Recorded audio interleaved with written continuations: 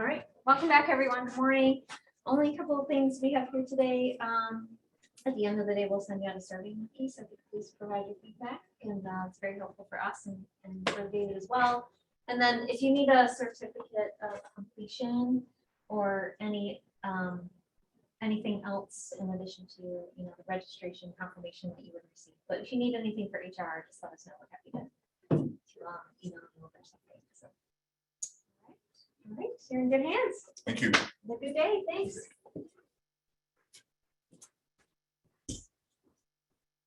Well, welcome back. I appreciate your being here. Yesterday, we stopped with the McFarland case, which started on page 45, and we were taking a look at the numbers on the worksheet there and kind of going through what they mean.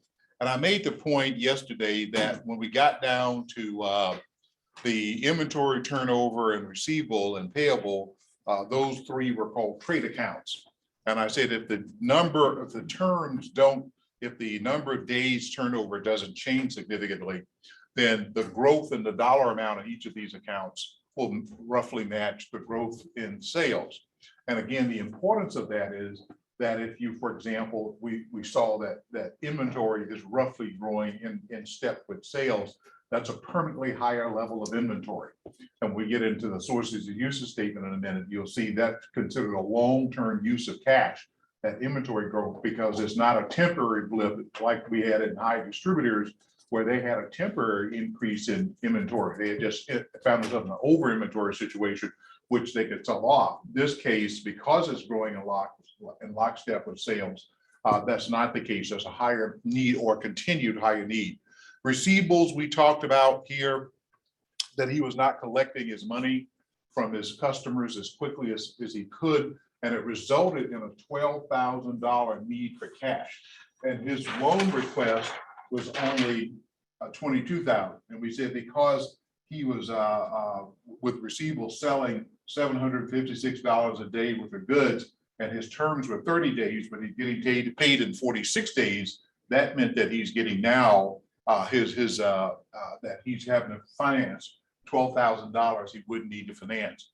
We did the same calculation using cost of goods sold with high distributors, and we said because they got over inventory, and we multiply 12 days where their inventory turnover went from 21 days to 33 days. Because of that 12-day difference, they had to find $77,000 in financing. I made a comment about Apple. When Tim Cook took their inventory from about 4 months to 8 days, the reverse of this was true. This threw off excess cash. This became a positive number. And that's why Apple has about $4 billion sitting on their balance sheet. They have all this cash because their inventory is so short. Now, in Michigan, you are very familiar with this because one of the origins of this concept was what we call on-time delivery in the auto industry, where they used to keep big yards of bumpers and yards of doors. The industry doesn't do that anymore. It learned, and it couldn't afford to have all these parts sitting in a yard or warehouse somewhere. So you had on-time delivery. You have all these parts being delivered as they're being used. Same concept. They understand cash flow. This is actually the whole basis behind Walmart. When Sam Walton incorporated Walmart in 1953, he said he envisioned a 5 and dime store with almost no inventory at the back. And he was owned to something. He was really owned to something there, because even in 1953, Sam Walton understood that. And if you go to a Walmart and exclude their grocery division, if you look in the back, there's not a lot of inventory. Walmart does not keep a lot of, they re-inventory every night. They have a very sophisticated satellite system where they upload their scanning report every night about midnight. And at 1 o'clock, they start loading their trucks. And at 2 or 3 in the morning, those trucks are delivered to each store. So if they sell 11 Crest toothpaste, 4.3 ounce with sparkles, they don't get 5 cases, they get 12. They don't over inventory that, and they understand this relationship between cash flow and inventory, and it's how they drive their company. It's one of the secrets of Walmart, how Walmart has succeeded. And Walmart has become a ubiquitous company. One of the things I'm impressed with Walmart is their new CEO. About 5 years ago, their board fired their former CEO because Amazon was eating their lunch. And a big strategic question that came out of Walmart is, do we want to be stuck as the largest real estate owners in the world? If everybody's clicking 20 years from now, and we got these giant box stores all over the world, is that going to be a millstone around our neck and cause our demise because we have all these physical locations? And the new CEO incorporated this concept in technology we call phygital, where you combine physical and digital. And his thinking was brilliant. He said, okay, this is considered a negative. We have all these stores. I'll make it an advantage. Consumer, you could order online from Walmart. Here's what Amazon can't do. On your way home, when you go by your local Walmart, you can pick up your order the same day. Amazon can't do that because they got delivery. They don't have. Now, they did buy Whole Foods, and that was part of the strategy for buying Whole Foods at Amazon, but Whole Foods doesn't have the distribution of Walmart. So they're saying, Walmart shoppers, you can go online, order what you want that morning, and then in the evening, when you're heading home from work, you can stop and pick it up. Walmart sales passed Amazon sales last year, for the first time in a number of years. I thought it was just a brilliant idea to take what was considered a corporate strategic challenge and make it an advantage. And that concept of phygital, combining physical and digital, was, I thought, kind of a master stroke. And you look at the numbers in Walmart, 1 out of every 108 Americans who have a job work for Walmart. By 2030, you'll be 1 out of every 88 Americans who work for Walmart. I'm gonna be one. I'm gonna be a greeter. 2 days a week. I'm gonna march up the golf course 3 days and we greet at Walmart a couple of days. If you think about it, 62% of Americans walk into a Walmart or Sam's every month. More Americans go to Walmart than go to church. Now, that's not a value statement, that's a fact. More Americans go to Walmart than go to church. And Walmart is a very sophisticated company. As a matter of fact, they have one of only 2 communication systems in the world that can communicate in real time, any point on the globe, digital information, video information, and voice information, audio. The only other communication system on earth that can do that is owned by the US Pentagon. As a matter of fact, our contingency plan, if the enemy of America were able to compromise the Pentagon's communication systems, actually our Pentagon could move to Bentonville, Arkansas and fight a war anywhere on the globe. You borrowing Walmart's communication system. It is that sophisticated. It's an incredible company. And Walmart didn't have a store outside of Walmart out of Arkansas in 1969. So Walmart's not a 100-year-old company, but it's become ubiquitous. It's everywhere. And it's amazing how companies with the right leadership can get things done, can figure things out. And I think in banking, I talk to young bankers about where this industry is going. And what you're going to see in your careers that's different than bankers in my generation. And it's going to be exciting to me that your innovative ideas about how to interact with customers are going to drive this industry. And there are a lot of changes, not just technology for technology's sake, but what makes it easier. And one of the things I think that I caution young bankers is the customer is always behind you. They don't accept technology as quickly as the bank can produce it. And bankers have to have patience to educate customers. I'm sure you're gonna be out in 1975. I was in a meeting at our bank and our marketing director, who I thought was the smartest human being I've ever met, Alan, was railing about ATM machines. And our bank was kind of late in the market. Other banks in Atlanta had ATMs and we were rolling ours out and gave it a name and a personality, hired an actress to be the face of it. And it was a huge success as part of his doing. But in the initial meetings, he said to the rest of us, look, I don't see why this bank is investing all this money in these machines. A few hippies might go get money out of a wall, but regular people aren't going to do that. People are going to go in the bank and cash a check when they need money. They're not going to go to some stupid machine on a wall and get money. That's just going to be a total waste of the bank's money to buy these machines and put them up. Well, Alan wasn't as brilliant as I thought he was. He just didn't see that coming. That kind of ranks up there when I was in graduate school. There's a case they always use about Toyota. in 1968, I think, 67, 68, there's this famous memo from the VP of General Motors on California back to Detroit. And he reported that the Japanese are importing a little car called Toyota. And he said, other than a decent paint job, this is really a piece of crap. And I think GM's official strategy should be to ignore them because Americans would never buy Toyota. So we should ignore them. It would never be a threat to General Motors. And sometimes people don't make the right call. Sometimes we can't see around the corners, I call it. Can we peep around the corner to see what's coming?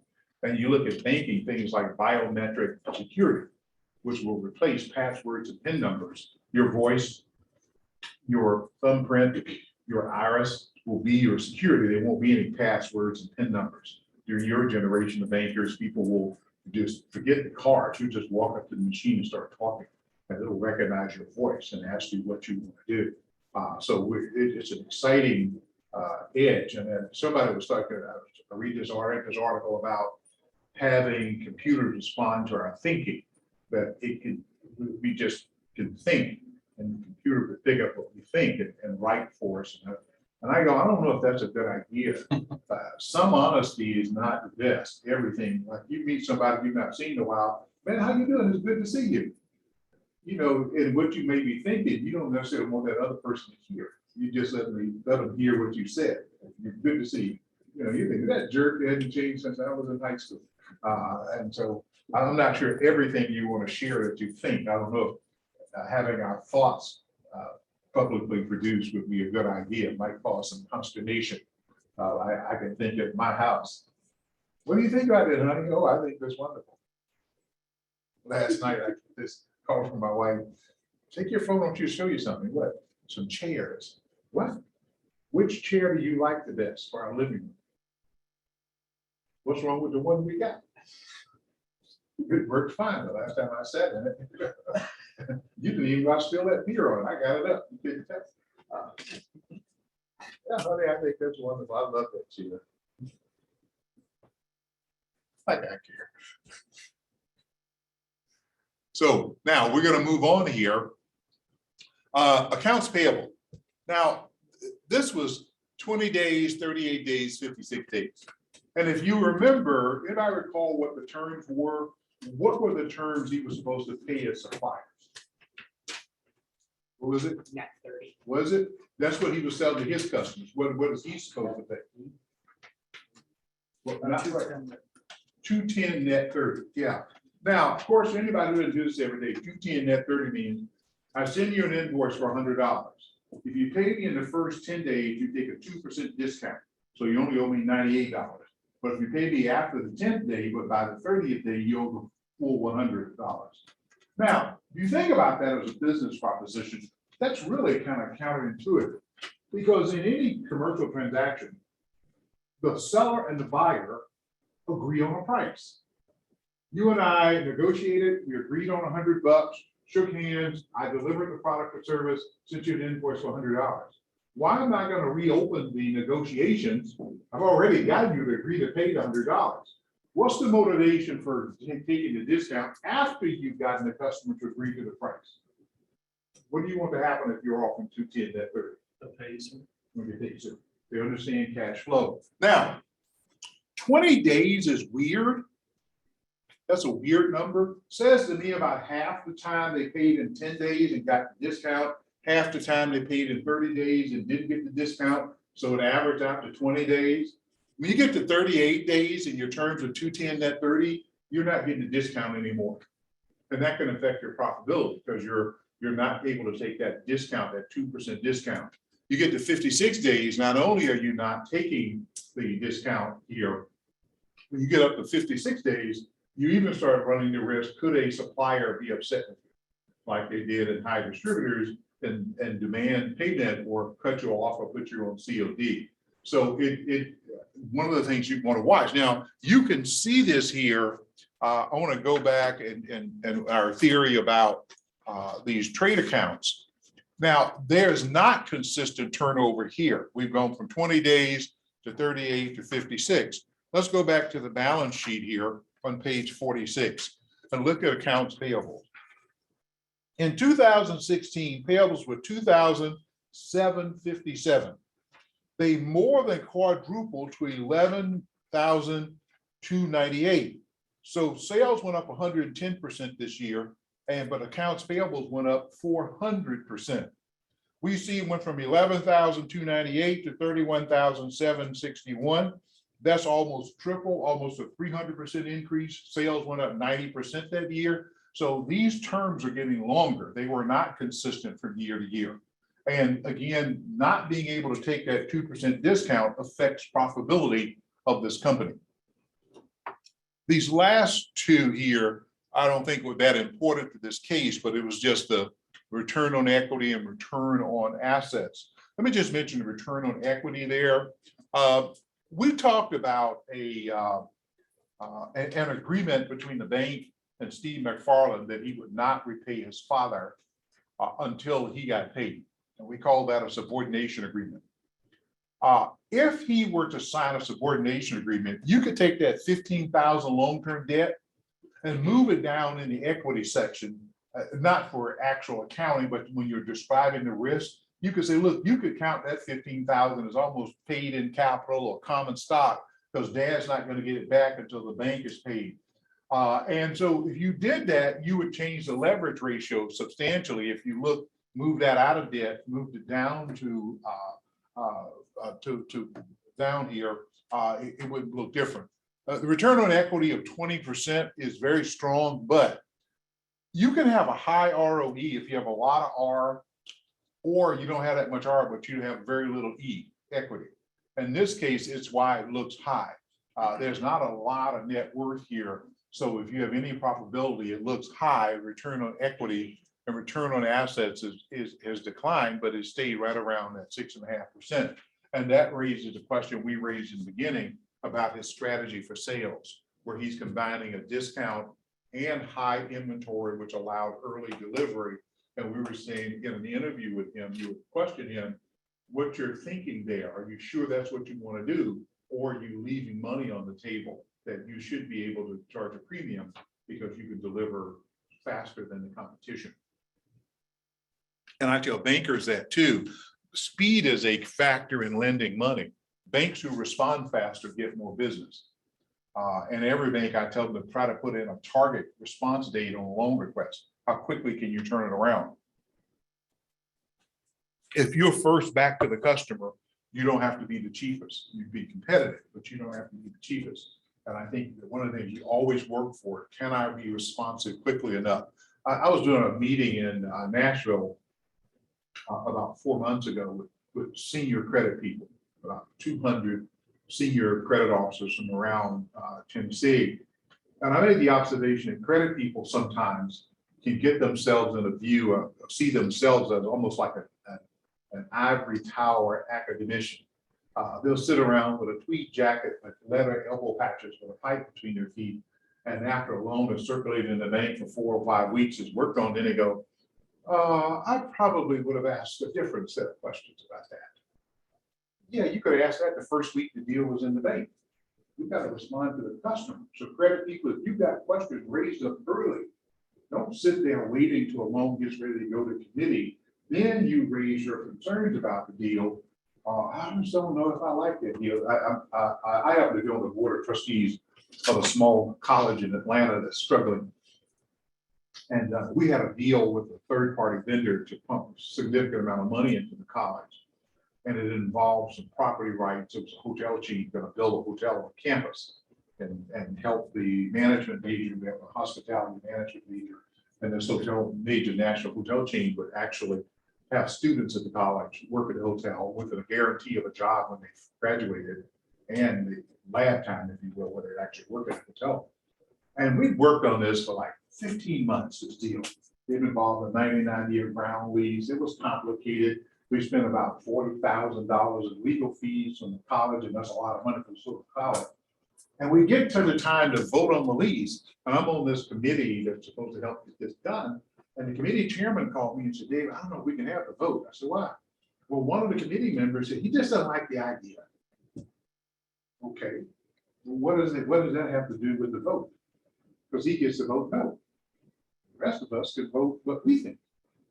And so the next meeting of the board of trustees, this fella who did this is sitting a couple of chairs down. I said, look, I got a concern about how we operate.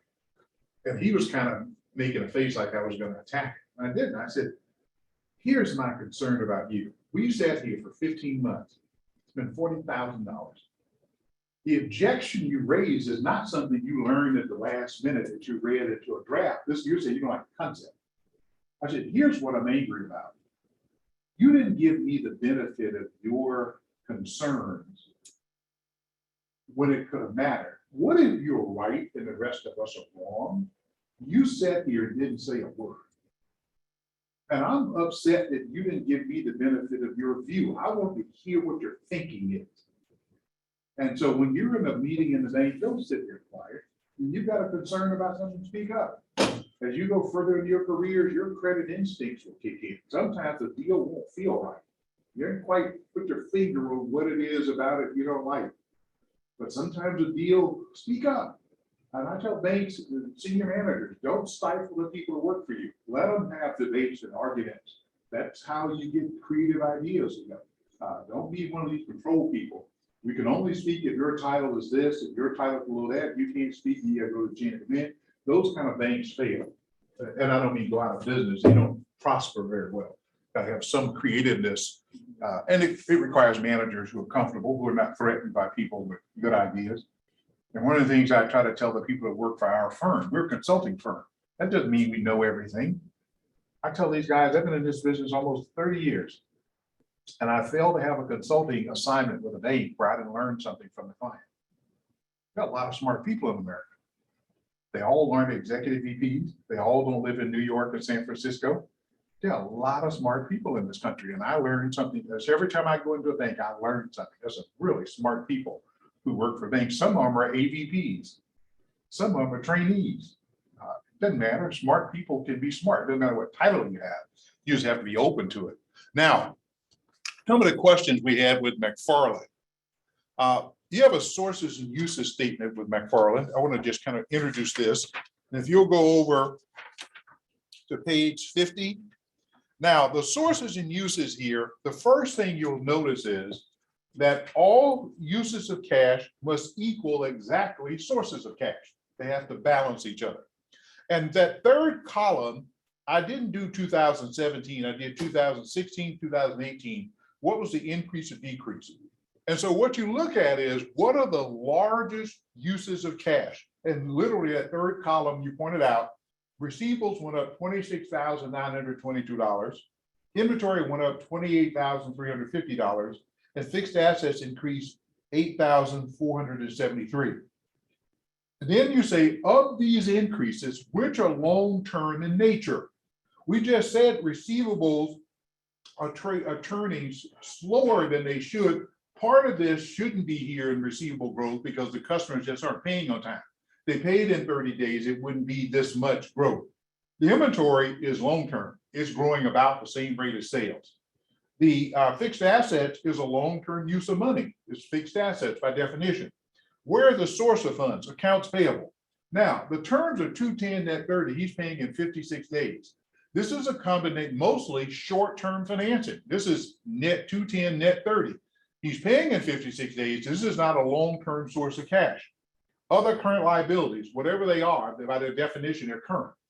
And then we have long-term debt, which is a long-term source of financing. I don't know what the terms are with his father, the $15,000, which would be something you'd have to cover in your write-up. What are the terms of the $15,000? Any interest rate payments? Is there a balloon note coming due? Or anything? Even if there's a note at all, there may not be a note. It could just be a handshake agreement between he and his dad. That may, and it's not unlikely that wouldn't be it. Then we have retained earnings growth of $9,367. Now, when you read a Wall Street Journal article, you will hear in a Wall Street Journal about a major American company where the chief financial officer says we're restructuring the balance sheet. Now, what he or she is doing is this.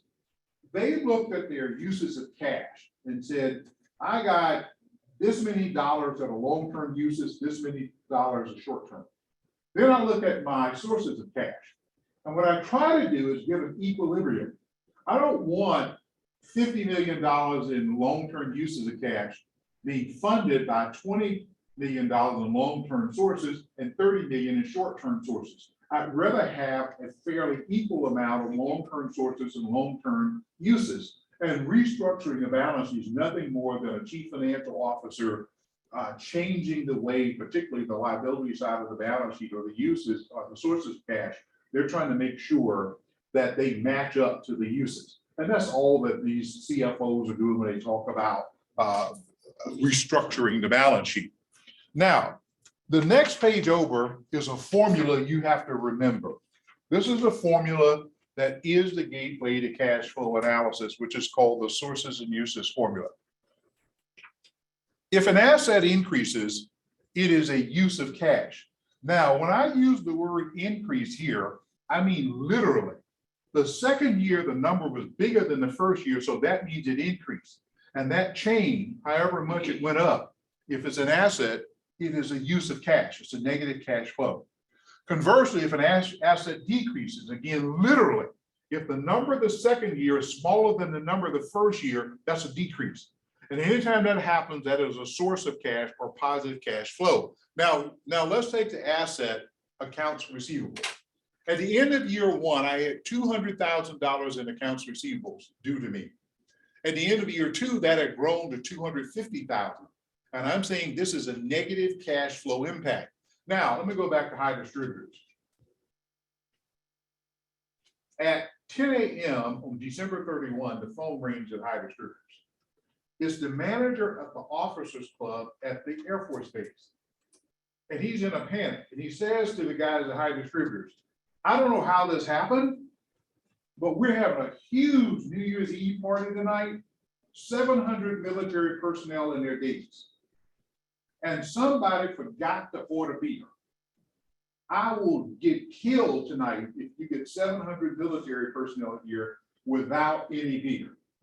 He said, look, man, you're a good customer. Don't worry, I got you. Tell me what you need. Sit down, write down an order, and they order $50,000 worth of beer. The fellow runs downstairs at 10:30, hands it to the floor manager in the warehouse, get a special truck delivered to the officers club. They gotta have this guy, so it's taking about an hour and a half to load the truck, get the truck loaded. At noon, the truck leaves, and at 2 o'clock, the accounting department sends an invoice of $50,000 to the officers club, and the terms are net 30 days. On the tax return, that transaction did not occur because the tax return is done on a cash basis. In accrual accounting, what do we see? We see a sale for $50,000, and because of the matching principle in accrual accounting, whenever you report revenue, you have to report any expenses generated, or any expenses supporting the generation of revenue in the same accounting statement that you reported the revenue. So you'll see a sale for $50,000, you'll see expenses related to it, you'll see the net profit from that sale. But when I look at your cash statement, that transaction didn't happen because you're not going to have any revenue to 30 days from December 31, so it's January 30. Then you get a check from the officers club. So in your tax return, I don't see that sale. What have you done? You've effectively financed your customer's purchase. It's like money out the door. It's a negative cash flow for you because you recorded all this stuff, but you didn't have any cash. Conversely, if there is a decrease in receivables, end of year one, my customers owed $175,000. End of year two, they owe $125,000. That's an increase of 50, a decrease of 50. Now, for my receivables to go down from 175 to 125, what do customers have to do for me to have fewer receivables that second year? What did my customer base do to lower that number? They paid me. Yeah. And when you get paid, it's cash coming into your company. I open the mail, there's a copy of the invoice with a check. I go to the bank and make a deposit. Literally, cash is going into my company's bank account, and you see an inflow of cash. That's a positive cash flow. You can't reduce an asset. If an asset reduces, it generates positive cash flow. Now, liabilities are the mirror image, just the opposite. If a liability increases, it is a source of cash. If a liability decreases, it is a use of cash. Let's take the liability notes payable bank. I owe the bank $450,000 at the end of year one. End of year two, owe the bank $560,000. That's a $110,000 difference. Now, what do I have to do at the bank to owe the bank more money this second year than I did the first? I borrow. And guess what? When you sign a note of the bank gives you the proceeds. Literally, the balance in my company's checking account increases. Cash comes into the business. I sign a note. The bank puts the proceeds in my company's operating accounts. I get an inflow of cash. Every time I borrow more money from the bank, there's a positive cash flow. Conversely, what if it reduces? I owe the bank $350,000 at the end of year one. End of year two, I owe the bank $225,000. How do I owe the bank less? What did I have to do to owe my bank less money that second year? I had to pay them. And every time you pay a bank, the cash leaves your business. It's a negative cash flow for your business, positive cash flow for the bank, but it's negative cash flow for your business. You make a loan payment, the cash flows out of your business as a negative cash flow. And this formula of sources and uses, as I said, is kind of the bedrock of cash flow analysis. Just highlighting a couple of things here, the questions here, and I told you don't spend time on it. What do we see on the income statement? Excessive sales growth, 110%, 90%. And again, as an analyst, I want to know why. I don't think you have this, or do you have this in your handout? Okay, why? Declining profit margins. This guy, yesterday I talked about the concept of operating leverage. As your sales grow, you could incrementally have more, the questions are in your booklet, but not these answers. The questions, as your sales grow, in theory, you should have higher profit margins because some of your costs are fixed. They don't go up when your sales go up. The declining profit margins. And here the question was his pricing strategy. Should he strive to be the lowest cost and the fastest deliverer?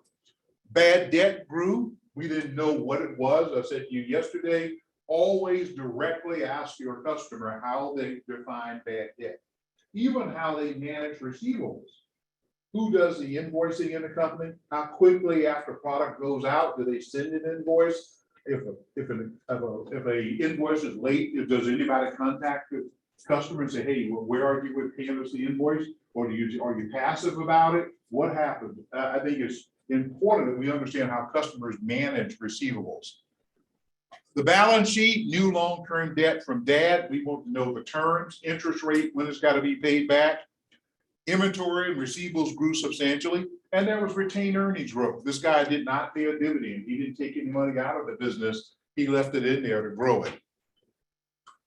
Then the other thing here that I looked at, those questions that were in this case, sources and uses, I've rounded this off. Major sources of cash here, major uses were receivable growth, inventory growth, and fixed asset growth, about 63,000. What were the major sources of cash?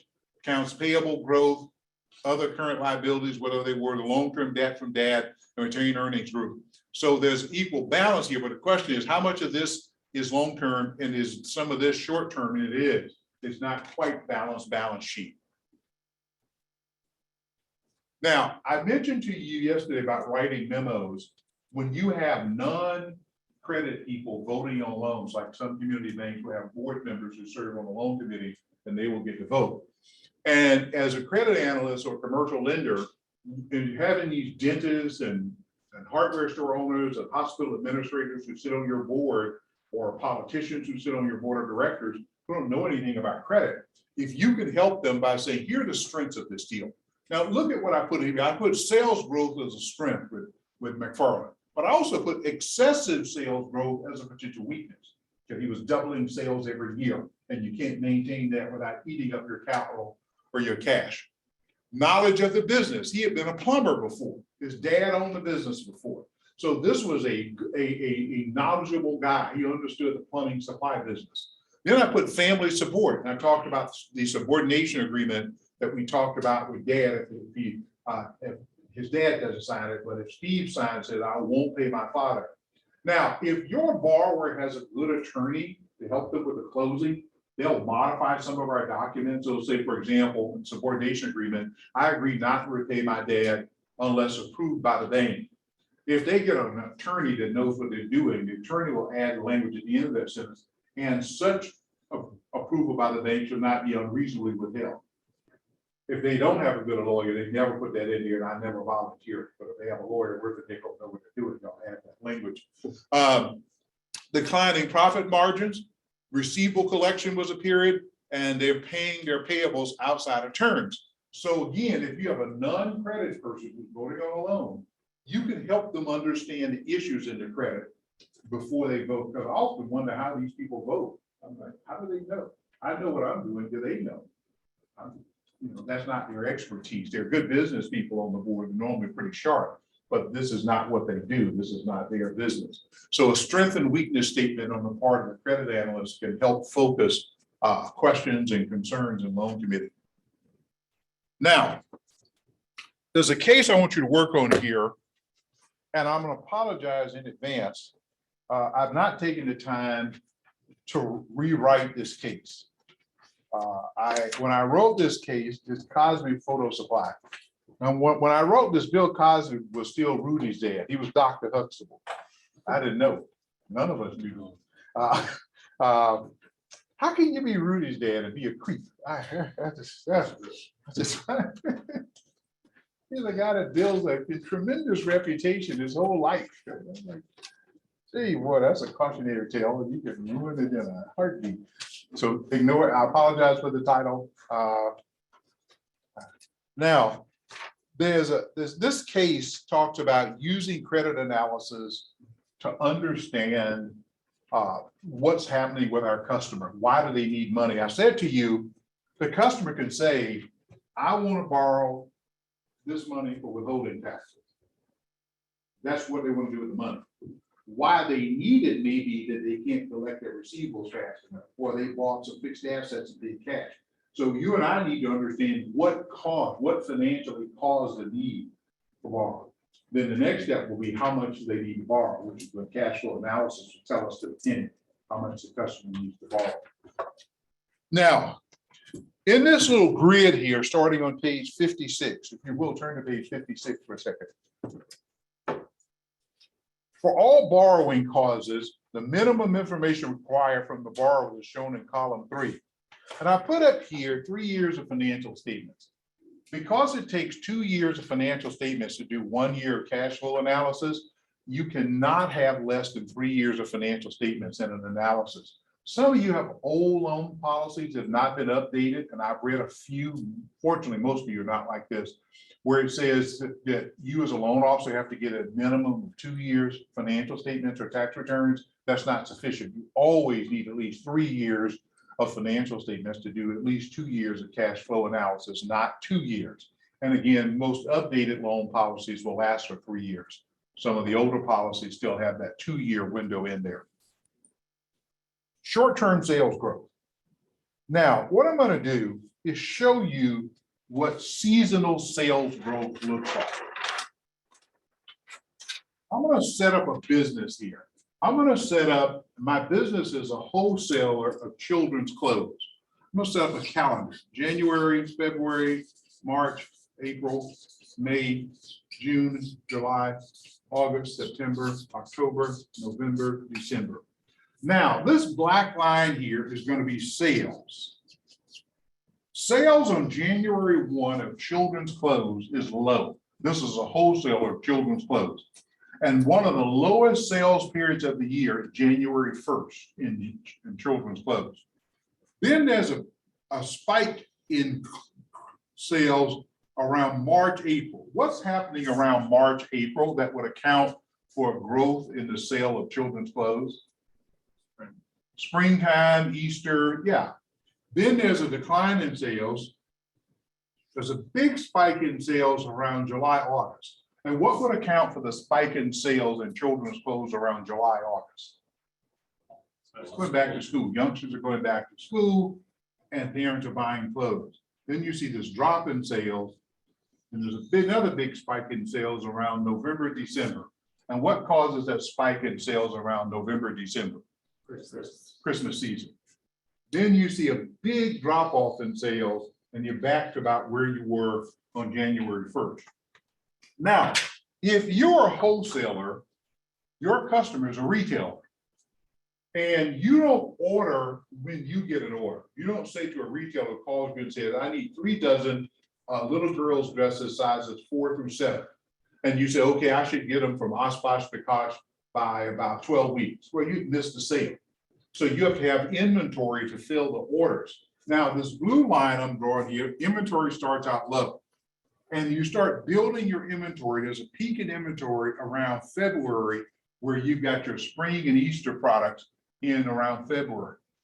Then your sales kick in and that inventory drops. There's another big peak in inventory around May, June, where you have your back to school inventory in place. So when your customers call, you have that. Then you see a drop off in inventory. There's another big spike in inventory around October, where you've got your end of the year, Christmas season, holiday season inventory.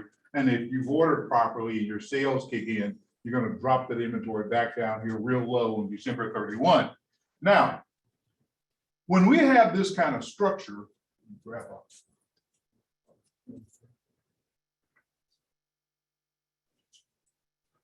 when our customer bought product from their suppliers, Garanimals, Oshkosh B'gosh, all these people, they got, when they ordered in late January, they got terms. So let's say they got 30-day terms. So in February, they got to write a check to pay for the inventory. They got to write a check. Now, when they shipped at the end of February, 1st of March, they had to give their customers terms. So here it is, late March or April before they get a check back from their customers. So they come to the bank and say, bank, make me a loan to cover the gap between here and here. Then they say, bank, again occurs again. I buy this inventory for my back to school inventory. I start ordering in May. By mid-June, I got to write a check to my supplier. I gave my customers terms. I shipped at the end of June, 1st of July. I don't get money till late July, early August. I come in the bank and say, bank, make me a loan from when I wrote checks here until I get cash in. And I repeat this a 3rd time. I pay out cash for my Christmas or holiday merchandise around the end of October, 1st of November. I get cash back in from the retailers by mid-December. And there I come in and borrow money again. Now, this is a common bank loan. And we call this a seasonal line of credit.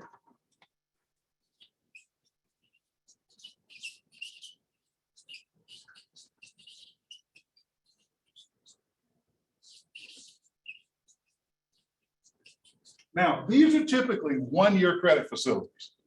There's a starting date and an ending date, and they normally get renewed every year at the bank. It's not a perpetual like a personal line of credit or a credit card limit. We say to the borrower, we've given you a $250,000 line of credit. It starts on April 1st.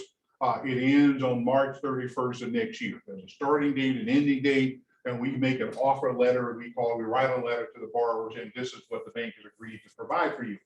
Now, the regulators will say, banks, we want to make sure you bankers are actually making seasonal lines of credit. You're not just calling it that, it's a permanent working capital facility. For example, if we saw McFarland, the way he was growing, he would need money for a long time. It wouldn't just be a temporary increase because his sales are going up so fast, he needs to keep borrowing money because he's eating up the cash.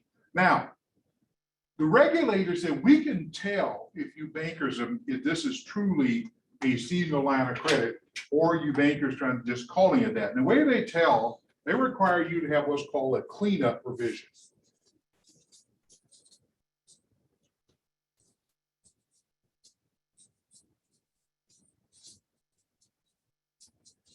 A cleanup provision.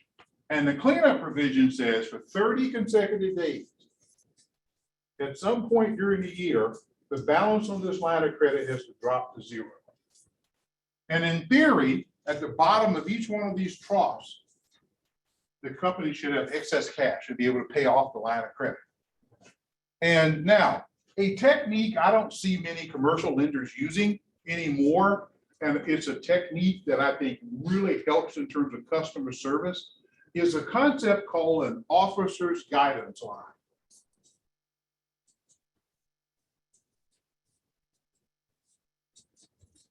Now, the officer's guidance line is normally about 20% of the line of credit. Let's say this is a $200,000 line of credit, so 20% of that would be $40,000.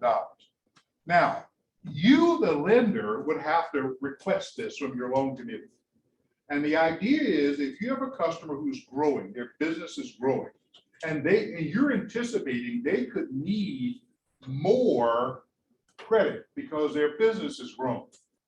You go to loan committee and say, I want a $200,000 line of credit approved. Committee, I want you to also approve, some people call this an overline or a guidance line.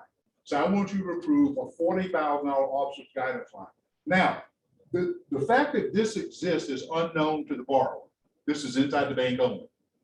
Literally, your committee is giving you a check for 40 grand to look. If during this 1 year period, this customer's business grows to the point they're going to need more credit, I'm going to absolve you of having to come back to loan committee. You can add $40,000 to this line under your signature and guidance line. And now they have to trust that you're a reasonable loan officer. If needed, you would get an interim statement to make sure nothing kinky is going on in the company. But it allows a good commercial lender to anticipate additional needs of the borrower and to respond quickly. And that borrower says to you in June, hey, my school season is taking off. I'm going to need some more money. Hey, how much do you need? About 40,000 more? Yeah. How long is it going to take you to get that approved? Just when I get back to the bank. What? I'm going to send you a new note when I get back to the bank for 40,000 additional. You don't have to wait. No, it's done. This makes you a good commercial lender. You can't wait for your customers to need you in a crisis. And they'll call you the day before they need the money.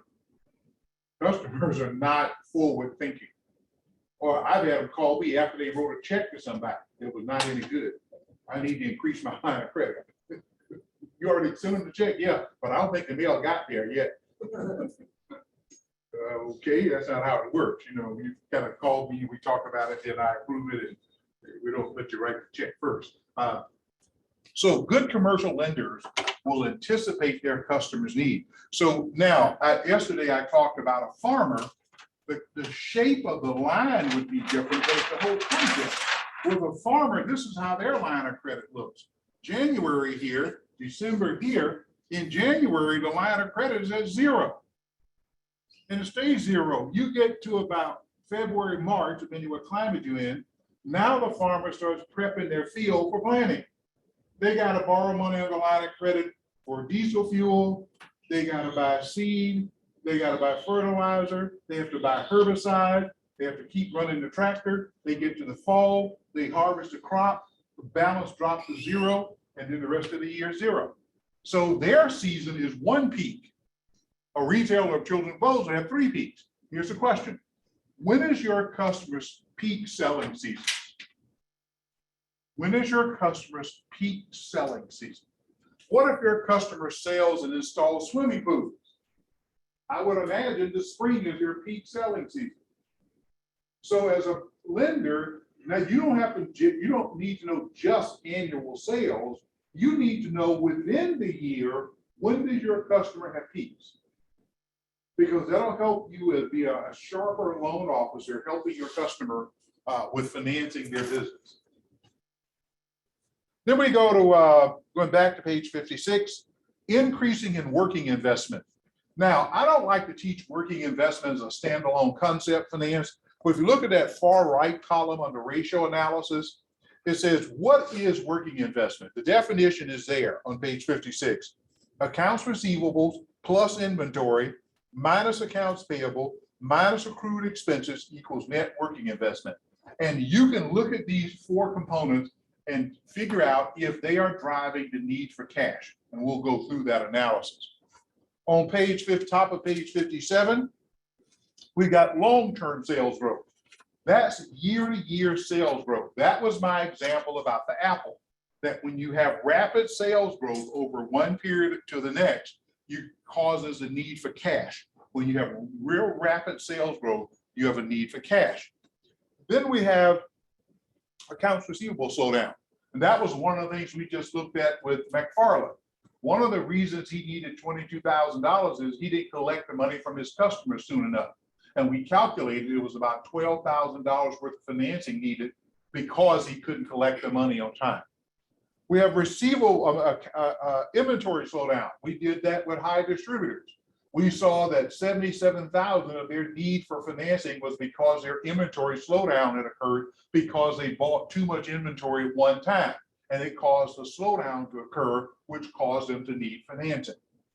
And then fixed asset replacement. Now, this is an interesting concept. It's at the bottom of page 57, and you go up to the top of page 58, expansion of fixed assets. Now, companies come to the bank to borrow money for fixed asset financing all the time, be it buildings, be it equipment, be it vehicles. That's a common loan for a bank to make.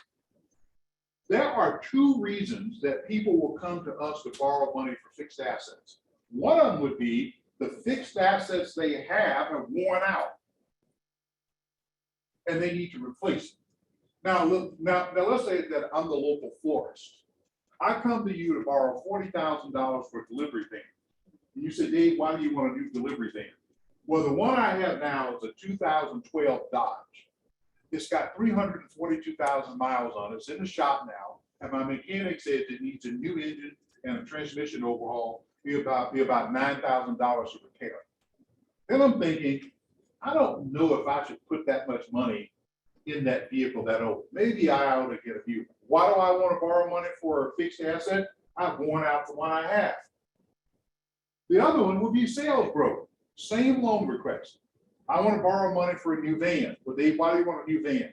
The one I have now is a 2021 Toyota van. It's got 12,000 miles on it. It's under warranty. Well, why do you want a new one? My customers, they are so picky and whiny. Just because you deliver their anniversary flowers the day after their anniversary, they get all huffy about it. I tried to tell them it's the thought that matters. It doesn't matter if the birthday flowers get their own birthday. What am I telling you? I'm selling so many flowers, I need 2 delivery days. My sales growth has caused me to need more fixed assets. I own a building supply business. I want to borrow money from you to expand my shipping dock and my warehouse. That's a real estate loan. Why do I want that? Well, we only have 2 shipping days. And builders are waiting up to 45 minutes in line to get their trucks loaded in the morning to go out to the construction site. They're complaining about it. And if I do this expansion, I can have 4 shipping days and they can get out of line sooner. So I want a fixed asset because my sales are high. You can use credit analysis to predict when your customers will need these things. And I'll show you how to do that in a second. You can use analysis to tell that. Then we have unprofitable or marginally restructuring of debt, which is nothing more than accounts payable. Do you pay the people you owe money to? Then we have unprofitable, marginally profitable operations. This may be the biggest challenge in analysis for community bankers. Here's why. You have customers who bank with your bank who have a greater fear of the Internal Revenue Service knowing how much money they actually make than giving you an actual accurate picture of their company. You'll get a loan request for a $300,000 equipment loan. The debt coverage ratio is 0.2. You pull the file, over the last 24 years, they've had 3 of these loans. They have never missed a payment ever. There's no way they could pay back $300,000. And they hand you the tax return with a wink. Now, I know this doesn't look right. You know what I'm saying? I can pay you. Just a tax. And I've had to tell some of my customers, you either can avoid paying taxes or you're going to have to give me an accurate picture. I can't keep going to the loan committee recommending we do a loan where you don't show any evidence of the ability to repay. If everybody in town knows you can pay, the bank knows you can pay. But finance does not change. A business is not viable long-term that doesn't make money. For business to be viable long-term, it must make money. You have to make a profit for a business to be viable. And that does not change.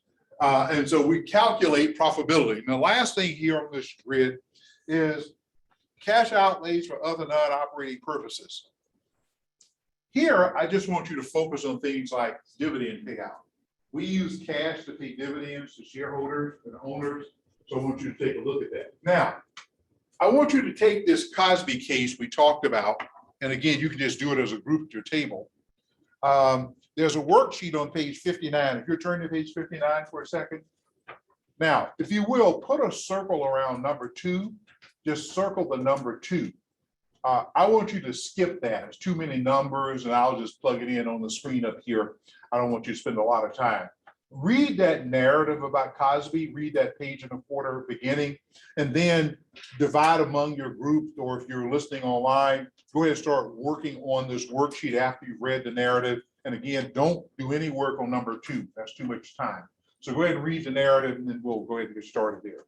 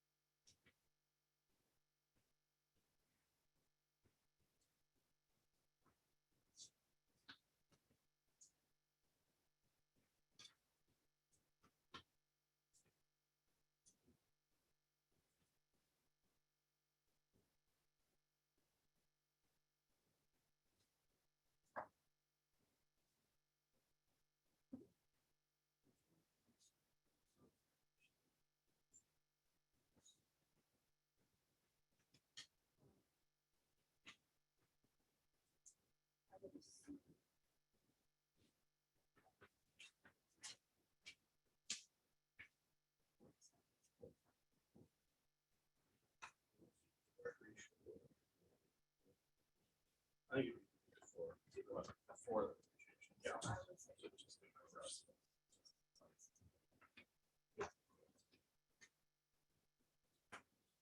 Yeah.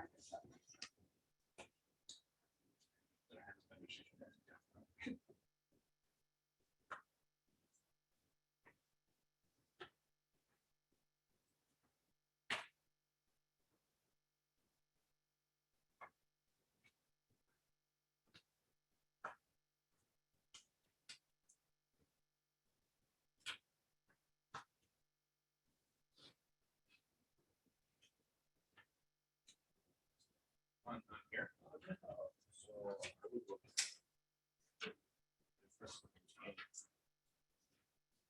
Yeah. You were actually thinking.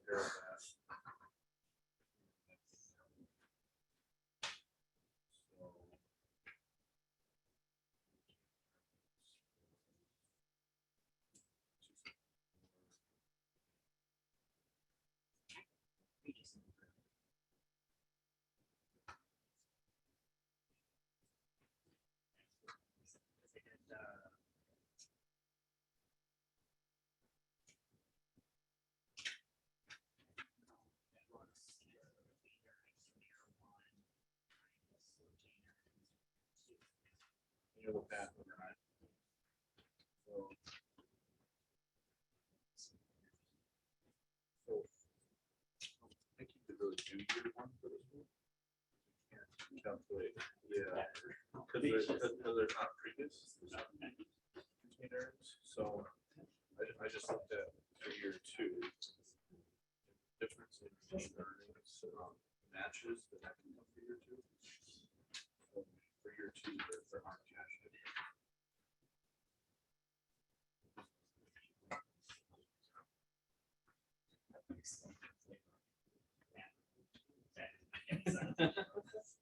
Yeah.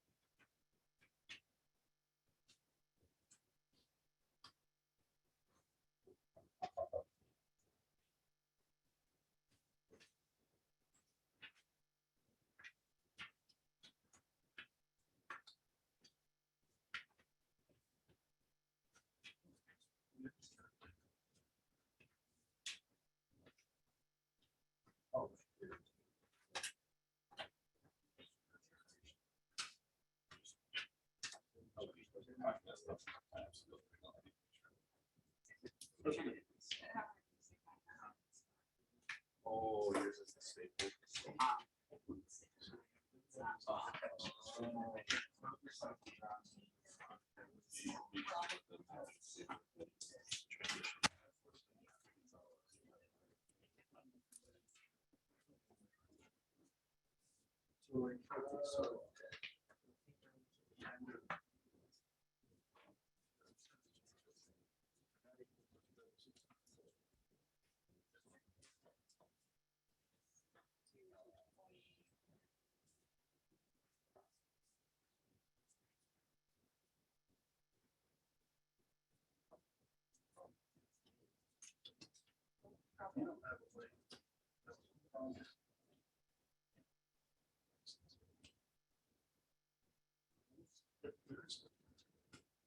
Oh, yeah.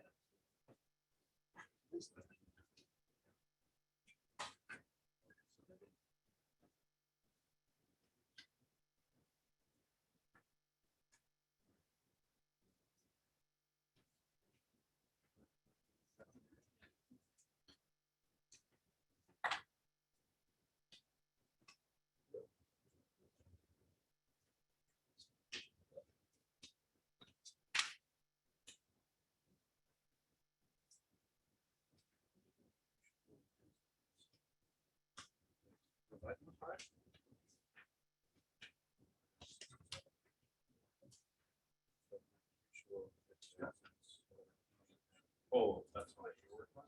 I was working on that. Oh, there's two parts. Yeah. It's more the way you look at it. That's fine. No, I just want to make sure that I didn't. No, I was. Doing the He was working on those, but neither of us were like. She said it's up. parts. That was just a straight error right there. It's marked there.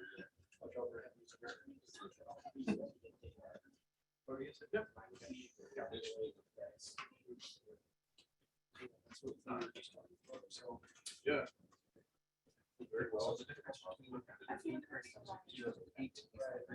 For dividend.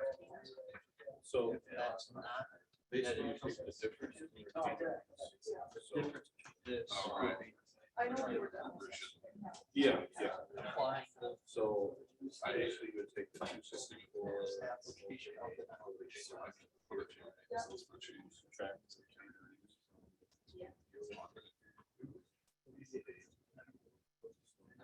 Get what the increase to retain earnings was. And your net income goes direct to your retained earnings every year. So your net income for year 2 is 24,650. Matches the difference. So all of your net income goes straight. There's more to be done. Okay, yeah, we.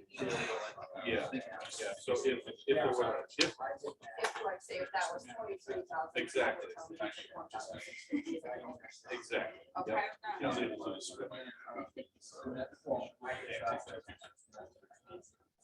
Yes, yep. Yeah.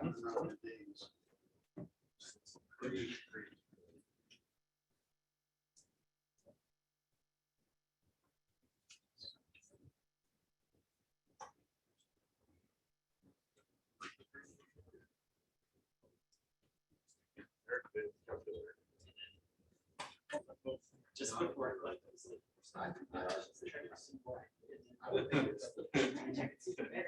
Oh, yeah, they were dead. Yeah, I was gonna say. I can see that.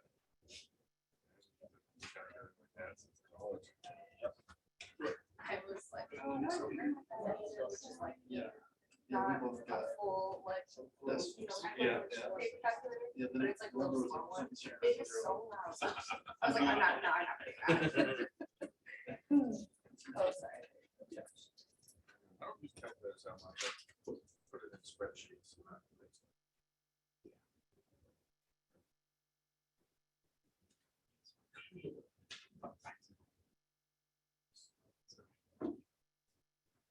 Yeah, that's exactly right. Six? Oh. Yeah. That's 8, okay. just right. Yeah. I don't know. Yeah. We're still down.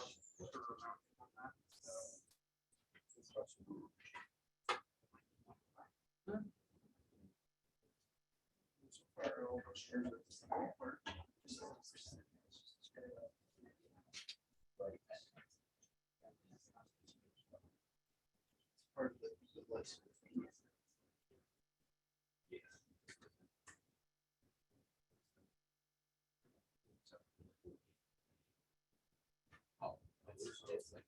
What is this? Yeah, yeah.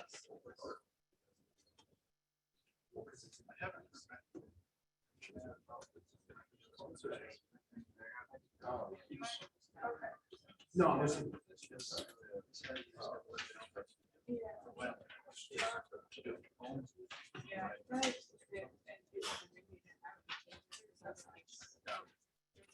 Oh, five.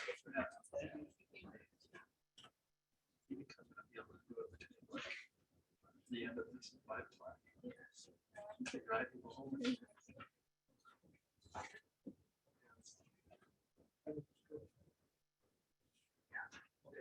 It's gonna be one of those. It's gonna be one of those. It's just like.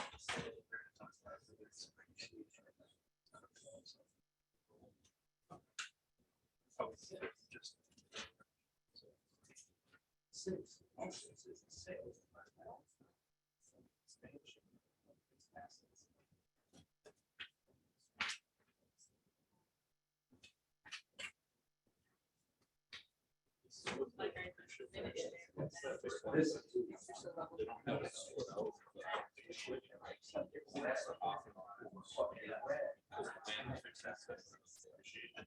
So it'll often be in that section. So included in that fixed assets, but it's not restrictional assets. So like on the two we did, accumulated depreciation, gross depreciation, fixed assets, so land is.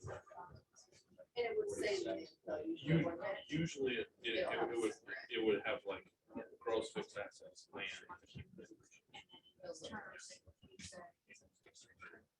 Yeah, it's the tax return always have to be if they have this. Yeah. And their balance sheet will have. If they have. Yeah. Whether or not that was big.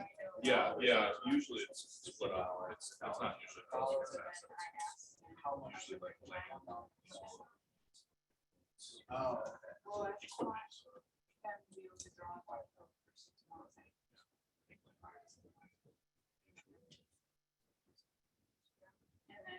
And so that's the only thing I could picture. Like, you didn't answer my question, so. So do you need for it to be like?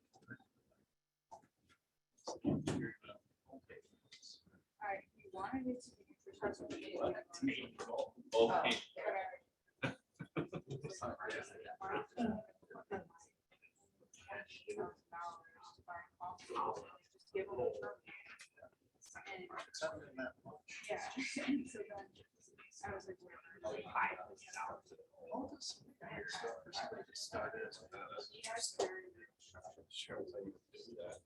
And so I just left it and I was like, I'll deal with that. Oh, did hear about that. And on phone, he said like, I had to figure out what I'm doing with that. Yo, yeah, you. For $5 million, you could. You could definitely get that out there, that's for sure.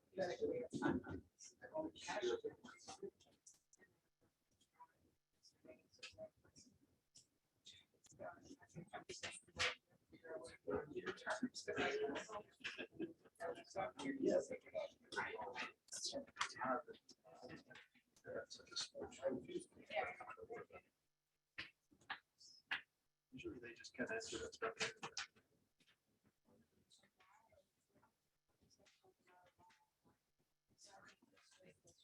Like it provides too much relief. This means something that they didn't win. Right. Plus about it. They're seriously concerned about.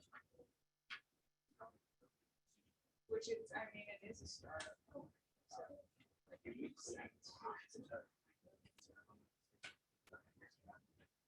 Yeah. Oh, yeah. Yeah, we have. I picked it up, like, oh, this is really easy, just for like, see how it works. Like the other day. Yeah. And then, like, really, I get pretty much all the, like, messages and all sorts of things. No, I. Yeah. And then we have three. You know you're in trouble when you get a message. Yeah.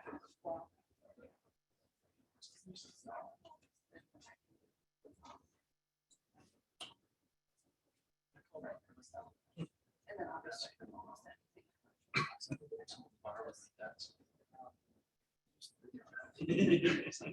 But I always thought that was it's the one girl.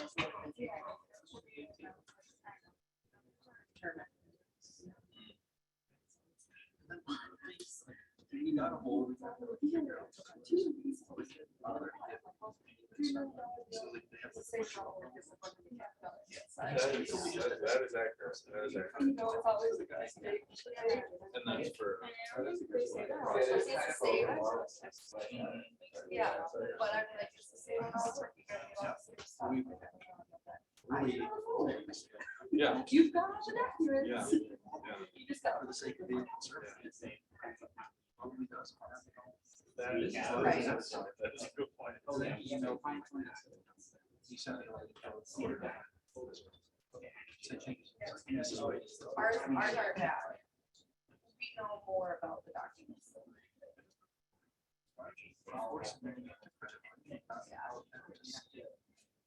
Strict this number. I know we all work together. There's a row of the loan process. And then 10 feet away, all of our letters. So it's really easy, like, hopefully, like, type something. So, It's really.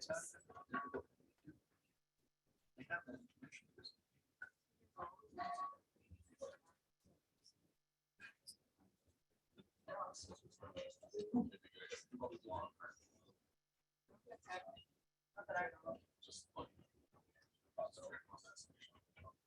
So now they've got. They've got a. Partial presentations, with participation. Not really put on the case. It should be. We make money. We have 6. That's all they care about. But yeah, I mean, they'll have to. So, so I'll give us their numbers.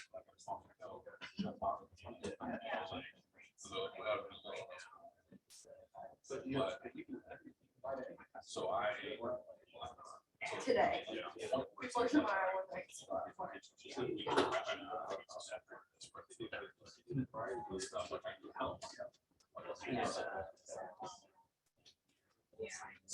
but we just for this stuff, I'm just anticipating like.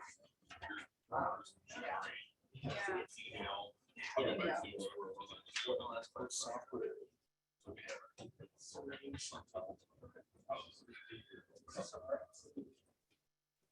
It also helps us.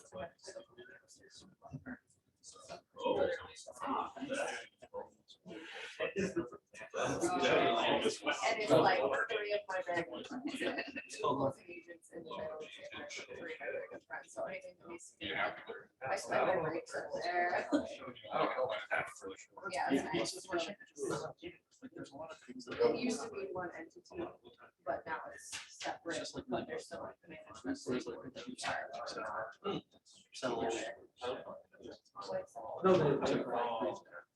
Right, I was like. There's been a lot of changes. New faces. They're new.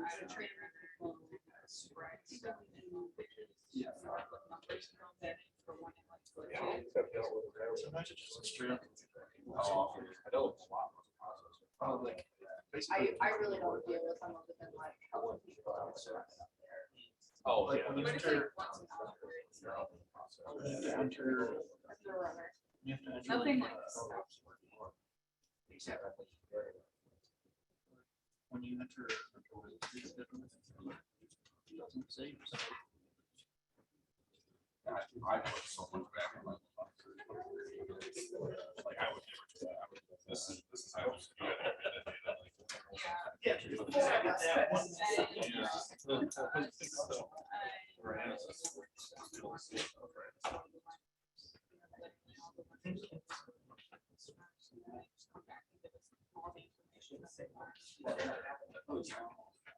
Right, so.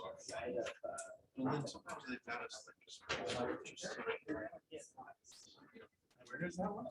Oh,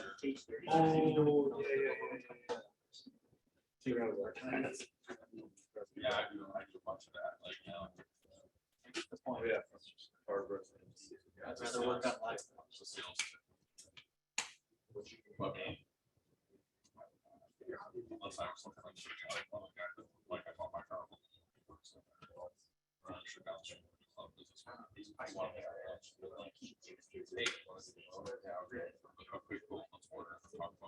Oh, on Erie, yeah.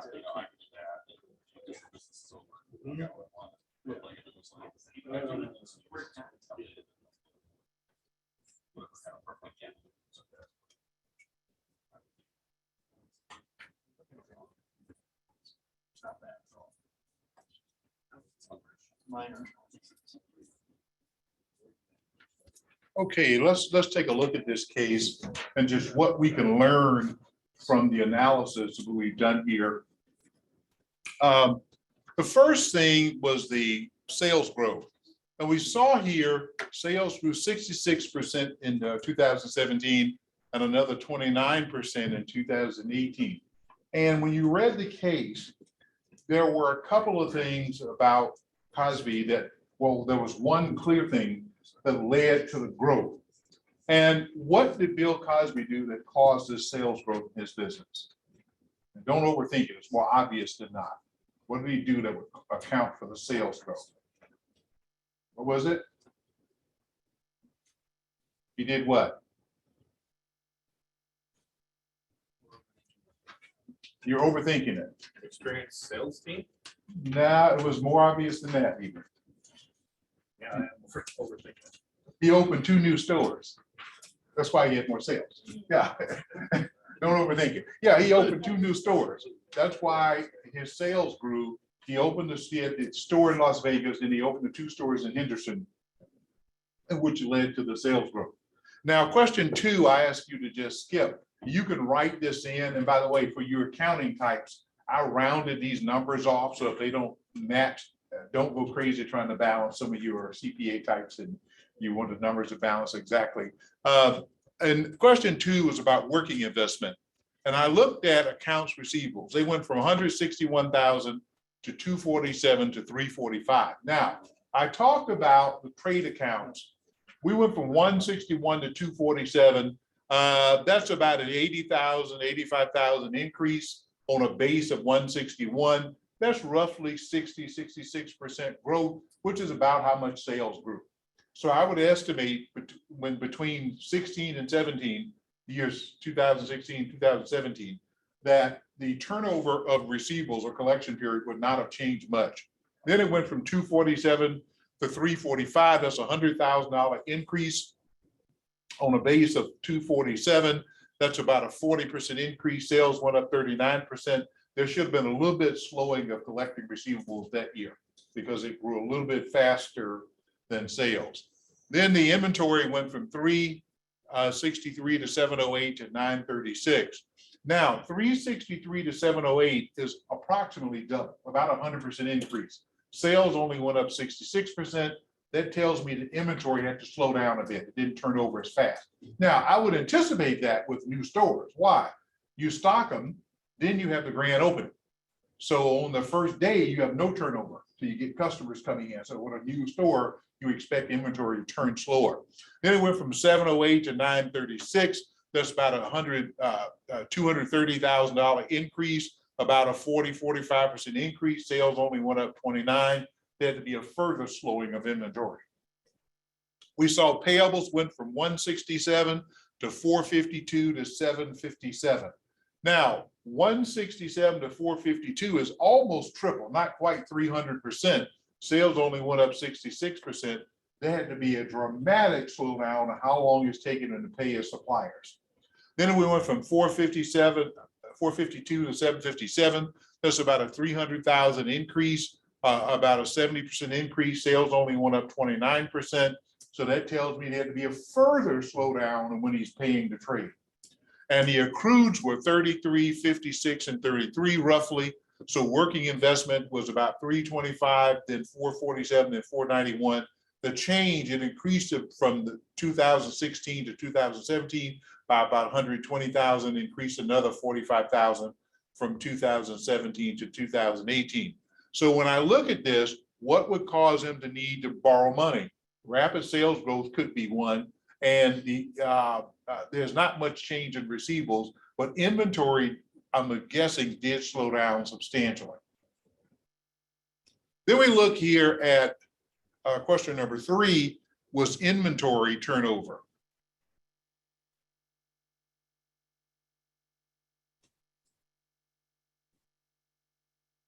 And as we suspected, inventory did turn slower, 77 days, 88 days, 92 days. Now, this raises a question. Back in the 80s, in the mid 80s, I was in our corporate finance division at Citibank.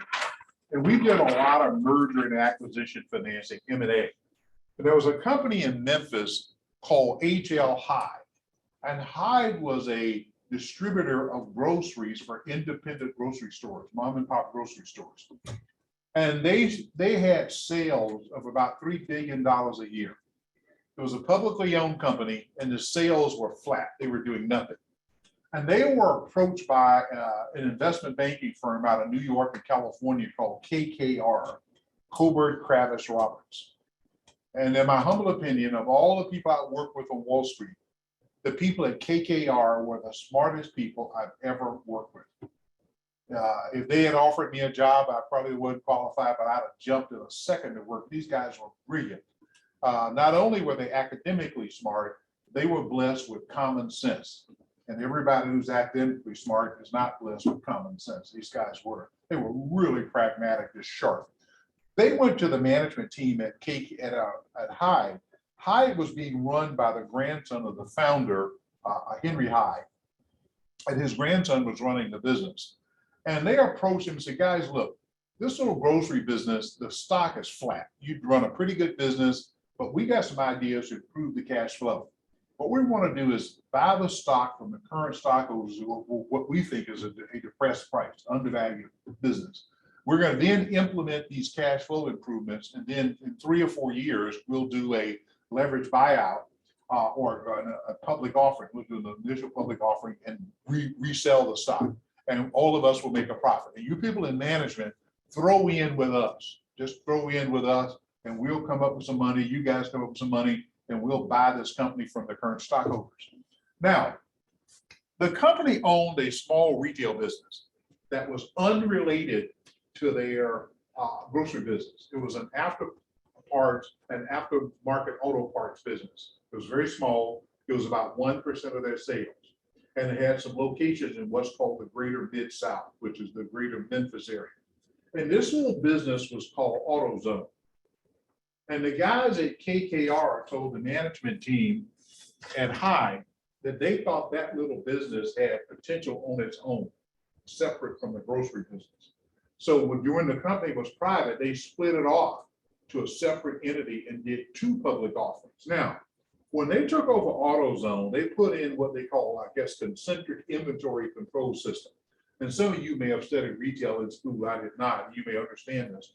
What they did, they said, we're going to have AutoZones, and we're only going to open stores in communities that can support 6 stores. So they said, and then we're going to have these 6 stores out here for smaller communities where the communities are close enough together.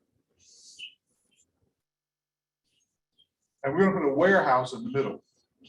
And the warehouse cannot be more than 30 miles from any one of the stores.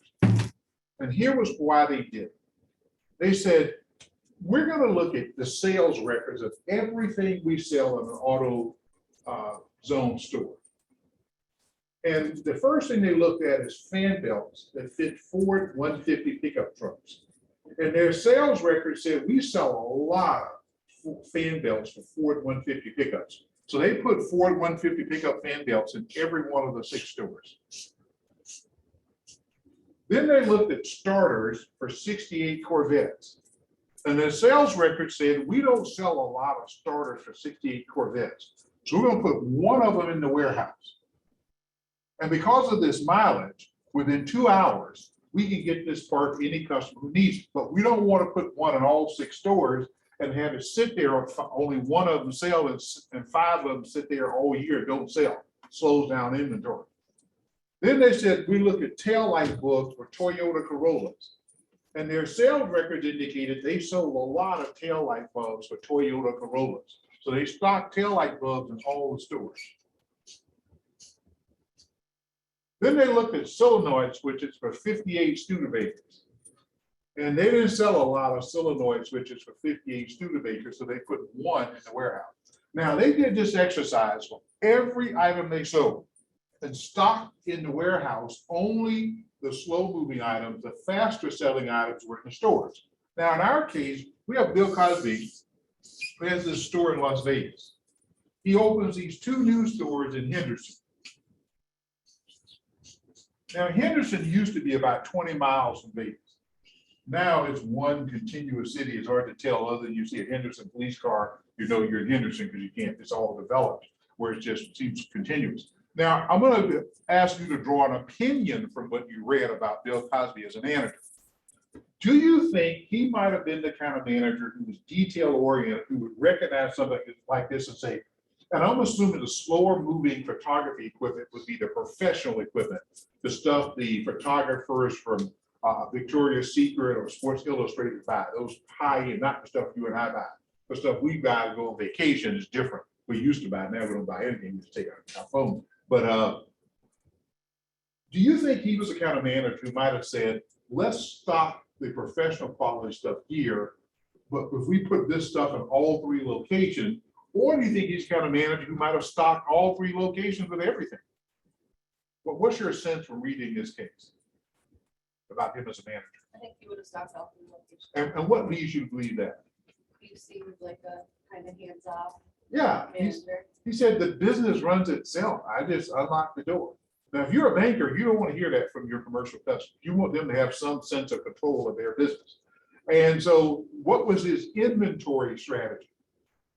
Did he do this, or did he make the mistake of stocking? Did he follow what these guys at KKR did, where they limited their inventory so they could get that turnover and control the cash flow? That was part of their strategy for taking. Now, sometimes in life, you got to be at the right place at the right time. The chief financial officer at High had only been there about 90 days. He had come from W.T. Grant. You guys are kind of old, young, but W.T. Grant was a national 5 and dime variety store company. It went under. It was a famous bankruptcy, and it literally shut down. This fellow, the CFO, was the last employee. He shut up the doors, cleared out the inventory, sold the fixtures, turned over the keys to all the creditors. He actually shut the company down. He went to work at High. The guys at KKR liked it. He was sharp. They said to him, you should throw in with us, as along with your CEO, you contribute $1 million of your money and we'll make a lot of money from you when we go public again. He said, look, I got 2 kids in college at the same time. I don't have $100, let alone $1 million. So look, we really like you. So they created money. They gave him an option to buy $1 million worth of stock. And the day before they did the announcement to buy the stock back, they exercised his options and paid him $1 million for his stock options. Then the next day he turned around and gave that $1 million back to the group as part of the ownership, new ownership, when they bought the stock from the stockholders. 3 years later, they went public with Hive stock.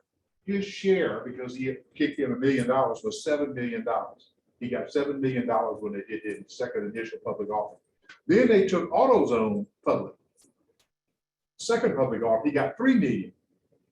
So this guy got $10 million being in the right place at the right time. I mean, he retired. He was like 52, he retired.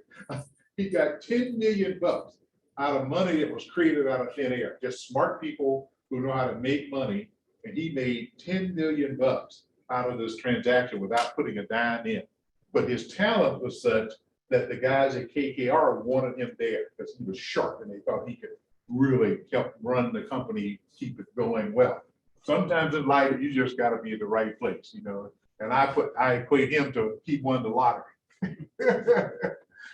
You go from having 2 kids in college, barely able to pay the bills, and 3.5 years later, you got $10 million. Not a bad day's work, but you got to be lucky sometimes. So the slowdown did occur. And again, the questions I would have as an analyst, why is this occurring? How did you stock your stores? What was the strategy that you used to put your, and then we'll measure, of course, we can measure the impact. Receivable turnover, as we thought, was not a lot different, 27 days, 24 and 26. Now I want to give you a warning here. think of the camera business. Back when people used to buy cameras, by the way, camera sales are off 75% from 25 years ago. And why are people not buying cameras anymore? Did we stop taking pictures? The most used camera in the world is the Apple iPhone camera. More pictures are taken with that than any other camera in the world. Now, but back when we used to buy cameras, I never got to the checkout counter, put whatever my purchase is, film, camera, whatever, lens, and had the salesperson, Mr. Kemp, would you like us to bill you for this, or would you like to pay for it? I've never had that option. I have to pull out my credit card, my debit card, write a check, cash, or something, pay for it. So part of their sales have to be what we call cash and carry. I assume the receivables are to the professional photographers, the guys who work for Sports Illustrated or who work for Victoria's Secret, the kind of high-end equipment that you and I don't often buy. So in any business where part of their sales are cash and part are invoice, this number won't be accurate unless you can segregate credit sales from cash sales. So this is not actually 27, 24, and 26. I don't know what it is, but whatever it is fairly consistent. It hasn't changed much. But the number is not the right number because I'm assuming part of their sales were not invoiced. You'd have to know what part was invoiced, what part was cash and carry, and use only the invoice part to calculate receivable turnover, collection period of accounts receivable. 4 was fixed assets with 35%, 17%, 20%, and the years were 4.4, 11.6, and 7.5. Now, how do we interpret this? This ratio says when a fixed asset is fully depreciated, it's worn out, it needs to be replaced. Before we do that, let's step back a second. What kind of fixed assets would a camera business have? I'm assuming it is not real estate. Why? I never saw camera stores in standalone buildings with their own parking lot.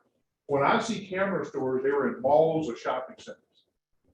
So I'm assuming it's not real estate. So if their fixed assets are not real estate, what kind of fixed assets would a camera store have? What would they have as a fixed asset? Developing machines. Yeah, developing machines, display cases, storage spaces, leasehold improvement, the kind of collateral you bankers love. Your online people might be trying to figure it out. Okay. Oh, I don't know how to get to them now. Let's see if I can, this thing will work.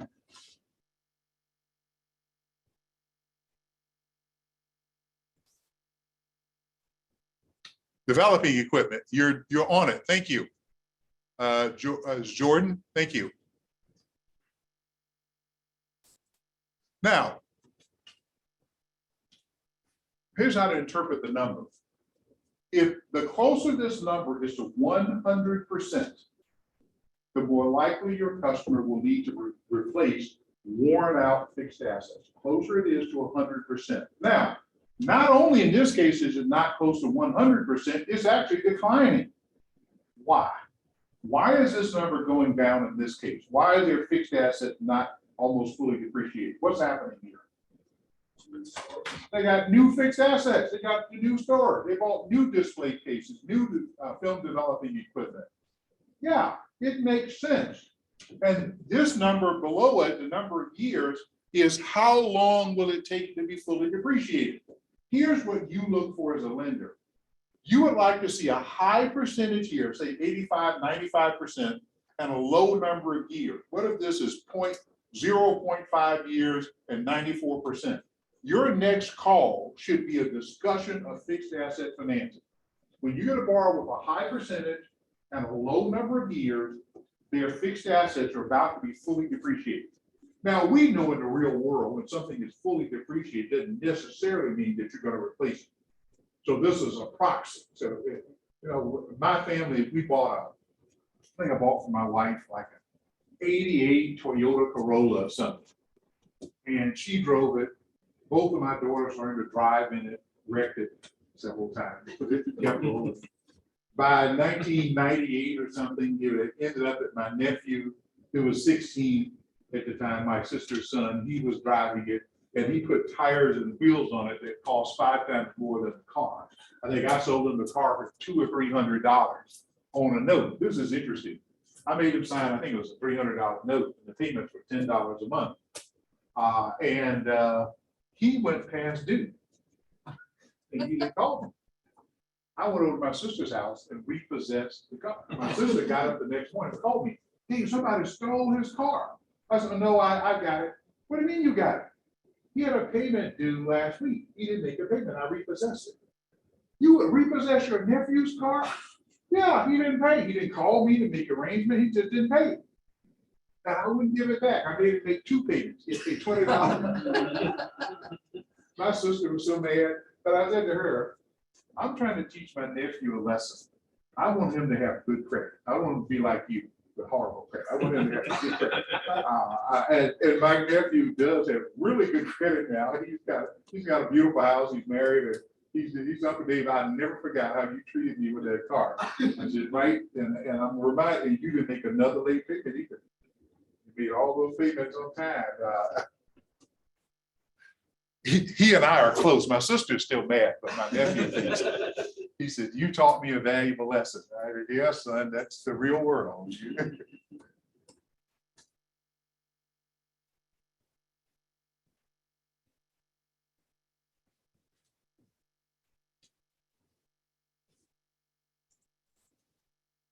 Then we have the sales to net fixed asset ratio, which is the efficiency ratio. With fixed assets, for every $1 in fixed assets they had the first year, they had $143 in sales. By the next year, with the new stores opening, they sold $55 in sales for every $1 invested in fixed assets. By the third year, it dropped to $38 in sales per $1 in fixed assets. Now, this raises a question. Should he have opened 2 stores simultaneously? Or would he have been better served to open 1 store, build up the sales in that store, then open the second store and build up the sales in that store? Sometimes our concern with the borrower is not just the numbers, it's what strategy did they employ. Does the strategy make sense? And these are the kind of things where credit analysts can make a difference in a bank. You'll write in your memo. This is something we need to talk to the borrower about. What was the thinking here to open 2 locations simultaneously, or should he have opened 1, build up that customer base, and then we have this next one, I think is a giveaway. I think that was a trick question. No, that's just the accounts payable. And if we suspect that payables got long, it was 35 days, 56 days, and 75 days. Now here, of course, the question you would have is terms in your write-up. What are the terms? When are they supposed to pay Sony, Nikon, Minolta? When are they Kodak, Polaroid? When are they supposed to pay these people? Now, remember at 75 days, he gets an invoice from one of these suppliers and it sits on his desk for 2.5 months. Then he writes him a check. And the question becomes, what is his relationship now with the suppliers? Now, if he were sharp, when people open new locations, they will negotiate what's called extended terms. The inventory you ship here, I'm not going to pay you in 30 days. I need 90 days on that inventory for the new location. Did the customer negotiate extended terms? That's a valid question in your analysis. From what we talked about here, he may not have. And now, because he's not paying, he's probably not going to be able to. You don't have much leverage in negotiation when you're paying your bills. Your suppliers are not real thrilled with you, and they're waiting 2.5 months to get a check. This next one was the one that's a trick question, number 8. All we're doing here is calculating the net profit margin. And if you go back to the income statement here on page 54 and look down at the bottom, it was already there, the net profit margin, 1.5, 0.7, 0.5. And on page 54, that's already there. And you didn't even have to calculate it, it's already there. So it's nothing more. And again, the question is, a company long-term, in order to be viable, must make money. Do not have a long-term viable business that does not make money. Okay, and the last thing here, did he pay a dividend? You guys do reckon? You said no, and you're correct. The change in retained earnings happened to be equal to the profit that year. Let me go over that quickly, just to kind of reaffirm that.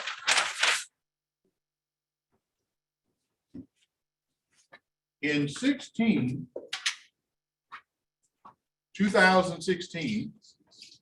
his retained earnings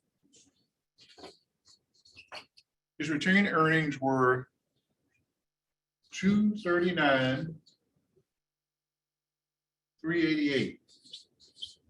In 2017, his retained earnings were 264,038.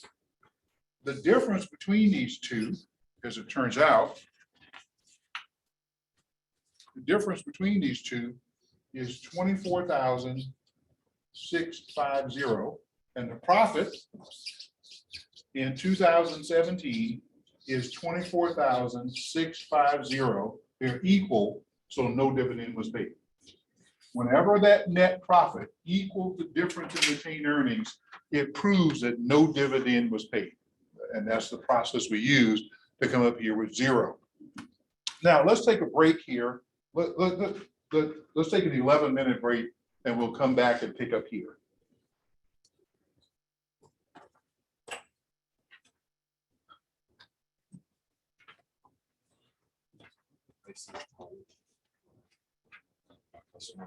Is that they will have just massive negative equity. Yeah. So how do you approach? Recommend a bank.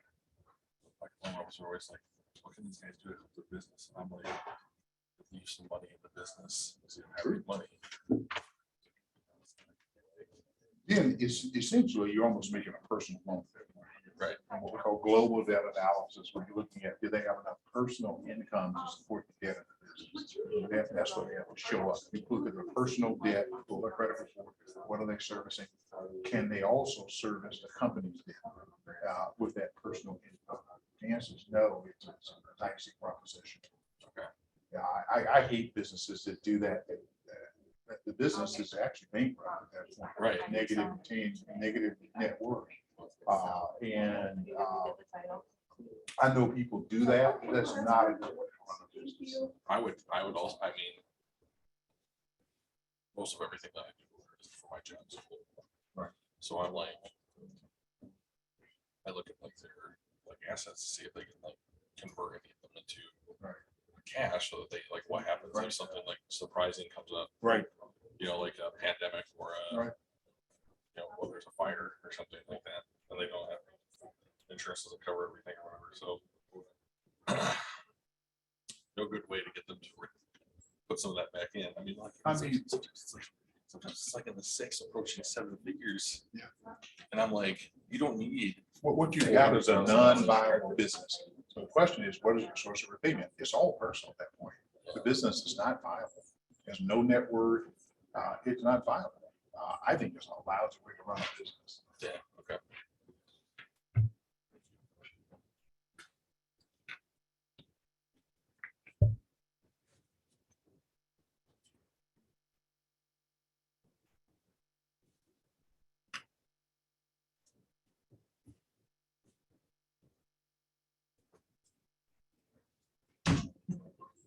So the Lions happy with their quarterback they got from the No, Rams. Luckily, I'm not a Lions. Wait a minute, man. Did you grow up in Michigan, not a Lions fan? No, I grew up in Nashville. Oh, okay. Are you a Titans fan? No, I'm a Bengals fan. Oh, man. Yeah, This is your year then. yeah, it was awesome. You got a really good young quarterback. The Super Bowl was pretty sad, Yeah. Well, that's. but it was a great run. Probably never seen it. But that guy proved something, and I read this number somewhere. Quarterbacks come out of college early after the junior year. And this was a few years ago, and never won a Super Bowl. That older quarterbacks out of college matter. That 4th year of college matters. In his position, other positions, you can leave after junior year just fine. For whatever reason, quarterbacks who need that extra year of college education. And he was older. What is he? He's like 24. He's older than like, some of the guys who've been in the league a couple of years. Yeah, he's older than Lamar Jackson. And yeah, he's older. And I think he's more mature. I think that helps the quarterback. Yeah. Other positions you get away with, it, but I didn't get this study, but no quarterback without college after 3 years ever won a Super Bowl. I- Because he was at Ohio State, he Yeah. transferred to LSU. It wasn't starting at Ohio State. Just crazy to me, because Justin Fields isn't doing anything. Whoever they had, Braxton Miller is not doing anything. But Justin, he came out of school 1 year. Now, I think you're gonna be fine if you got a lot of talent. But also if he proves the quarterback, if you don't have lines play, I don't know how good the quarterback is. And Burrow is amazing that he was so good with people that have a pretty poor offensive line, but they're gonna get killed. That's the If they problem. don't block, his career will be short and almost hits. Yeah, I mean, not 9 sacks in that one game in the playoffs. They still won. That's They still won. amazing. But he's already tore his ACL and he Yeah. tore his NCL. I mean, you get 300-pound guys with hospital conditions. That's not good. It's not gonna end well. It's not gonna end well. Luckily that they signed two like tackles already. Yeah, they needed to. I mean, Yeah, they because needed to. Kansas City did it because their quarterback got killed in the Super Bowl before. He He went did. out and hired all those- Yeah, he was running all over the place. They killed him. And I was looking at the combine, those two defensive tackles from Georgia, Oh, my goodness. they ran like 4'8", 4'9", 151, like 345 pounds. And one of them ran like a 4'7". Yeah, 4'7", Yeah. 330-pound guy. Yeah. I mean, you die, somehow that big gets you at that speed. Yeah, I mean, that explains how he ran down, Yeah, when they beat Michigan, he Yeah. ran down, Lake Corum, that Yeah. speed running back. yeah. He caught him.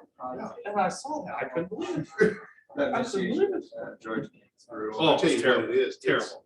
What he's going to analyze it is the difference in the SEC, and the Big Ten, is the speed of the big guys. It is. Now, position players in the Big Ten are fast as anybody else, but the linemen are not. The linebackers and linemen in the SEC are fast. They're big, and fast. Yeah, but those SEC defenses are another level. And Georgia had those linebackers.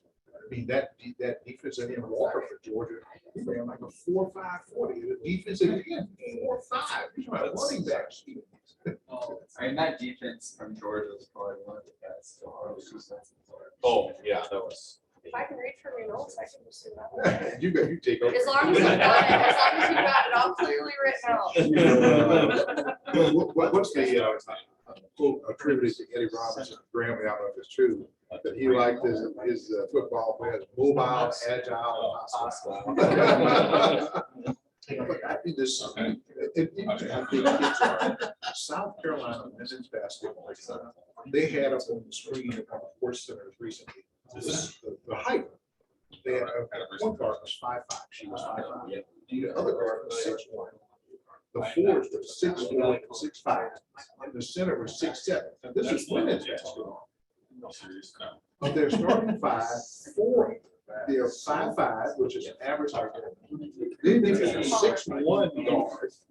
You got a 6'4" forward, 6'5" forward, 6'7" center, and they can play. I mean, they aren't just tall, they're big. Yeah, they're athletic, yeah. Trying to go, people are getting so big. They are. And Sports Illustrated said there were 70 girls play high school basketball over 6'5". I think probably all done. It was like only a few weeks ago. Astonishing. I don't It know. just shows how much bigger. Oh, interesting. I was listening.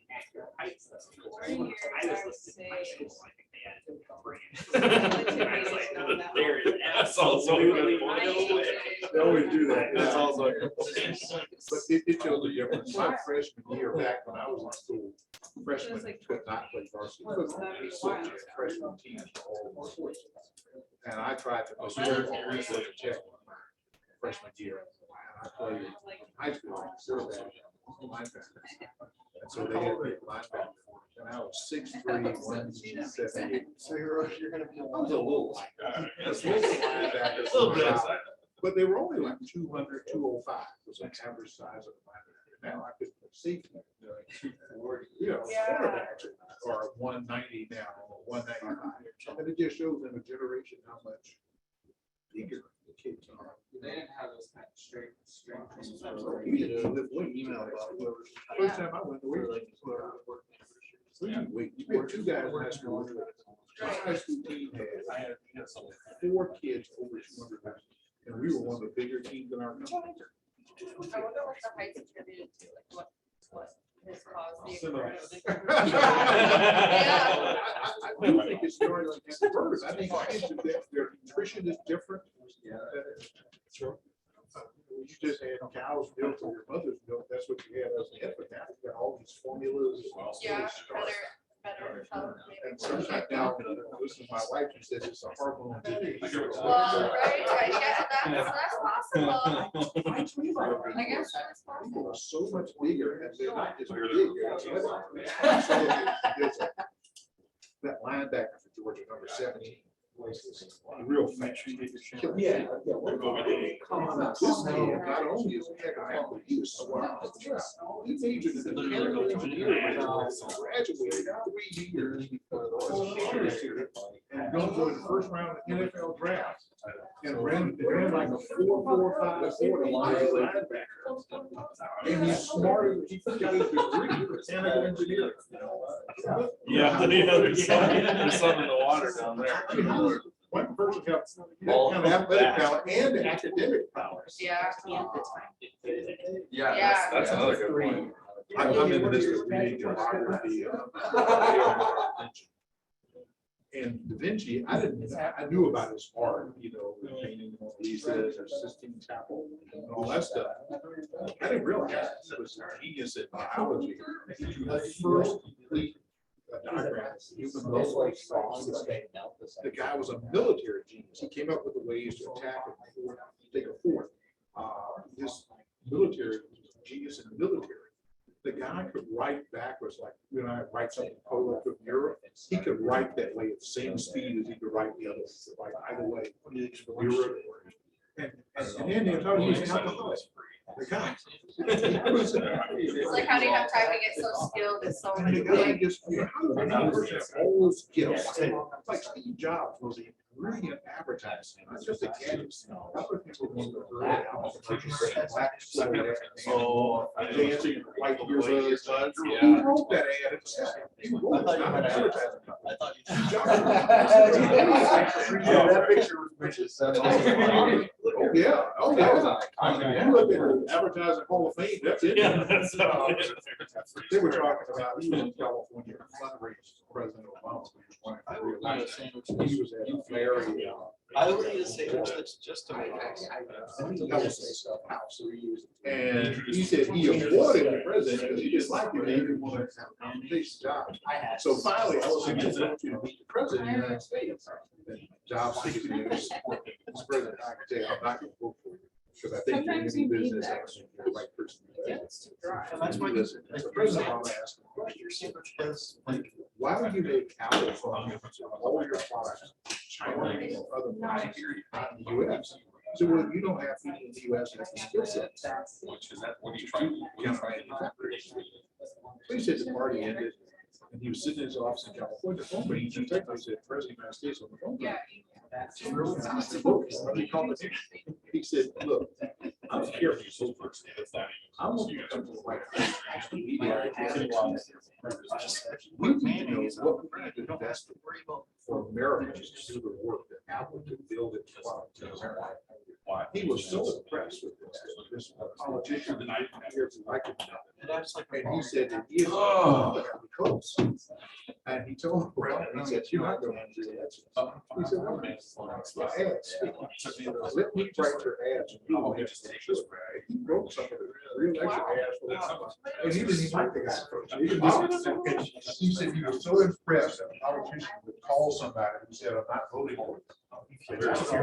Tell me what I was president that you could hire Americans to build. Which is the way things should be, even if you don't Absolutely, agree. yeah. Was that in the biography? Yeah, sitting there, yeah, it's,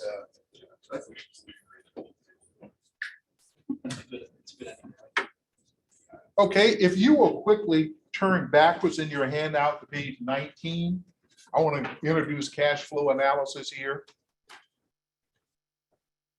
And the slide at the top of page 19. This is my declarative statement. Net profits don't repay loans. No bank will let you hand them your profit and loss statement and give you their note stamp paid. Every bank requires you write a check to pay off the loan. They want cash. Now, as a lender, there are three things you have to know. What will the customer do with the loan proceeds? How much will the customer need to borrow? This is a big deal. Unlike consumer lending, where the borrower knows exactly how much they need, in commercial lending, the borrower always does not know. And one of the things we have to be careful as a bank is this: if you underlend a commercial borrower, you could hurt their business. You can't lend them too little. One of my pet peeves sometimes with the SBA loans is sometimes the SBA will squeeze down the loan request so tight, I think they underlend.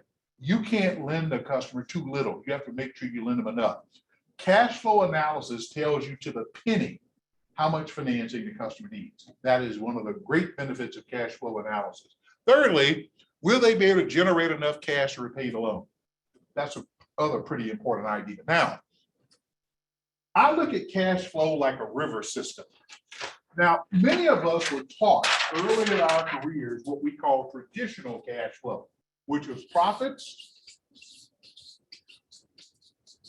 plus depreciation plus interest equals cash flow.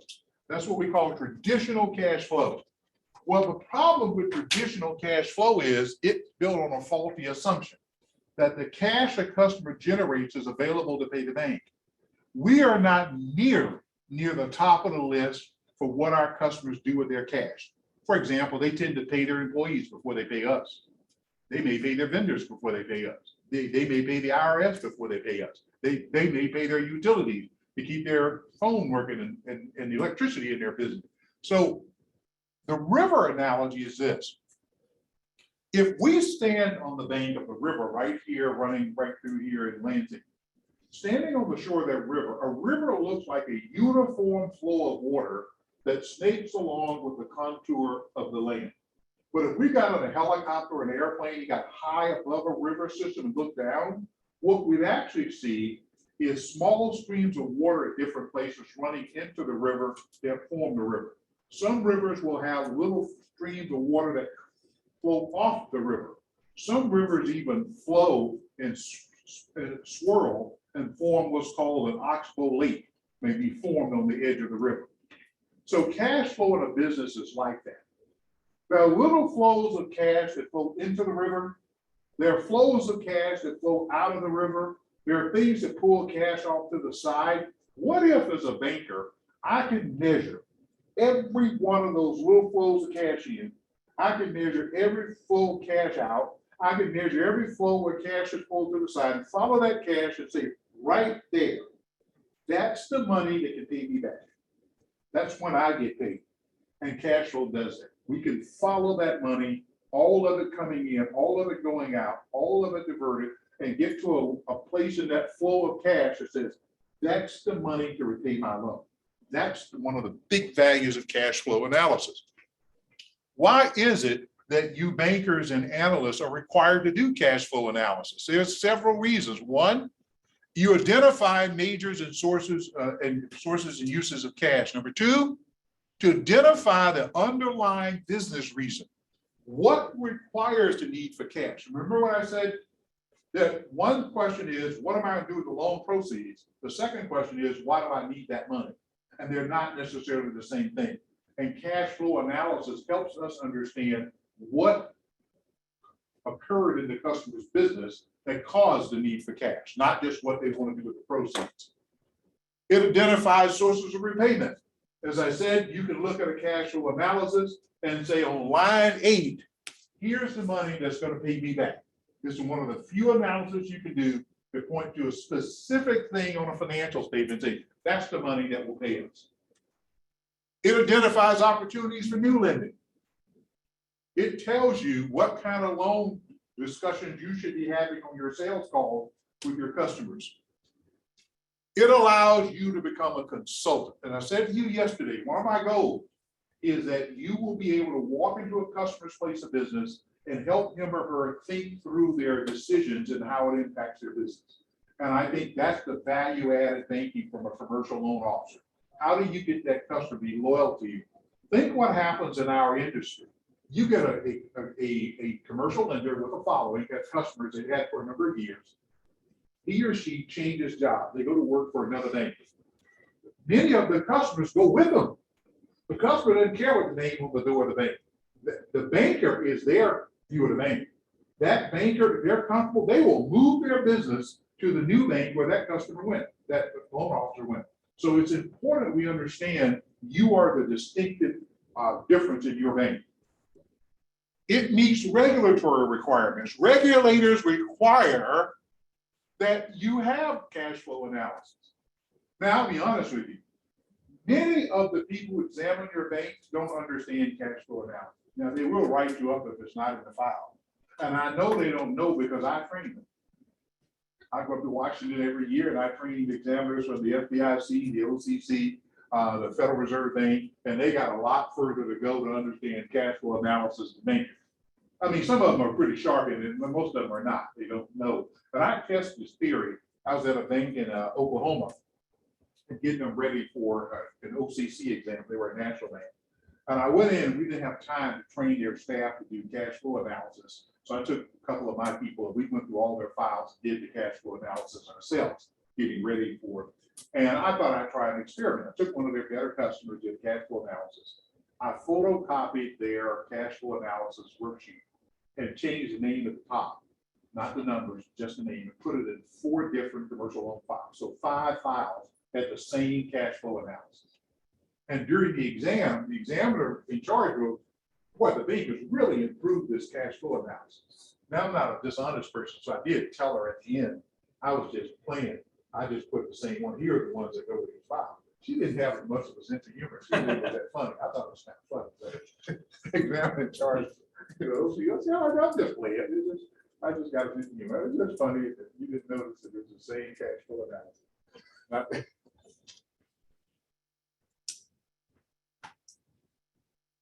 Now, again, the sources and uses formula, if any asset increases, gets bigger from one year to the other, it's a negative cash flow or use of cash. Any asset that decreases gets smaller from one year to the next, it's a source of cash. Liabilities being the mirror image, any liability that increases gets bigger from one year to the other, it's a source of cash. If it decreases, it's a use of cash. Now, if you will, I'm going to have you turn to a case here called Johnson Brothers. This is going to be a cash flow analysis case you and I will do together.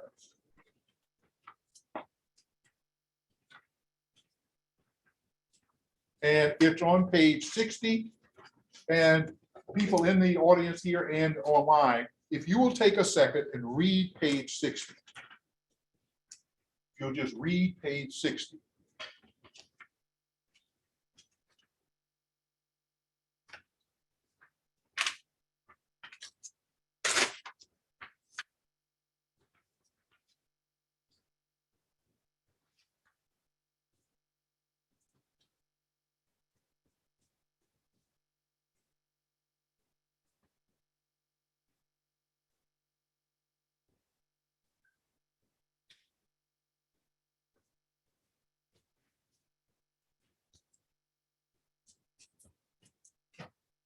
Once you finish reading page 60, take a look at page 64.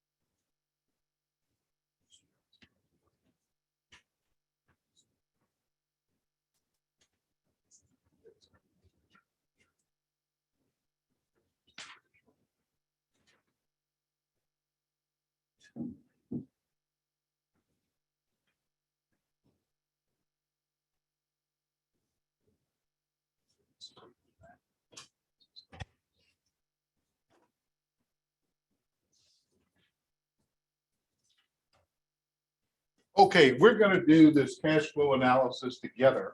If you will have page 64 or 63, they're the same, so they're duplicates.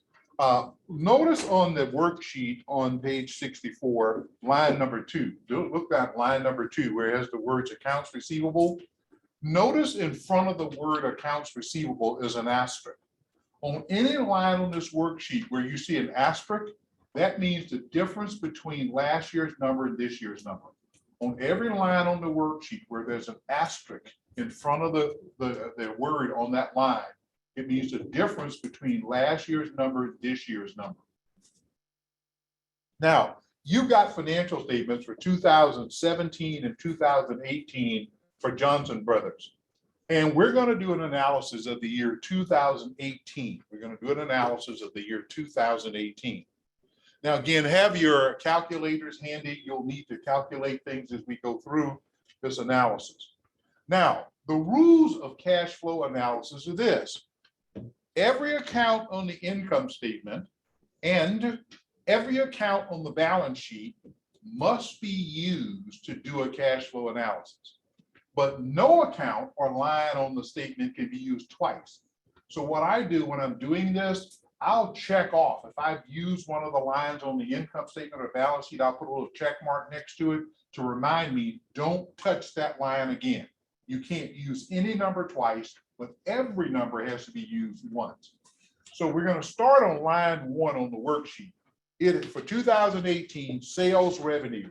I go to my income statement and sales in 2018 were 2,175,000. So that's the first number I write down, 2,175,000, which comes from, make sure you follow where I'm getting it. You won't get this if you, because I'm going to hand you one to do on your own next. So now sales increased from 1,510,000 to 2,175,000. What caused the sales increase in this case? What did Betty do to cause sales increase? The acquisition. She bought Good Drink, took on some of their customers, some of their product. So again, your analysis, it's not enough to tell me sales went up. You've got to tell me why. You're wasting ink if you just tell me sales increase. You've got to tell me why. In this case, the acquisition of Good Drink, taking on some of the routes and customers they had and products, that new products that she didn't have before. Line number 2, accounts receivable. There's an asterisk there. So it means a difference. So I go to the page 62, and my accounts receivable were 125. It increased to 255. What is the difference between 125 and 255? 130. And on the worksheet, there's a negative 130 because it's an asset, it increased. Receivables are assets, they got larger, and because they increased, it's a negative 130. Now, line 3 is cash collected from sales. And line 3 is nothing more than the sum of lines 1 and 2. So I combined a positive 2175 and a negative 130. And what do I get on page 3? Cash collected from sales. Good. Now, we go down to line 4 on the worksheet, cost of goods sold, less non-cash cost of goods sold. Now, if your borrower is a manufacturer, the accounting profession will sometimes include in the cost of goods sold depreciation of equipment. Now, in this case, she's not a manufacturer. She's a distributor. She's buying cheese from, she's buying mineral water, in other products. She's not making anything. She's just buying it and distributing it. So here, the cost of goods sold is just the cost of goods sold. I go to page 61, my cost of goods sold are 1620. That's an outflow of cash. She's writing checks to all of these suppliers of products. So that I got that right off the income statement on page 61. There's 1,620,000. That's a negative number because she's writing checks to buy mineral water and other products. Then line number 5 is inventory. There's an asterisk in front of it. My inventory went from 145 to 315. What's the difference? What's the difference between 145 and 315? 170. Is it a positive or negative 170 on that worksheet? Negative, because it's an asset. Inventory is an asset. It increased, so it's a negative 170. And remember, there's an asterisk on that line. Always subtract last year from this year if there's an asterisk. Line number 6, changes in accounts payable. I go to the balance sheet on page 62. My accounts payable went from 56 to 143. What is the difference between 56 and 143? 87. And in this case, of course, it's a positive 87 because it's a liability that increased. Anytime a liability increases, it is a source of cash or positive cash flow. Line number 7, cash paid for production, is the sum of lines 4, 5, and 6. So if you'll add negative 1620, negative 170, and a positive 87, that'll give you line 7, cash paid for production. Just those 3 numbers, 1620, 170, and 87. What do they add up to? 1537. I got something a little different. Have I got anything? 1703. Yeah, negative 1703. Oh. You just got to sign off on one of them. So we got a negative 1620, negative 170, positive 87, and we got a negative 1703. Line 8, cash from trading activity, is the sum of lines 3 and 7. So I add a positive 2045 and a negative 1703, line 3 and line 7.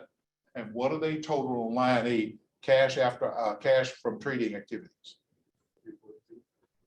342, positive 342. Don't worry about the analysis. We'll get to that. We're just going to do the arithmetic down. Okay, now we move down to line number 9. Line 9 is SG&A expenses less non-cash SG&A. Now, SG&A is sales, general, and administrative expenses. Often, this is simply called operating expenses. That's what it'll be most often, be operating expenses, but we're calling it sales, general, and administrative. Now, we'll see here in 2018, her expenses were $465,000, but one of those expenses is called depreciation, and it was $5,000 in 2018. Put a circle around the 5,000. Just circle the 5,000 because that's not cash. And what we're going to use on this line is a negative 460. It's the 465. I pulled out the depreciation, and it's 460. Now it's negative because she's writing checks to pay payroll, pay utilities, pay the rent on the warehouse. All that cash is flowing out of her business. It's a negative cash flow. Now we have to remember to use this 5,000 later.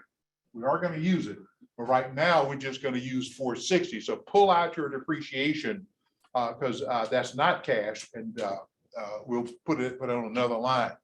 Line 10, changes in prepaid expenses. I go back to page 62 and look at the balance here. Prepaid went from 5 to 15. That's a delta or difference of 10. And is that a positive or negative 10 on the worksheet? Negative 10 because it's an asset. Now, what are prepaids? I hire an attorney to draft articles of incorporation for my new business. I pay the legal fee before I open the business. That's a prepaid. The phone company said, Mr. Kemp, your business is new and we don't know if you're going to pay the phone bill or not. So we want you to give us $1,000 deposit. And if you pay the phone bill on time for the first 6 months, we'll give it back. So that's a prepaid. So the prepaids here increase their assets and therefore their negative cash flow of $10,000. I go to line 12, cash paid for operating costs, which is the sum of lines 9, 10, and 11. I'm sorry, line 11 line 11, accrued expenses, I'm sorry, accrued expenses went from 3 to 25. And the delta is 22, the difference is 22.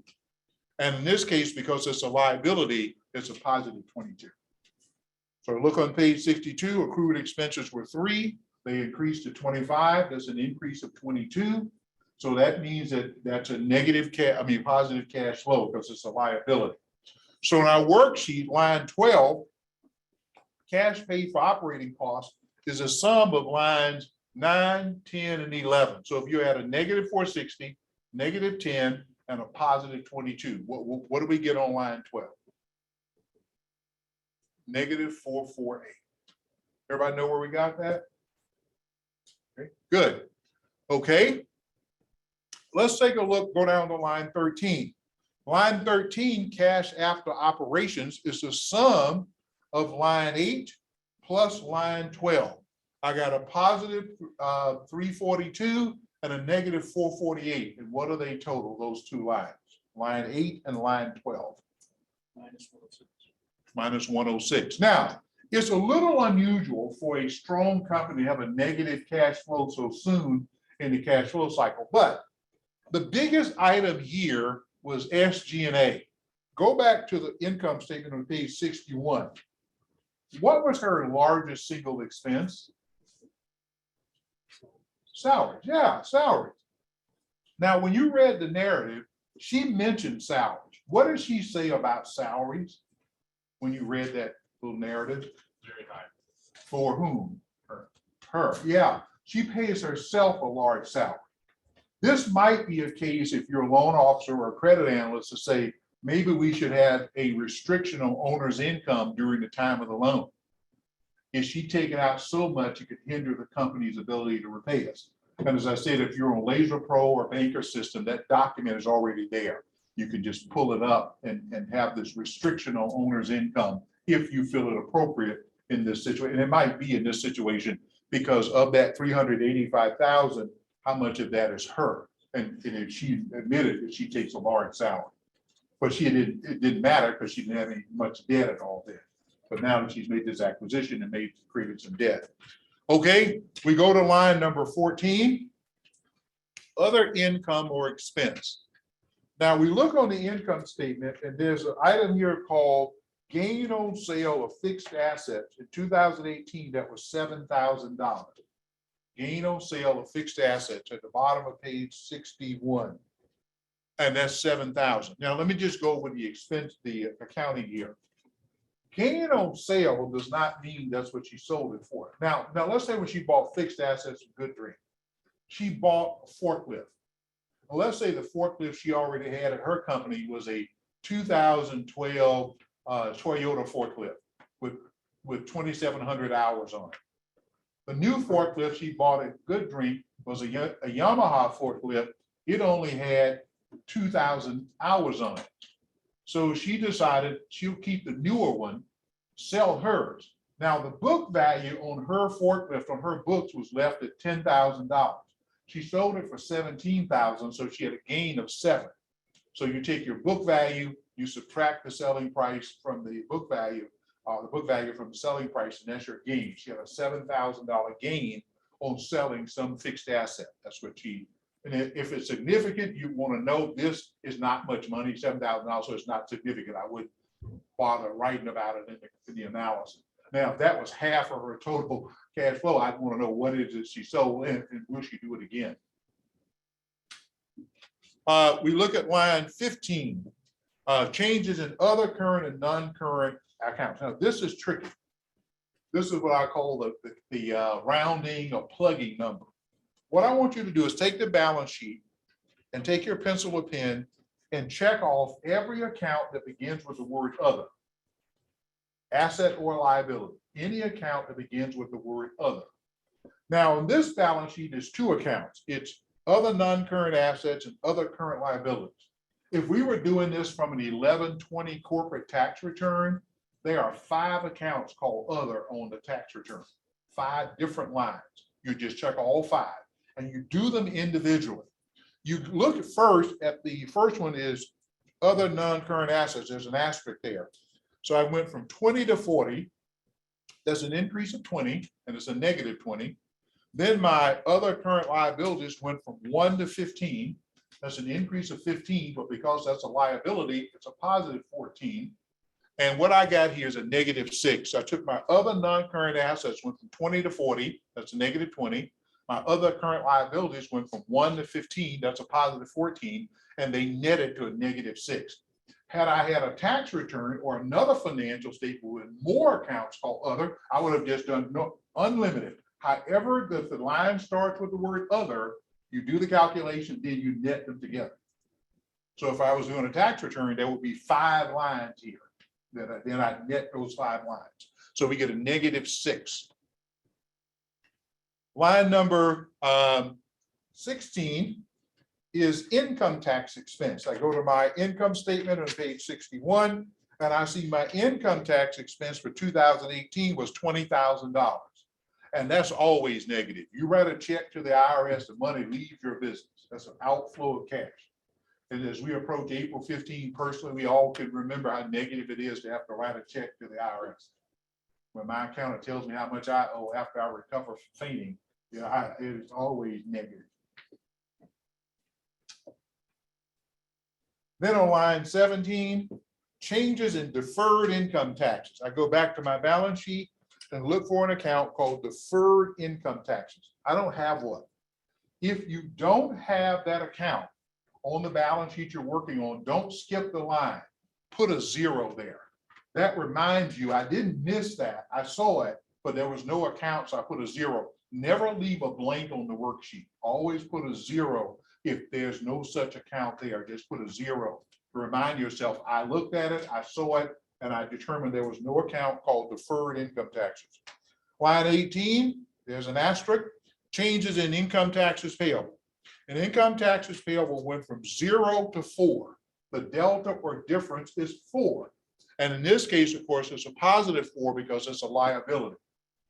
So line number 19. Now, if you're on your worksheet on line 19, if you're right on the line to where the sum of lines 14 through 18.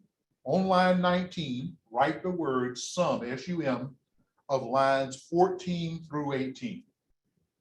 So on your worksheet, on line 19, write the word sum. It'll remind you when you're doing it on your own. You're simply adding lines 14 through 18. So I want you to add 7, negative 6, negative 20, 0, and 4. And that's going to give you line 19. And what is line 19? Negative 15. That's correct. So line number 20, then, net cash after operations is the sum of lines 13 and 19. So I got a negative 15 here and a negative 106. And that's a what? Negative 121? Negative 121.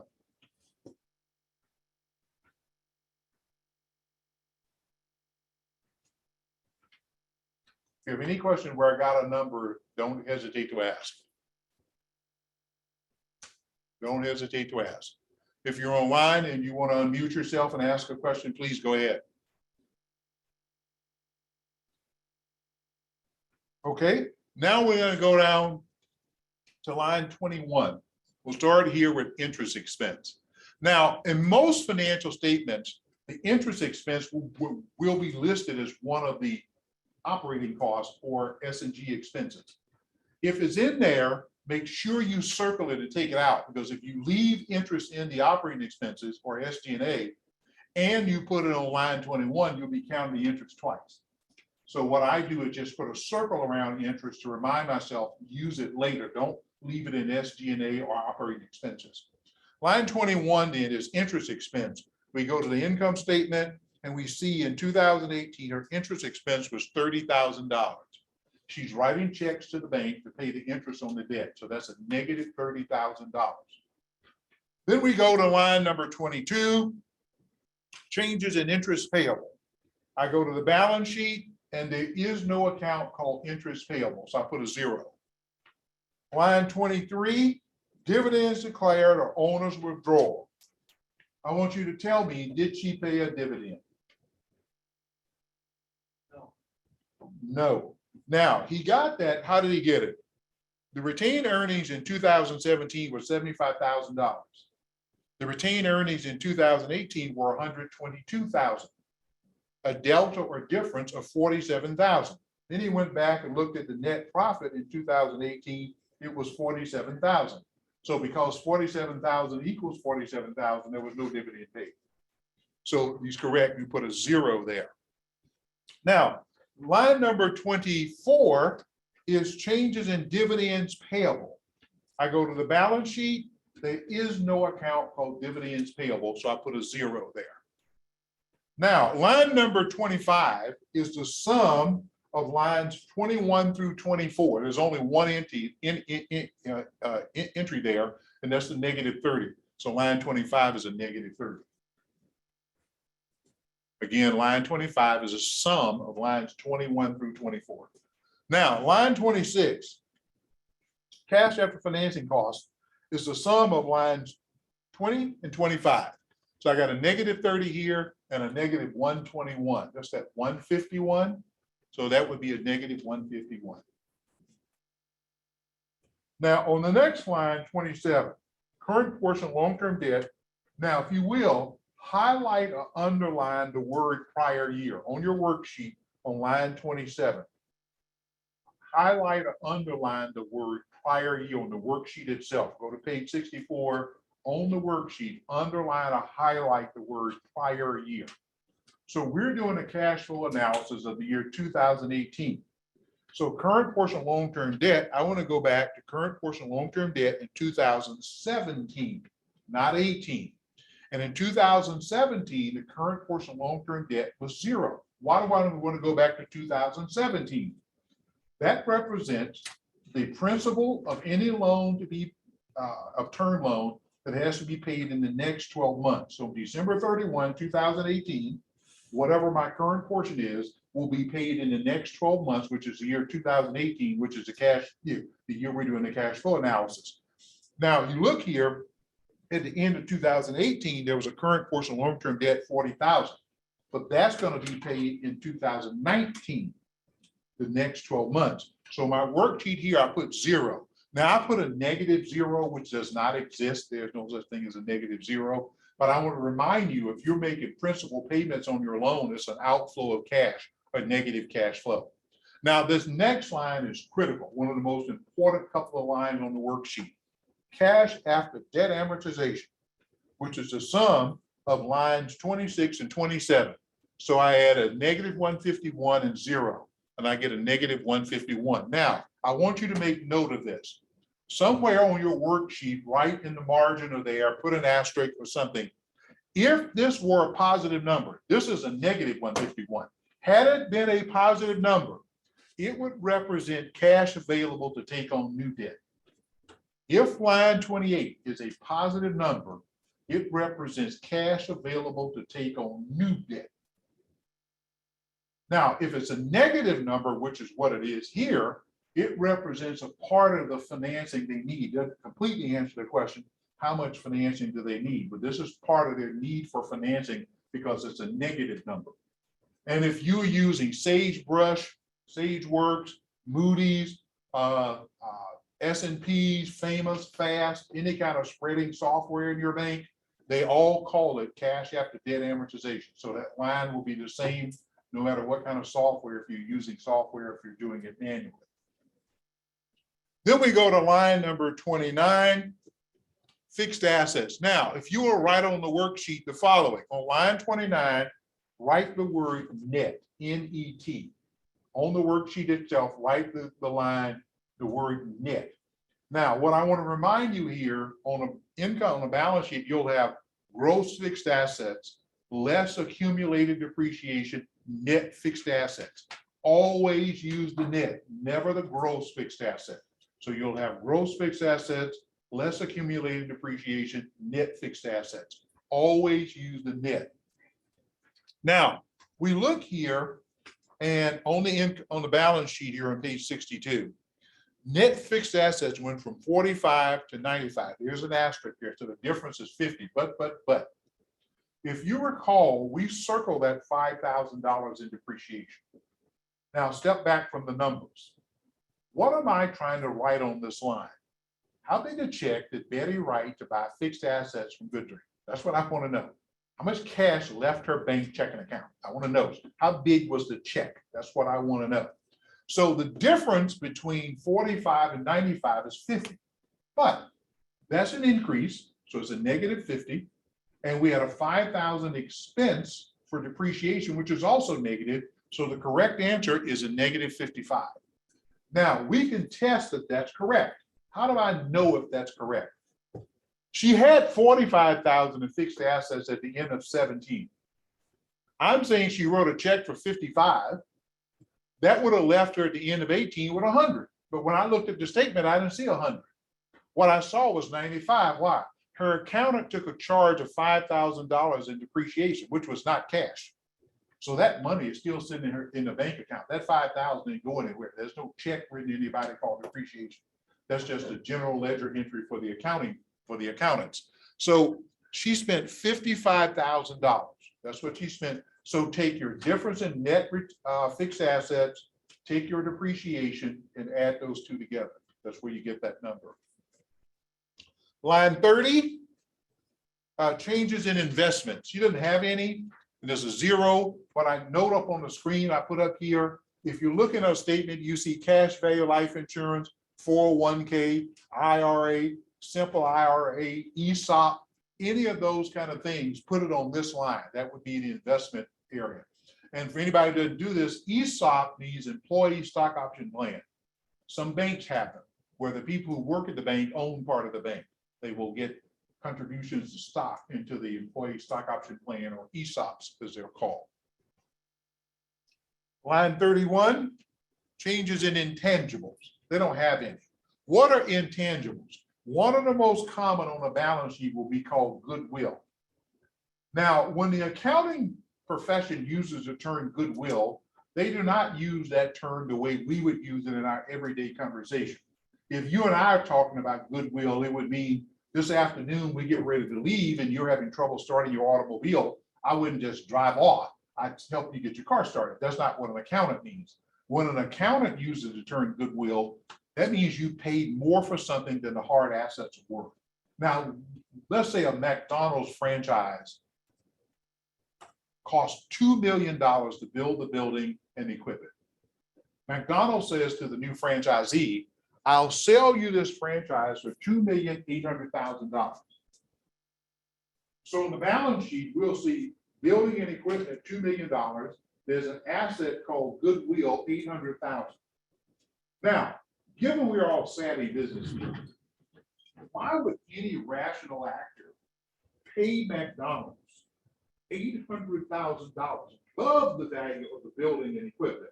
What would we expect in return from giving McDonald's $800,000 of our real money? What do we want back from them? Return on investment? Yeah. What do we want to get from McDonald's for that $800,000? The name. Yeah, the name. Yeah. By the way, for the rest of the class, if I ask you something you're unsure of the answer, say cash flow. You will not always be right, but you can't get less than 50 on the exam. And if I ask you your name and you're startled, say cash flow. Your folks did not name you cash flow, but just say cash flow. Yeah, I'm buying future cash flow because you said the name in return. I believe that by putting a sign in front of that restaurant, the sign says McDonald's. I believe every night in the future, when I count the money to go in the night bag at night, there's going to be more in there because I called it McDonald's than if I called it McDavid's. That's what I'm paying for. I believe I will have more cash flow because I paid. A patent. Look at a patent. A patent is not physical. It's an invention. It's a chemical formula.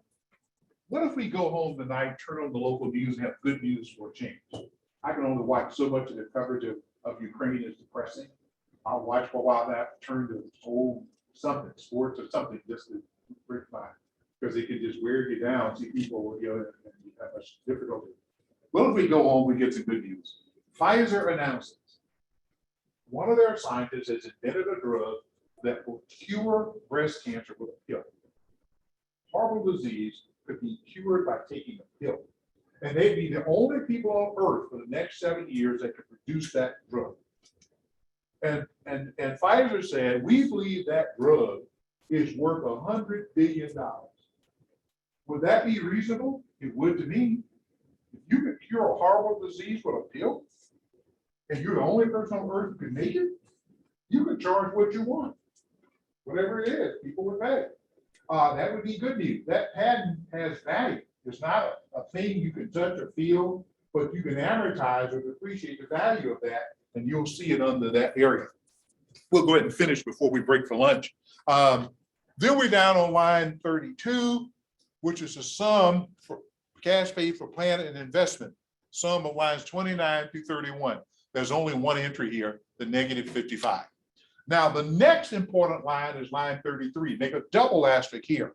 Line 33, financing surplus if it's a positive number, financing required if it's a negative number. I add lines 28 and 32, line 28 and line 32, and I get a negative 206. If this is a negative number, and it is here, this is the total amount of financing needed. When you're doing this analysis, if line 33 is a negative number, this is the total amount of financing needed. So when I said you can use cash flow analysis to find out how much they need, this is it. It tells you exactly how many dollars they need. Now the source can be different. The bank could make a loan. The borrower could put some more of their own money in and additional capital, but this is how much financing they need. Now remember, she made $47,000 profit, which is irrelevant. If she doesn't come up with $206,000, she's filing bankruptcy. Since she can't run a company on profit, it has to be cash. If she doesn't get $206,000, she's filing bankruptcy. And a lot of companies are profitable when they file bankruptcy because the owners didn't understand this concept of cash flow. So it's zero break even point then in this? No, that's a concept that has to do with profit, break even point. If it's zero, it means it's self-financed. You don't need to borrow anything. Okay, let's go and we'll finish the last couple of lines here. Just simply say, since she didn't go out of business, where did she get the $206,000? It just answers that question. We go to line number 34, short-term debt. I go to the balance sheet. Notes payable bank went from 0 to 50. That's an increase of 50. It's a liability increase. It's 50,000. So she borrowed 50,000 short-term. Now, when you read the case, she explained to you why she borrowed part of that money short-term.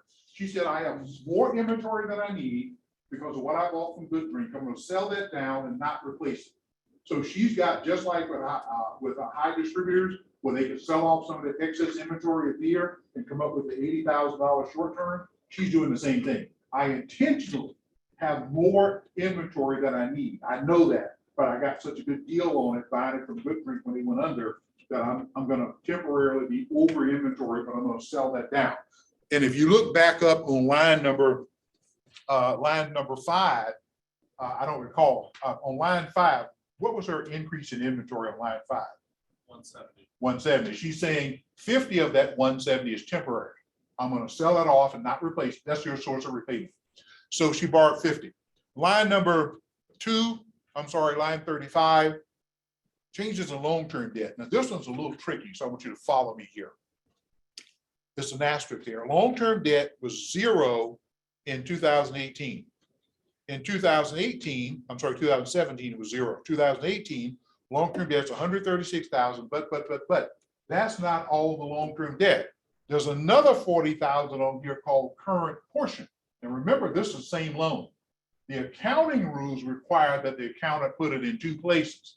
So the correct answer here is 176. And why is that? They had 2017 long-term debt was 0. 2018 long-term debt was 136 plus the 40 called current portion. That's 176. There's an asterisk there. I subtract 0 from 176 and I get 176. She borrowed, so combine your current portion with your long-term debt, then subtract it from last year's long-term debt to get that 176. Then we go up to line 36, preferred stock, there was none. She has common stock, but it didn't change. There's an asterisk there. It was 225 in 2017 and it stayed 225 in 2018. So that gave her total external financing, which is the sum of lines 34 through 37. I've got a positive 50, positive 176, and 0. So that's a positive 226. Now, line 39 is the sum of lines 33 and 38. I got a negative 206 on line 38. I'm on line 33 rather, and I have a positive 226. It gives me a positive 20. Now, here's the beauty of cash flow. You always know if you got it right or not. And here's why. If we did this correctly, the balance should be the cash account on the balance sheet. We got a positive 20. If we did this right, cash had to increase on this balance sheet by exactly 20,000. If it went up 19, we made an error. If it went down 20, it should have been negative. And did cash on this balance sheet increase by 20? Yeah, our cash went from 20 to 40. So some bankers will take the difference in cash, write that on line 40. If it goes down, it's a negative number, went up, it's positive. And when they get to line 39, they know if they don't balance, they made a mistake. Now, you're at, for people who don't do this all day, you're at that 54.6% level of understanding, meaning you're nodding. You see where I got it.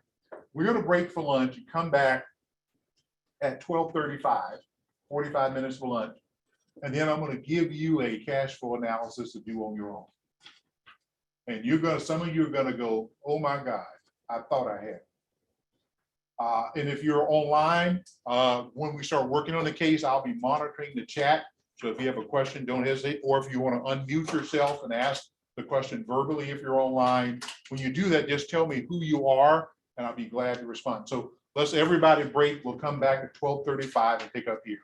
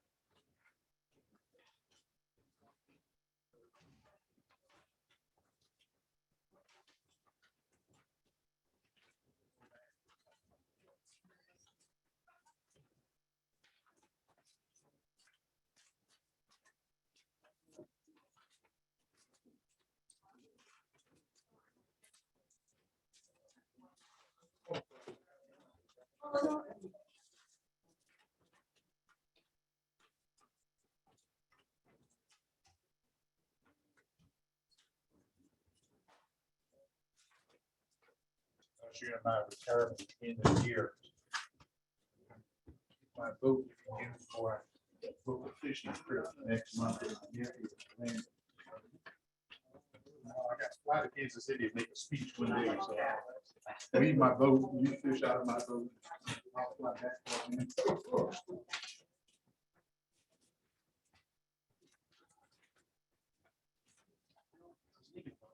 Because it would be a thing.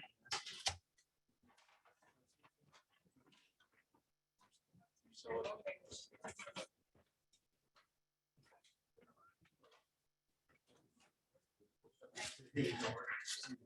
Leaving the break.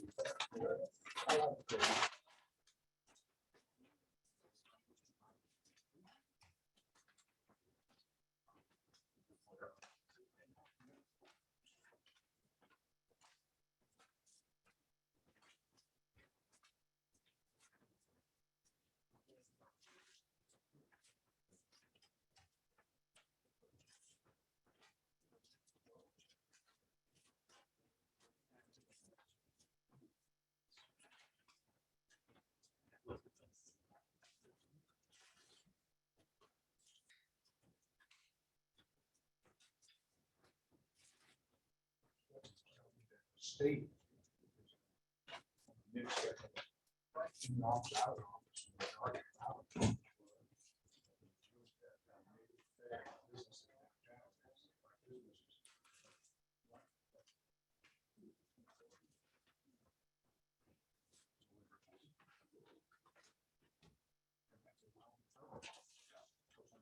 There are people just at the moment. They have to bring in an HR issue.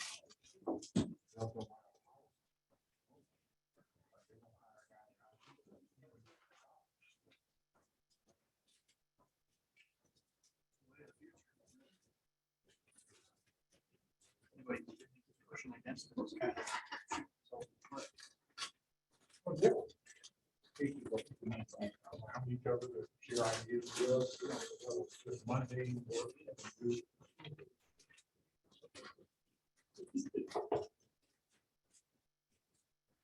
I worry, are you going to do that? Contact.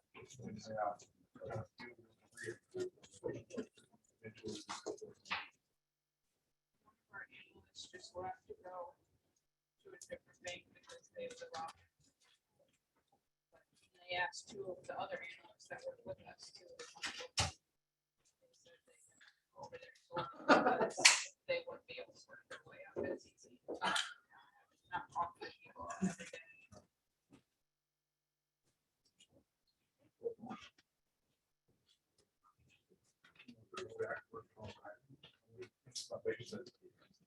Segregate myself from my family, so they can't talk to me when I'm working, physically move apart from them. I try to work from table to table. Yeah, you just put this like that. My work, I guess it's like that.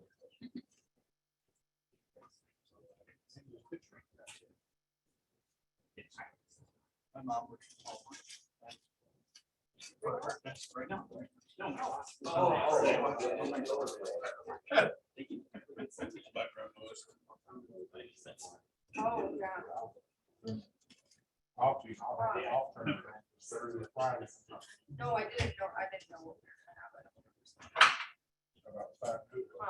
I know several. I thought it was one. I was wondering, closer to about 4 days. I just want to say, I need borrow money, which I didn't want to do.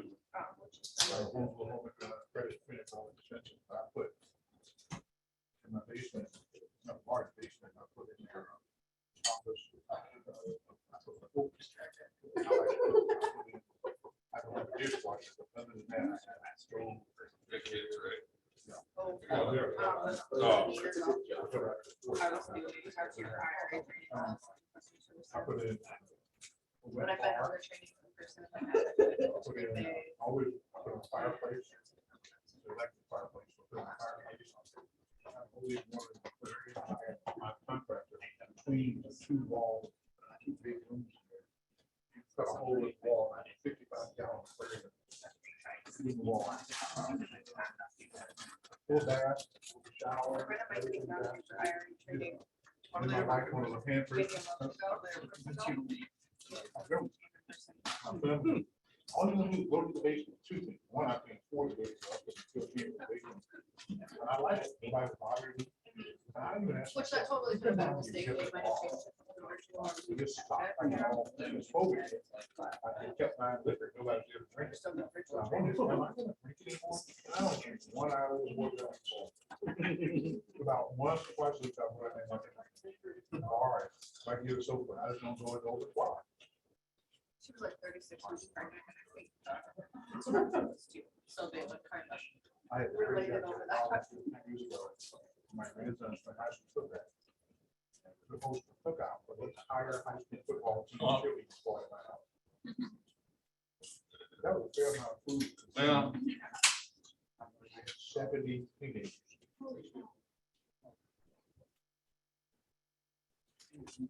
Fortunately, my house was on about 2.5 acres. Pretty close backyard. But the coaching staff. 3 other they actually helped me cook barbecue ribs. Stayed up all night, night 4 big pound. Shred them into shredded carbon. Then we had about 6 or 7 moms come over and do a survey. They big trays of 18, they big thing, a couple of big trays. of pudding. I think they drink about 8 cases of Gatorade, 4 cases of but a lot fewer sodas than I would have thought. They drink something, but not as much as I thought. The biggest kid on the team is only 16 years old. 6'7", 320 pounds. It's going to be stunning. There was a cheerleader who's one of his friends. He must have been about 5'115 pounds. They sit together eating and stuff. They're going to eat that go to plate she does. So she does. I'm like, where's this little girl putting all this food? She is tiny and she's just eating. I just see a big kid again. Sure. She was doing toe to toe. You'd go get some coleslaw, and baked beans, barbecue sandwich, or whatever, or chicken wing. I don't. It cooked at the temple. Grandson, graduated next year, you still don't have it back. Oh, heck no. That's right. Thank God those other parents are willing to come in to help. Yeah, I guess my. They have their own fire, their own grill, but I just did that. Straight up to the mountain. Moving grills and back and forth. I have one with big green egg. Motions.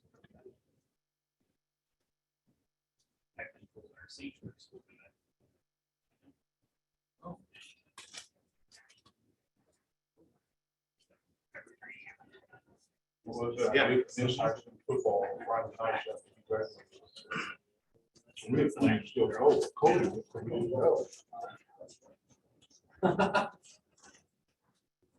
Still got several kids on the team that were actually.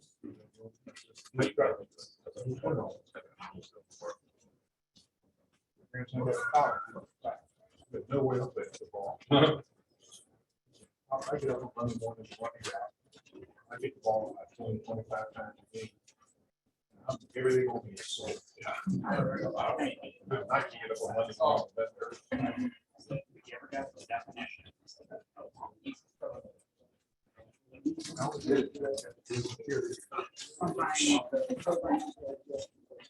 Just wrong. Yeah. Sounds smart. I didn't, I can do it on. There's thousands of these people by. It's normal. So one of our friend of mine sent me some- Yeah. Well, my parents said, "Oh, I don't really want to get it." Well, Now. I will give them the benefit of that. you know, fast, you have a vacation college, we only got volleyball. Division II students, mid-major. We just got the speed. We so small. They play middle school. So you got two problems with football. Snow and slow. They'll have the combination of the matters. He weighed 96 pounds. Did you guys? It was tough though. He Any did knock down. formal Stuff like training in college? I don't know where the high school football, I just see any future in football. Yeah. We did this, got something. Neither. We put him on a diet.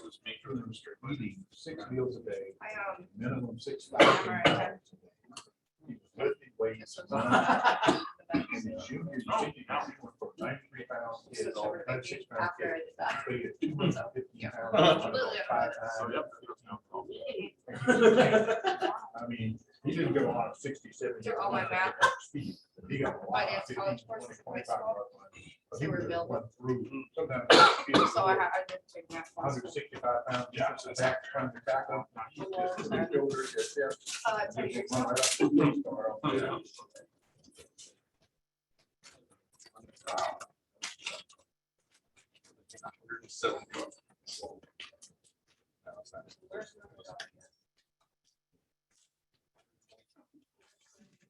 I never enjoyed it. Yeah.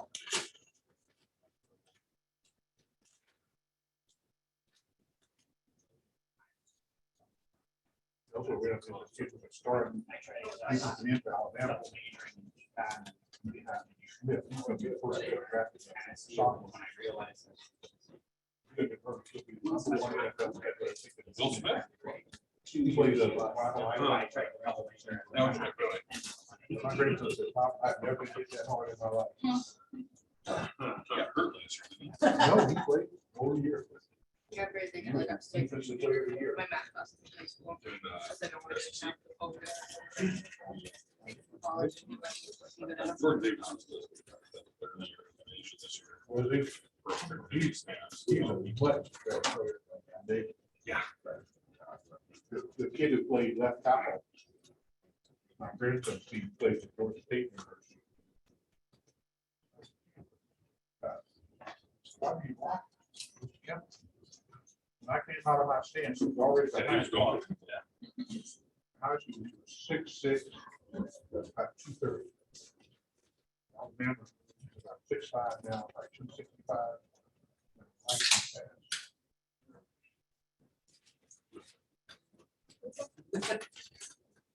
Good man, good kid. You know, still my grandson, so. He was like the bowling alley. No, good hit, good hit, man. He said, "You were tough, you jumped right back up."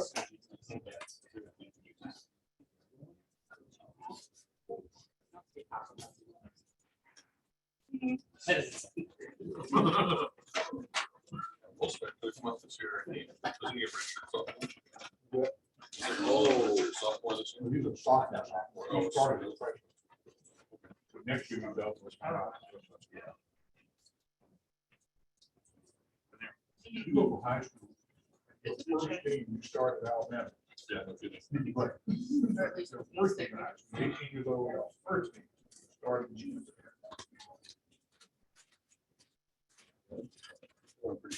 The kid that I was talking about, left tackle, the kid Chandler's about 6'4". I see about 275. Oh, I now it's about 295. Yeah, for college 2 years. And I said, I was so excited, freshman year. I've been on campus. That's when I first meeting it. Alabama. I said, son, I got one word if I come here. Yeah. And unfortunately, COVID hit. And he didn't play the game.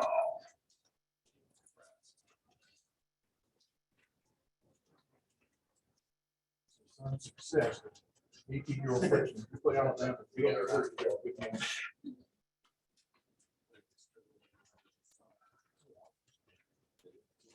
But Mold, you know, was for the money. Oh, yeah. We So good. reward on it. Yeah, Georgia State, $600,000. They had to take that, he did something. Yeah, we were on. I mean, they don't so much as have an opportunity. They played consider that in June of 21. This One of those ones was after the state started beating the 6-3, and they stopped there. Yeah. That'll do it. Yeah. We're not gonna. You guys were just 21 Hey, and yeah, they beat- we got lucky. They did, that was There was definitely they a beat lot Tennessee. Yeah. of stipulations. We're gonna do it. They violation from the whole covenant fight. None of that. Tennessee said, we got a Patriots $1 million and put that behind, they got 98,000. My friends played it. Sure what they do. Boone, North Carolina. Same both.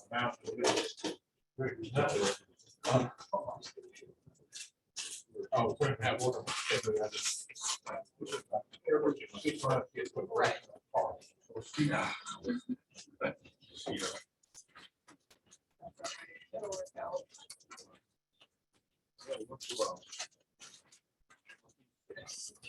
I've heard those are good. There's one in Baylor. That was really good. Cleveland, several, they are, we are Yeah, some crazy guys shooting yards. He's now in college. We're doing Golf. Got on the golf team. I went to, Listen to those things, it's a small HBCU. I don't remember if Town he Center, had eligibility remaining. Really good. I went to Bravo the night before. That was really good. Awesome. Before he was drafted. he had a petition to allow somewhere else. I hope I see one that tour sometime. Well, he's not the best. He was- I've never done it, but I would pass it in there. He's what? There's 35? downtown. 35, 37, something like that. Yeah, Around, going back up. Two restaurants, one shop. but it's having fun. Hanging out with college kids playing golf. See, Chris Paul was back. I was. Small HBCU. Over my appetizer, salad. Graduated, so he said, "You got out of here." Yeah. That's I cool. gotta go to You know, what? And I was like, well, like, I don't know where it she's is. like, oh, well, that makes sense. And then at the end, He she's like, said, people have do you four. think you're excited to sell it? I'm like, no. She's like, wow, good company. I'm like, yeah. My family, not one of the families, just sort of rooted to be quiet. They're gonna fight their fall hill. But I promised my mom I'd get my degree. Well, it's okay.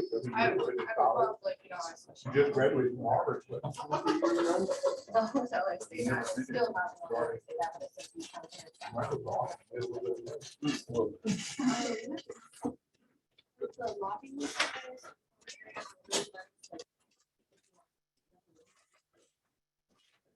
I think it's in Harvard, it's University of Washington. And then. This is Jackson, the mother of the Jackson Five. They were like, just slip, Who were poor ass for- cover it, Your they children- covered like things, like, I don't even know what I explained. The blanket was like almost like a mattress pad. Like it had like ruffles on it. Yeah, the duvet before they come. Yeah. Yeah, but it like wasn't that, it wasn't. And then it had like, I said, you know, every they parent covered who it, has it was a like, private child in sports area, well, I guess what they I would don't consider talk covers to- what they covered. money He by was like, itself. I'm like, where's the blanket part of these blankets? Give up So I was something kind of, about getting but now I know child- that I child understand. body. They're a little high. And it's exactly what they're doing. The other one Tested was everything out. $50. I'm really not. I was. I don't, you know, I'm really not. But I was kind of, it was a nice space though. The room was really big. Like, you know, I had like a kitchenette. living room. You always hear people talking about how the Yeah, Bill Hyatt's are- prior recent Bill Gates was his higher health in there. I say that as if it's people quit college and What you're saying is it gets hit by lightning, they win the lottery, you get hit by a truck, it's about the same level. right. like state rep. So it's really More of a longer term. Yeah, yeah, that's right. More economy. One is like. Mhm. Not That everybody makes got sense. the Yeah. Harvard's control. So a lot of pets and stuff that I doesn't want me. I was like, yeah. So I would have known. I would have known if he needed to come. Yeah. Yeah, like, I mean, there's a primary problem.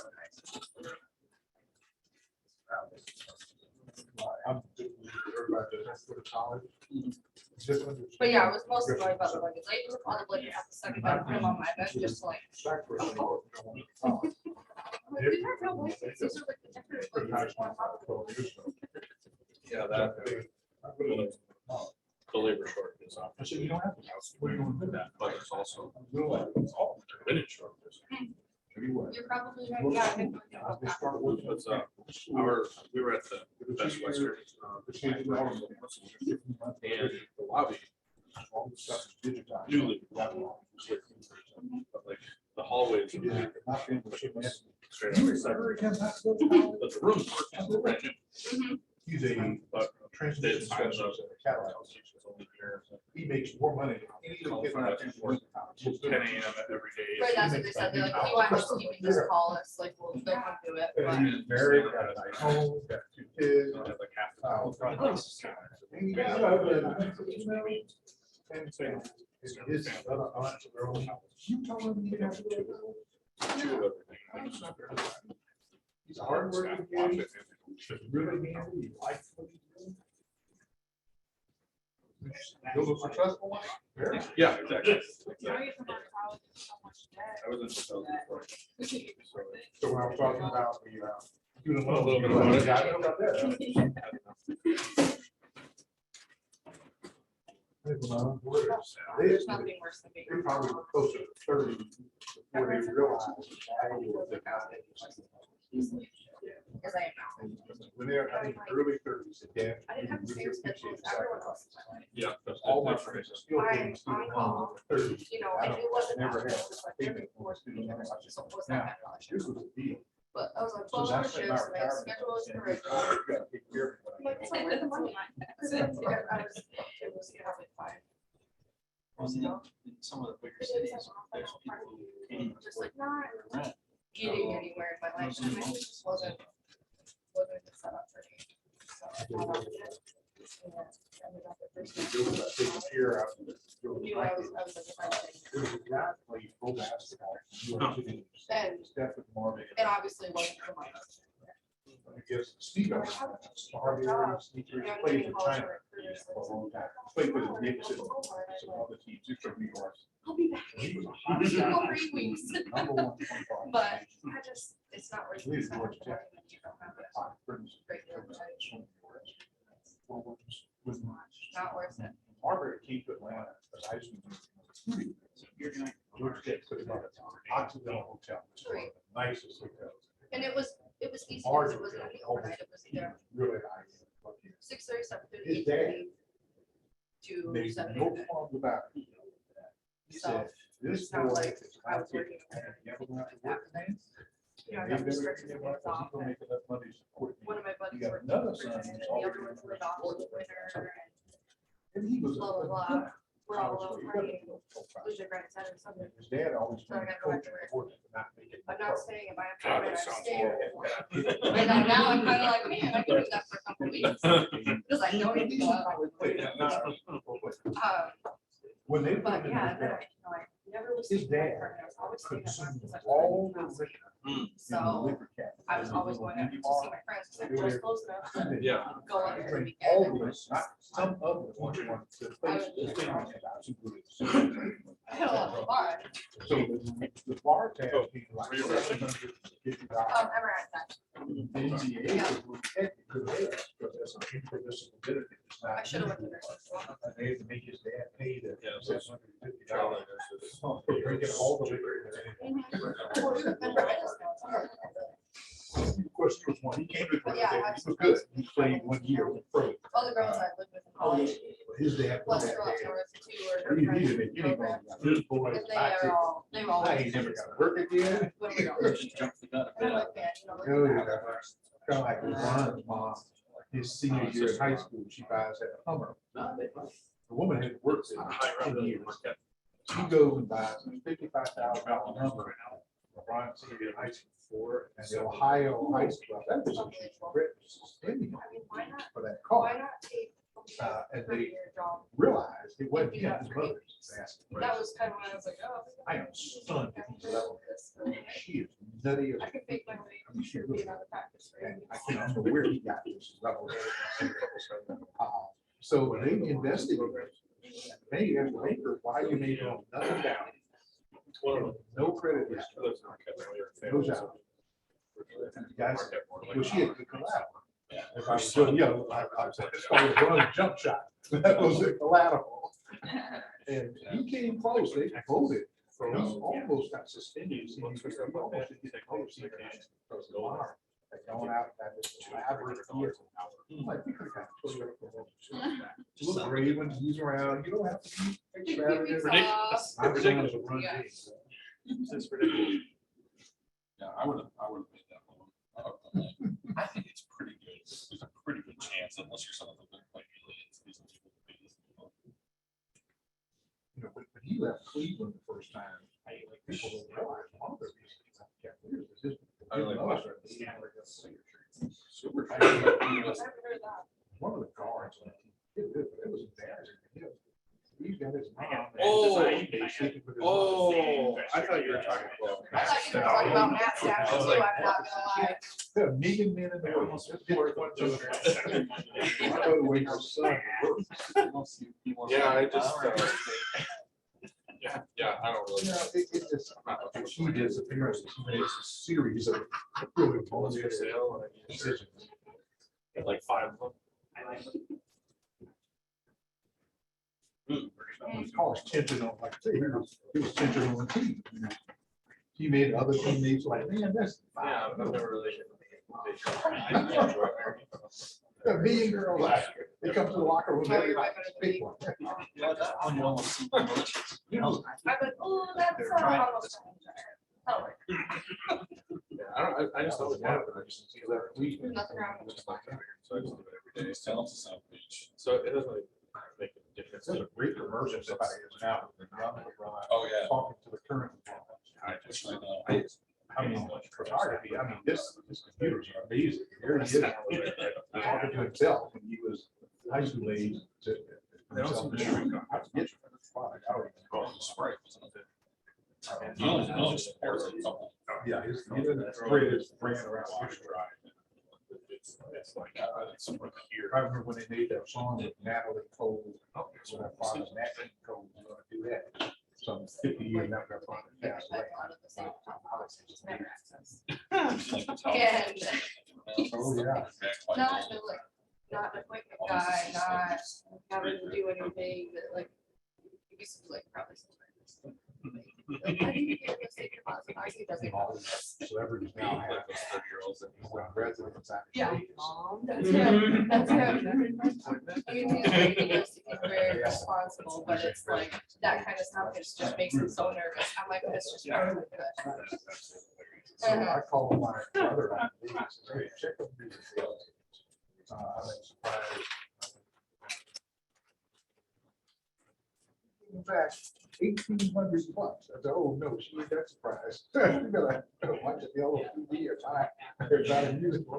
There's a phone. Good Lord. give it a couple days, we got. These concert tickets are just outrageous. Every concert, you know, prices are just, I don't know if they think, well, we'll just keep going up until. Yeah. I like to see them. I wanted to see Chris Staples. I love Chris Staples. He was in Nashville. And I was thinking about, it's only 4-hour drive. Tickets were $100. So I went to one concert. When I was 16, I went to see Match Box 20. It cost me like 25 bucks. And like a little Mickey named Elvis. And they just got on, all the bands just got on stage and played. But nowadays, you see Taylor Swift or something like that. It's almost like it's like a whole different reality. Like the production of it. Now, the one I remember, of course, it was a time in the 60s, 68, my junior year in high school. And it was right at the height of the civil rights movement. Dr. King had been assassinated. And they put on this Motown show. Urban Center trying to calm the nerves of the riots that year. And they brought the show to Atlanta. They had 4 acts. The show opened with Stevie Wonder. Second act was Gladys Knight and Pips. The third act was Diana Ross and the Supremes. And the headliners were the Temptations, Luther Ruffin. So basically, The tickets were $10 a piece. $10. even just Stevie Wonder performed so long that the crack him off the stage. He was playing like 5 instruments. He's a really drummer, of course, he plays harmonica, you know, plays piano, keyboard, he plays some horns. He's a really talented guy.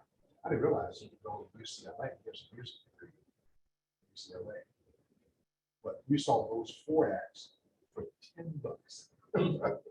Yeah, I remember seeing some posters from the area advertising Beatles concerts. They were still touring. You can see the Beatles for $5. And now it's like, you should expect, you know, more than half your paychecks to go to the concert. also Beatles. On the tour. What's the one that's left? All Yeah, Ringo. Ringo stage play on it. yeah, he fall was over. Yeah, like Ringo. Canada's how. Pay attention. No, You got George passed. Yeah, yeah, cancer. And shot. It was fine. No, there was some big things. Was that school? You know what, I think I'm gonna put it in the. I remember. I love you, yeah. Like, size this. That was on every radio station. Even when Sullivan, I think, almost broke TV. There was so many people watched. The Beatles, their first Yeah, they were the first ones to play a concert in baseball stadium. Sold out. What was interesting, recently. Michael Jackson bought the Tulsa. We don't use it very He often. was, you know, he died, it was his largest asset. But He we don't use paid it. $300 million for it. Yeah, that's kind of like. 2 years ago, his executive sold called the Beatles. So Sony Records, 750. Paid off, Stingers all of Michael's debt. When he sold it.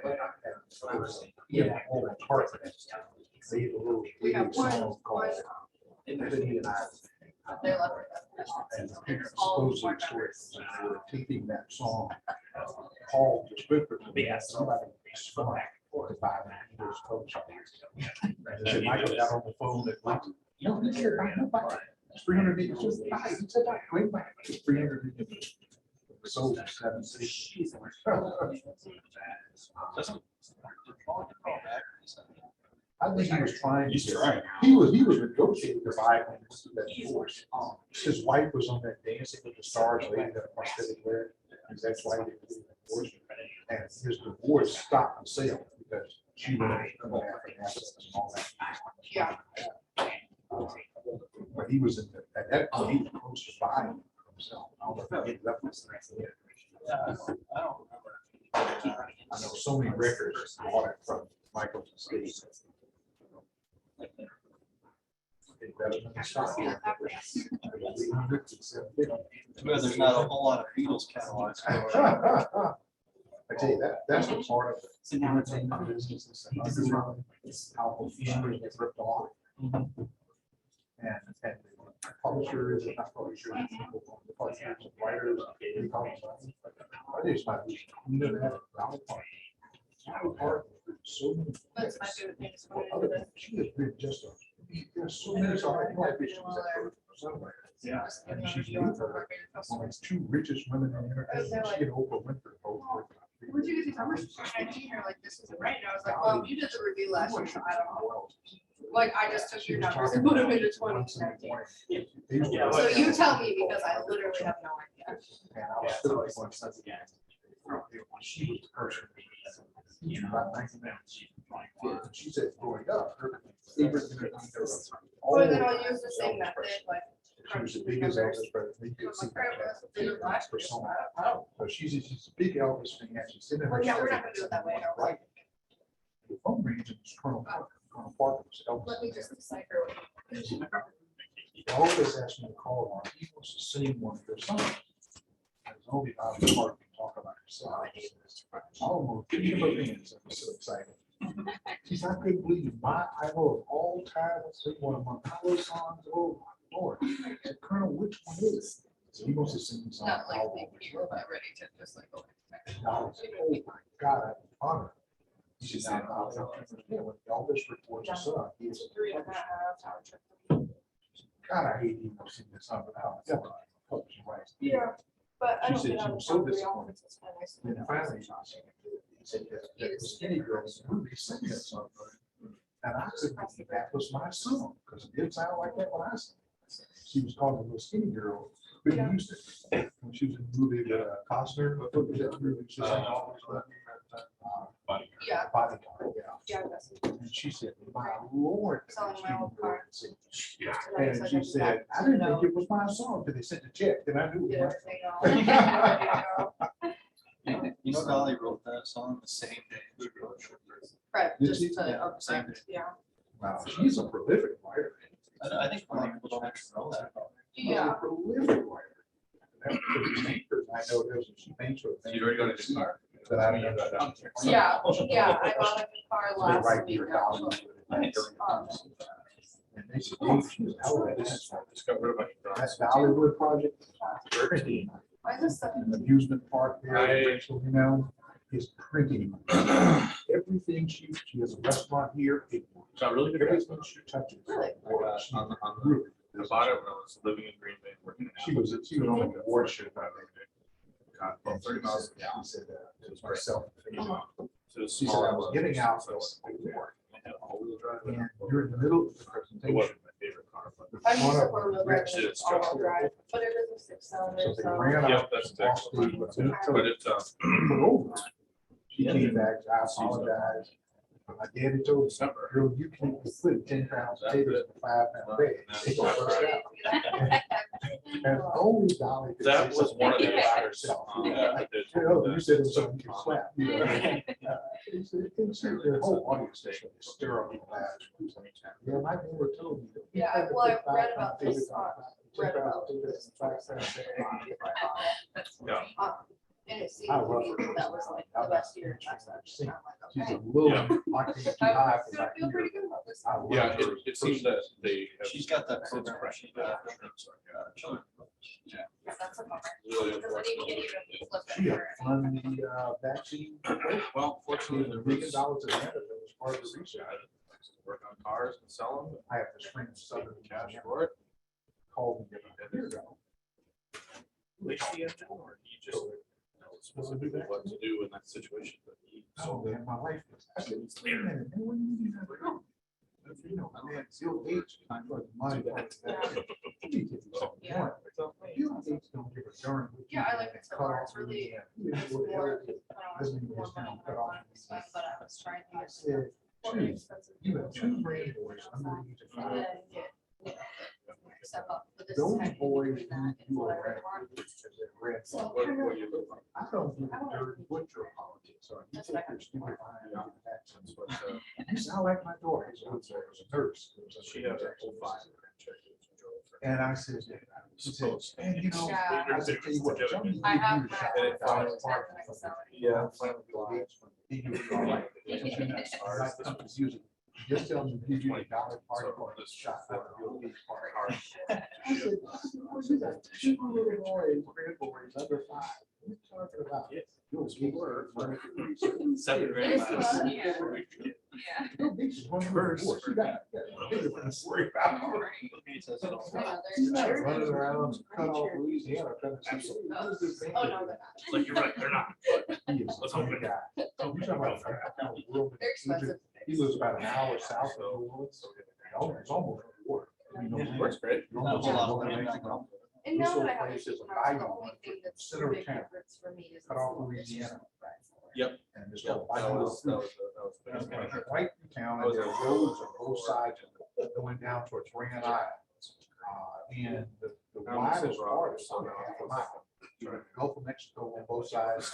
Well, yeah, like I had my Grand Cherokee, and then we have a, F-150, so And, it's like. Yeah, exactly. So they asked her. Big difference between This commercial time, and I all called the her, why other, are you doing that? you know, Yeah, I was like, I'm 62, I've been- and just like the ones that I saw, and like. And his wife was ill, she had just died of a serious kidney infection. And the doctor said, we're starting to see. Well, I really don't know that much for it, like, it looks nicer than it does, so. What's that? Man, you need to get out of there. Definitely Oh, nice. yeah, look, one of the hurricanes. Wow.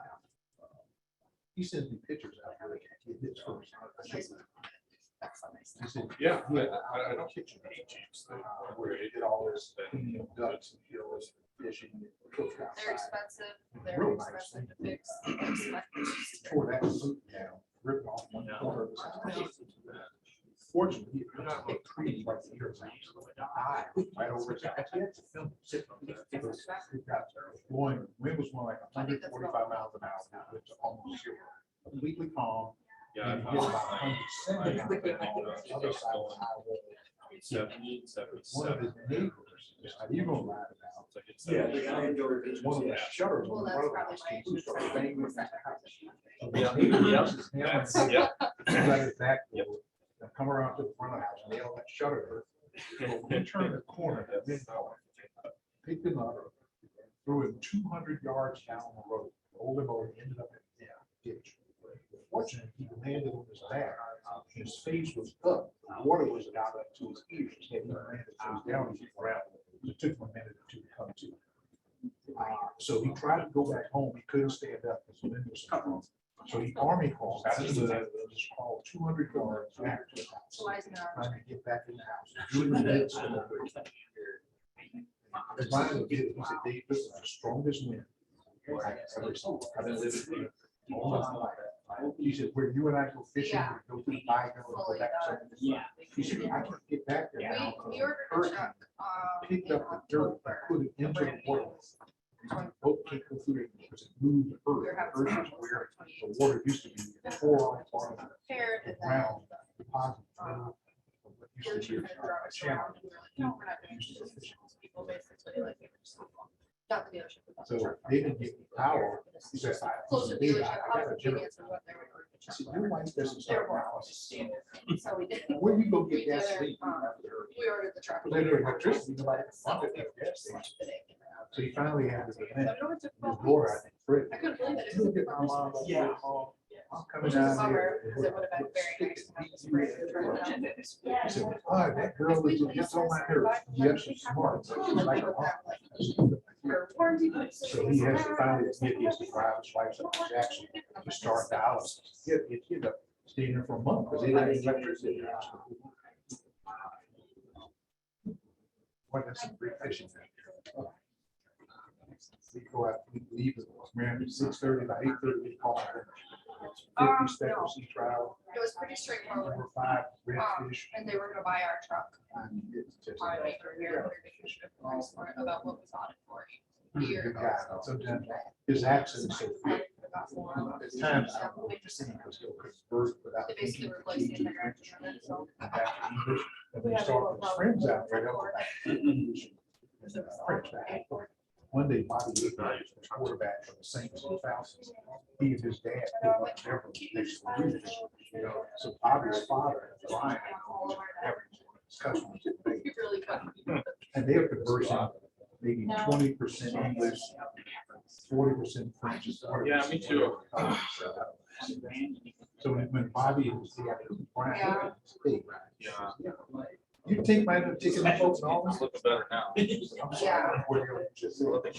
And he spoke and he said, do you think my A accent lot of the is places I'm seeing secret here. to people who do all the time? I go, of course not. And you're perfectly great. Not like that.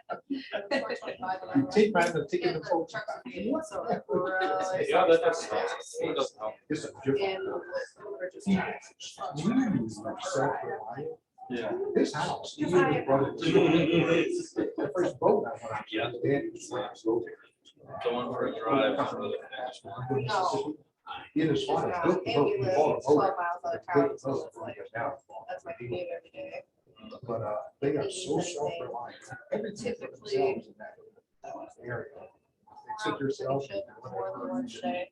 In the town. I'm like, Yeah, that's. But it's also part of. I wouldn't want to be a complete stranger. Yeah. I'm always glad. yeah, exactly. That, you see people, I mean, you see people just riding around, I don't know, with shotguns. They'll have dead cougars in the back of the truck. And we're out fishing, we just send boom. Yeah. Yeah, my dad still has. They're not in sea. You want to bother this shit up. They won't bother. And they won't shoot anyone in the heat. I mean, you go by like in the swamp. And they're cat on the stilts, gator hanging on the front, skinning it, and then there are small little. Oh, it's bad. And those are the kids go to. Every morning, the kids get in there to the hotel. They drive to the. Those lake, are- School bus comes and picks them up, they go back, you get back in the road, get back in the swamp. And you see a true Cajun, they are red and black. Green and black. Yeah. Complexions kind of olive, cowboys, green, kind of complexion. The features are a little blunt, their noses are a little blunt. True Cajun, I mean, it's really. a whole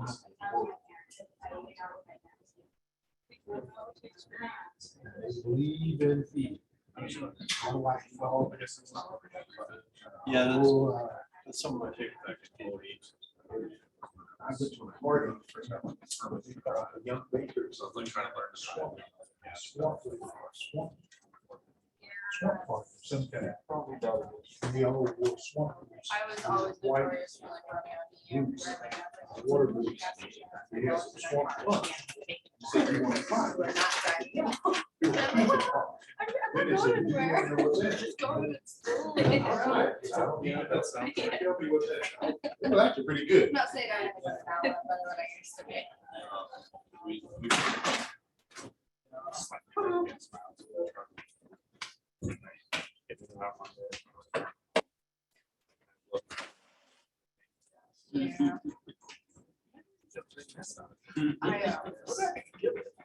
started my car this morning. I messed around in the lobby and when I got out there, it's on. So I get in it. Okay. And I turn it on. I'm like, oh. okay. We'll go ahead and pick up here. If you will turn to page 65, there's a case here called Findus, AS Findus Company. It's about a page and a quarter of narrative. I want you to read that. When you finish reading it, I want you to do a cash flow analysis for the year 2017. That's the middle year. I've given you your financial statements for 2016, 17, and 18. I want you to do cash flow analysis for the year 2017. I've given you a clean worksheet to work on back here in your packet. Read the narrative first, and I will walk around and answer questions. If anybody online, just go on the chat, let me know that you have a question. I'll respond to that. So go ahead and get started on that. I'm gonna give you some time to work on it. And I'll come around in a few minutes to see if you get stuck on anything. But read the narrative first and then go ahead and do that 2017 cash flow. Sure, you can work in groups. Yeah, I don't mind.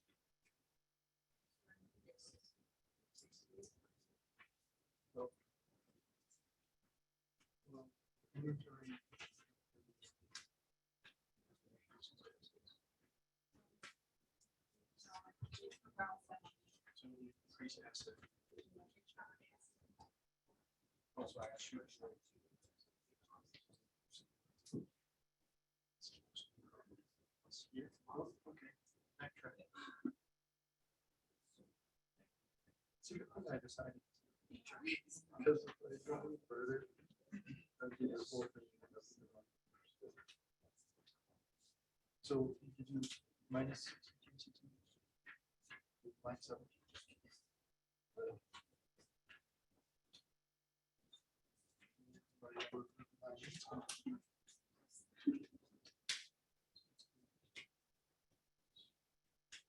So 19. Okay.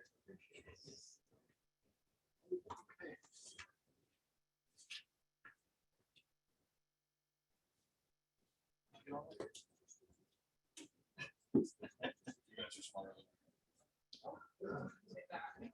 We both just. we both read it on someone.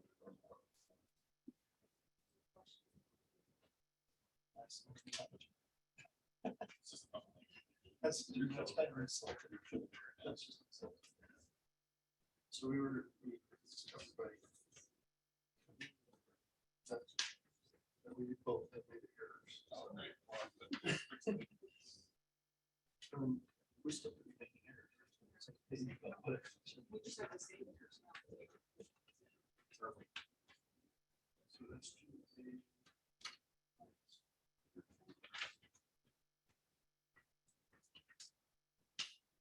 So for SGA, we're choosing.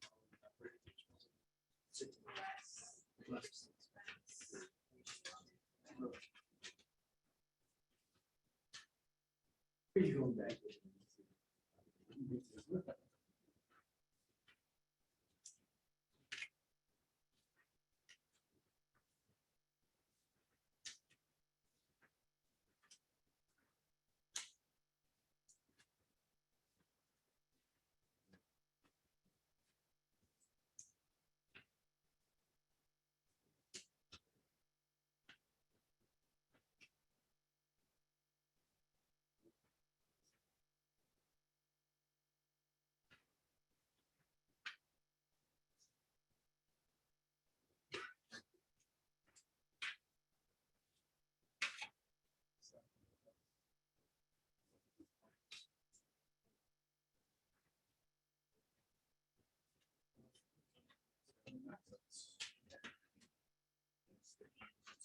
Oh, okay. So what did you have for last night?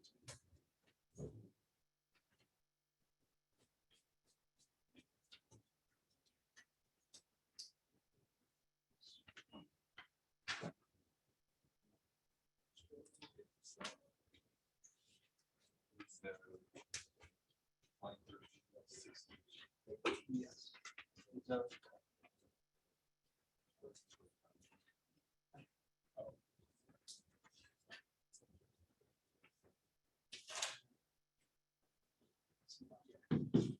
At some point, I want to make, I'm gonna try this. Well, I just.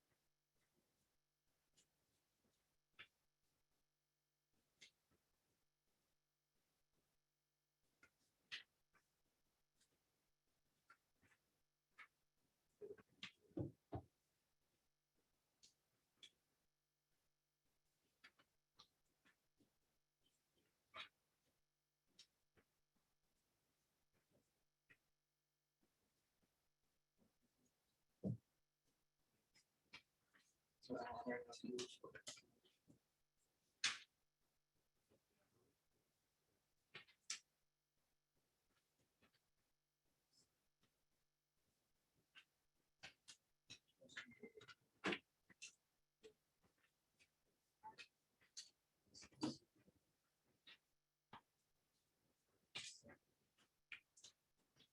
I could do it like one time.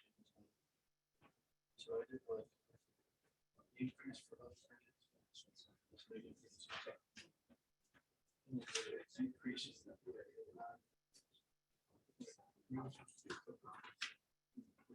Plus 7.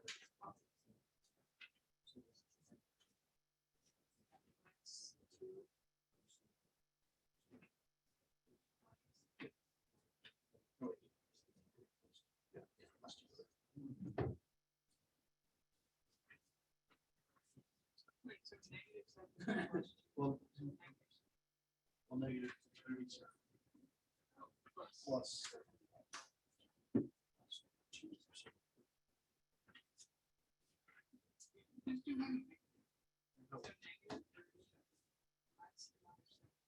Plus, because it goes down. Oh. So that's- so that's-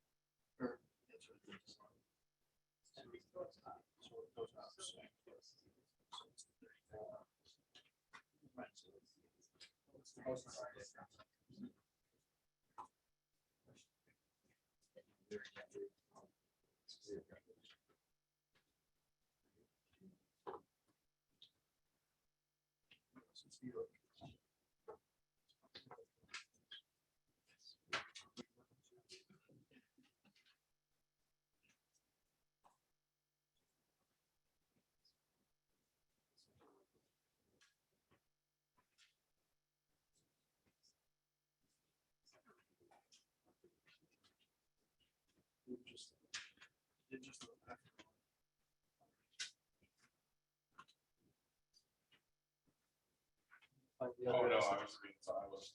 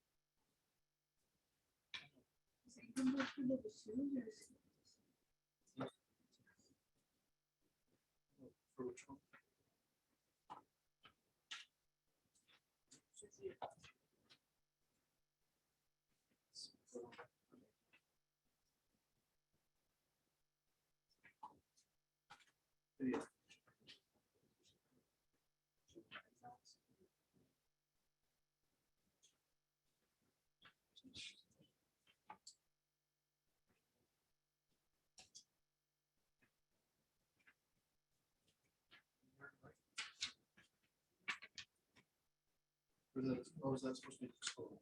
That's supposed to be.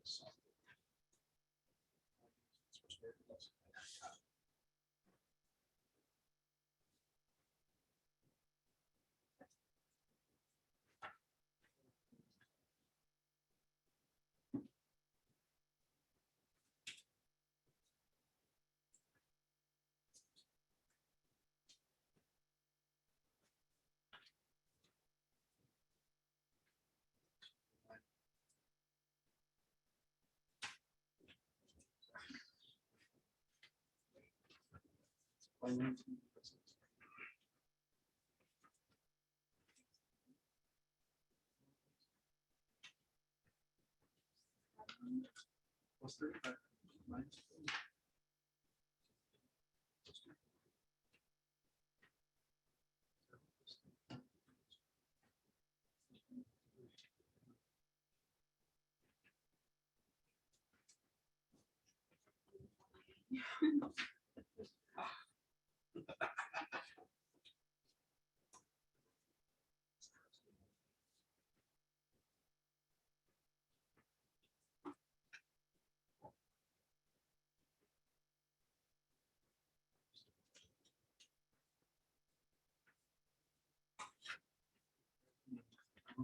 Anybody got a question? Help you with it?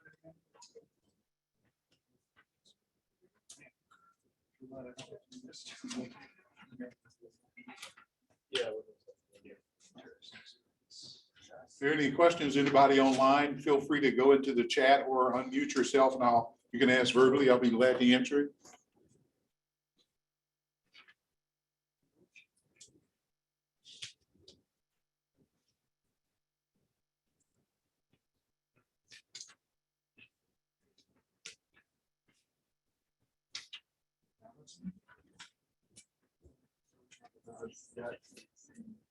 Not sure yet. Is that a family thing? It isn't, no, knew someone when she was a kid that had made stuff. It's stuck. It's stuck. There are lots to live up to though. Oh. Yeah, they're thankful I wasn't shy.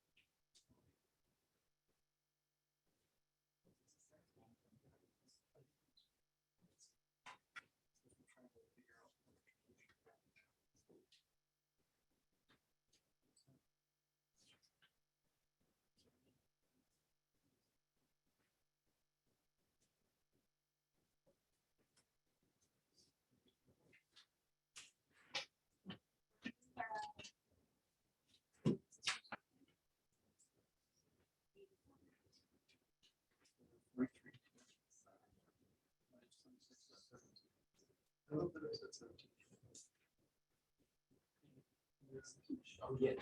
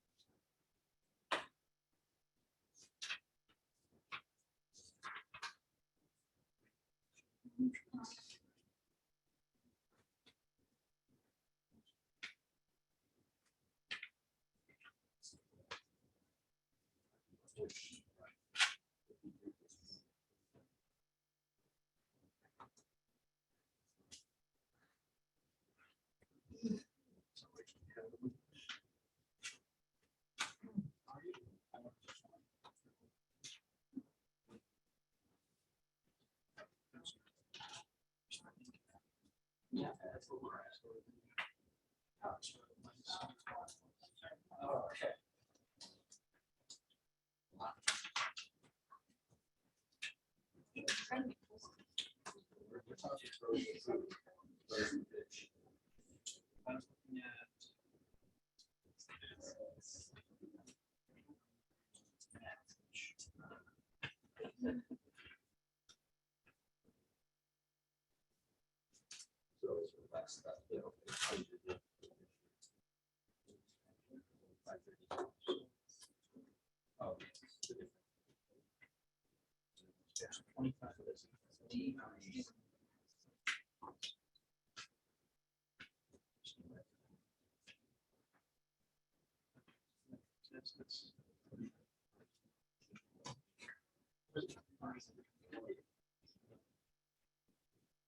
No, I just don't work out.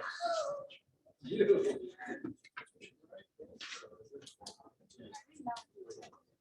Yeah.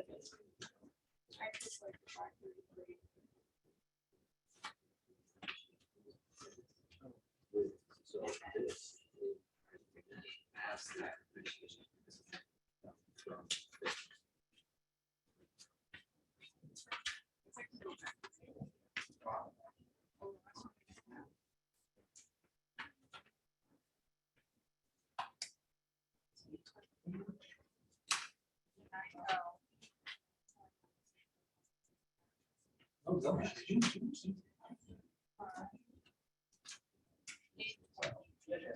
Yeah.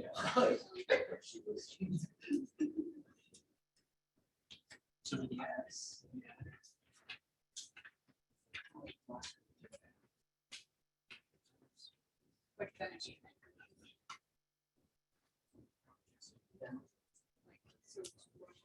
What's the 25? It is. That would be possible. I'm gonna double down. Sure we'll find it. So that makes sense because the other. Not quite there yet.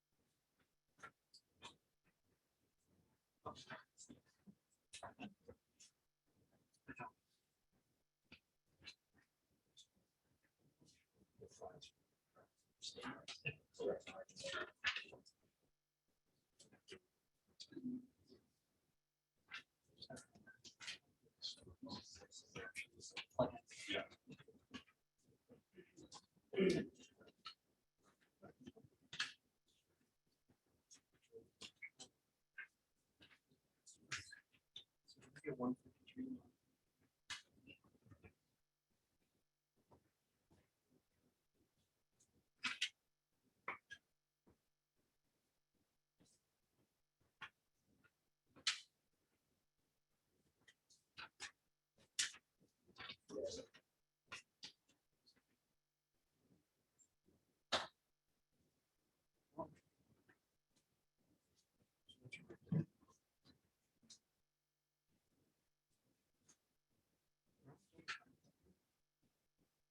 Although that's the prior.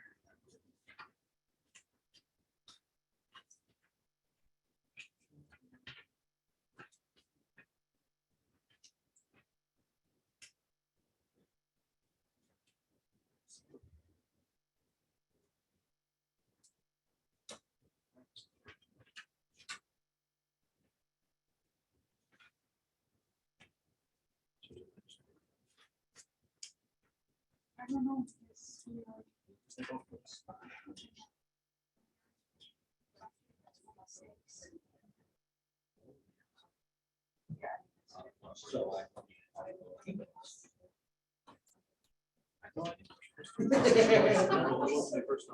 Because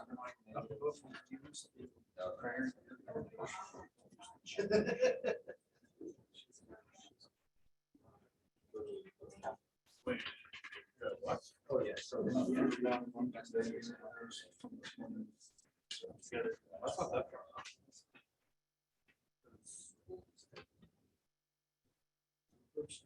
Well, it should be negative 7.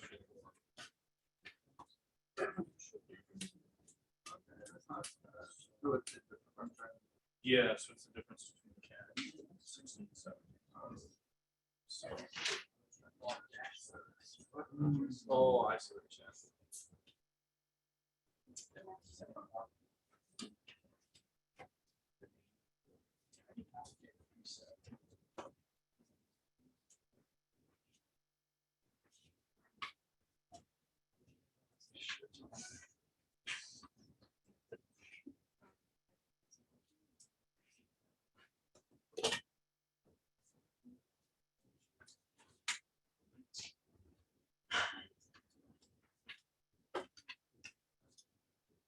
What's your 21?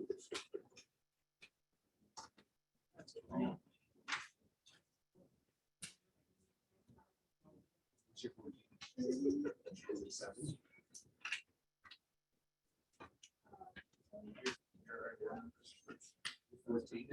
Nope.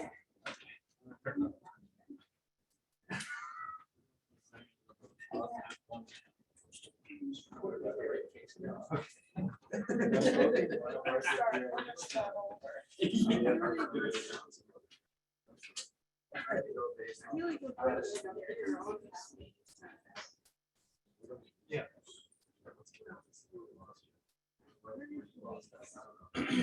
All the way up to 14. About that for a while. Oh.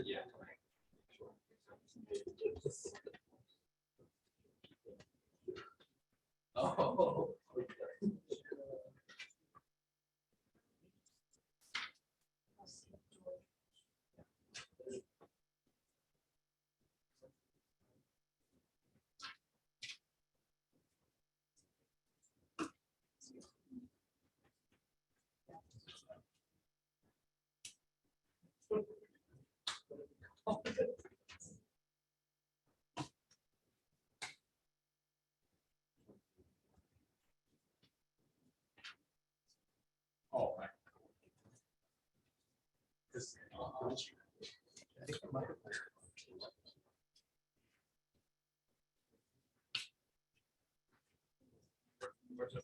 motion for 13 for 30.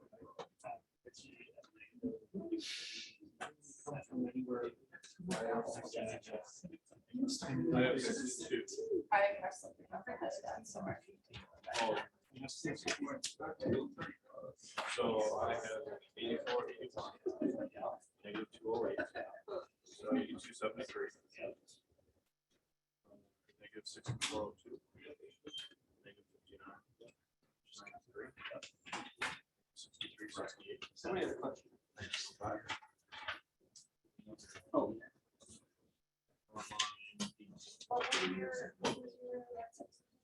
Six is 93.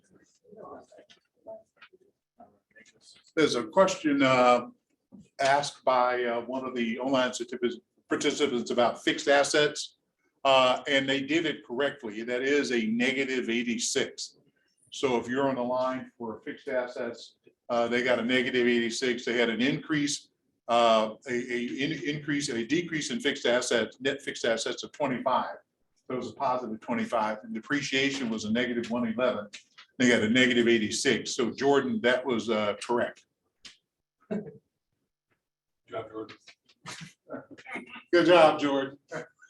Anybody got anything else you need any help with? Be glad if anybody who's stuck on anything. I forgot to add the depreciation in there. Yep. Still.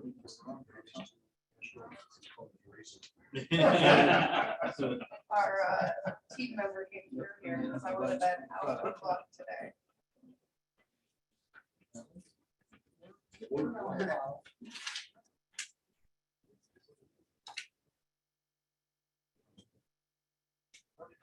That's great. How are you doing?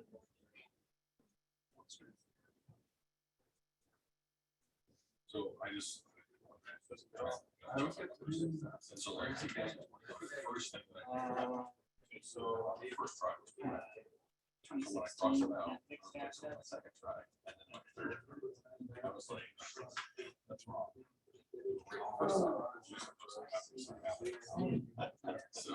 So yeah. Totally. do we? Yes. Okay, so that's. Oh, no, I'm not there yet. No. Oh. Okay. That was the, I don't know if I'm right. I just want to see if there's anything.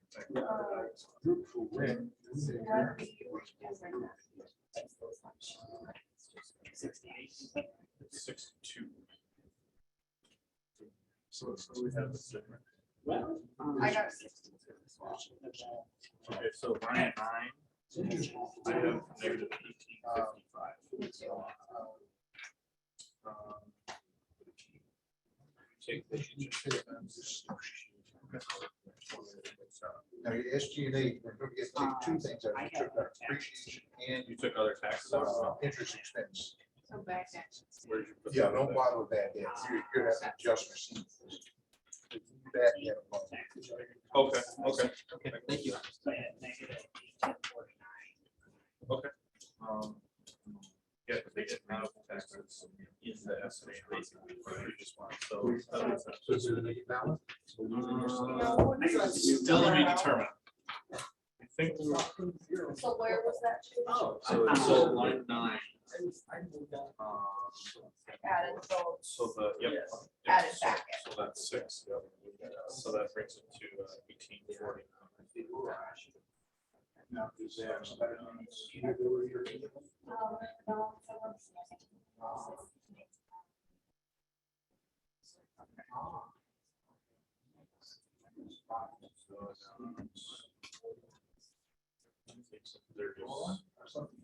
So you said 68, right? Negative 68? Or 68. Oh, okay, I was gonna say. So positive 68 through there. 13.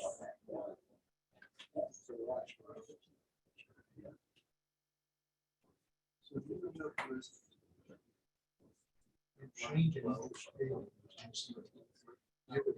No, interest rate, what was the interest rate?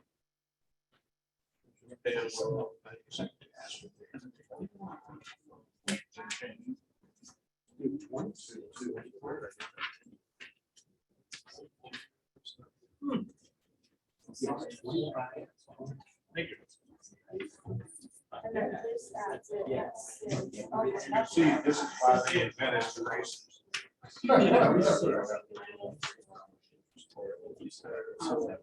So for where, for line 9, minus 4 plus. I just don't get it. No, I had one. Oh, maybe that's what I said. I had-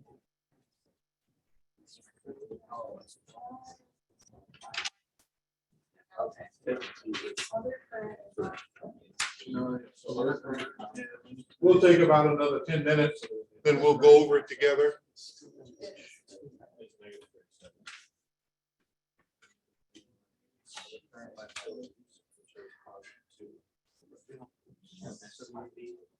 Oh, yeah, yeah. And then there was non-current assets. Oh, really? Other current. Here. Yep. Non-current assets. Positive 7.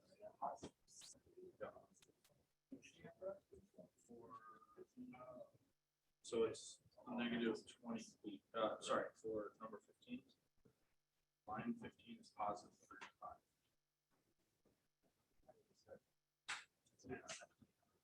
Oh, yeah.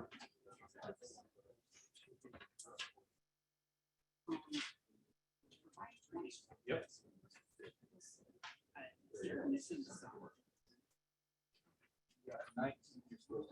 Yeah, yeah, yep.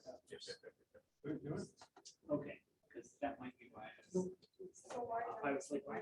So now we're off at 26. Yep, so that's. But that's exactly.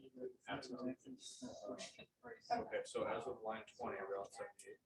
Okay, so you did confirm for there. 19, I had 60. We'll be off by then. 27. Yeah, so you were getting there. You said,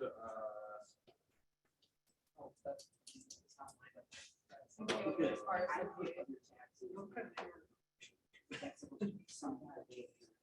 far as where that's the other tax? Where did the software?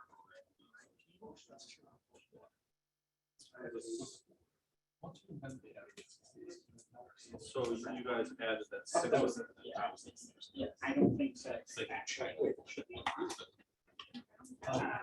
It's not on 19. The trial. Yeah, because 19 is 18. That's 14. Yeah. Or from 14.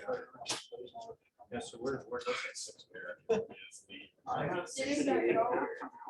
Yeah, I do too. It's just really freaking. I mean, so, okay, because, yeah, I didn't update that. Since I changed it to 16. Obviously, I really trust 13, okay, that, perfect, Further on. that makes perfect sense. Further off. So 20 is 84, because we cheated 13 to 68. Yeah, Okay. you're right. Doesn't 20 show me 84.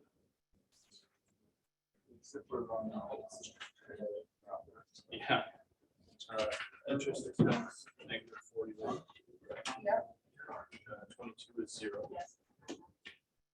0, 0. Yep. 5. Is the negative 46. Yep. Yep. So then we have 20 plus 25. So it's for 16, but it's 43.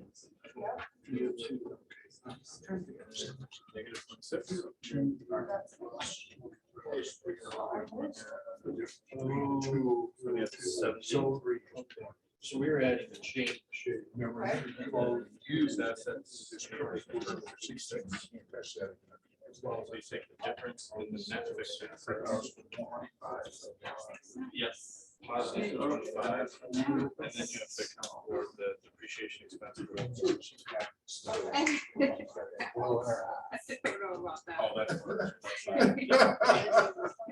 Yep, 58. Piece of cake. 55. Yep. 19, 16. That's the reported Yep. maybe. This is, That's what happens. I wanted to see it right there. So 25 minus 111.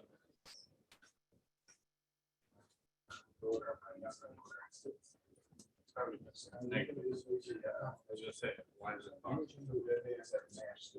Yeah. So We'll leverage that. why do I need to know the His sister's a finance major or accounting major finance. Lawyer. 3 is going There you go. She is a TV producer for the. okay. So I guess it's work, so I count her off for calling me for money and it's much later. She must have gotten raised, so. that's a big one. It's hard to- So long-term debt, 302 minus 280, so negative 22. We on that one. Yep. Then we have to take into account 14 months in. they- the current portion. And the 26 to the 23 is going to be positive. First promotion. Just more than double. It's going to be At least she could afford an apartment or something. -3. You're right, it's negative 25. Yep, Because because it's a liability. It decreases. they're both decreasing. So Yep. Yep, so it's negative. That's when you slide it over to. Yep, and then if you go a little further down the long-term debt. So we should flip it to. That's how check. No, not that first. Yeah, so we have, so line 38. You know, I'm sorry. So I go long-term debt's going. I only had 13 years. There's only 40 things to do. No, because they're. No, you do. I mean, I might need to- that's fine. Yeah, they paid it down to that, so it's like. But, If they increase the long-term debt, that would mean. Okay, let's go ahead and start looking at the case. As I said, for the people who don't already do this, this is a bit of a challenge to get to this part. And you do kind of regress a little bit at times. Now, when we finish this case altogether, I'm going to show you a shortcut method that you can cut out about 70% of the steps. Don't look at me that way. I'm sorry. Okay, let's go ahead and take a look here. Okay, we start here in 2000.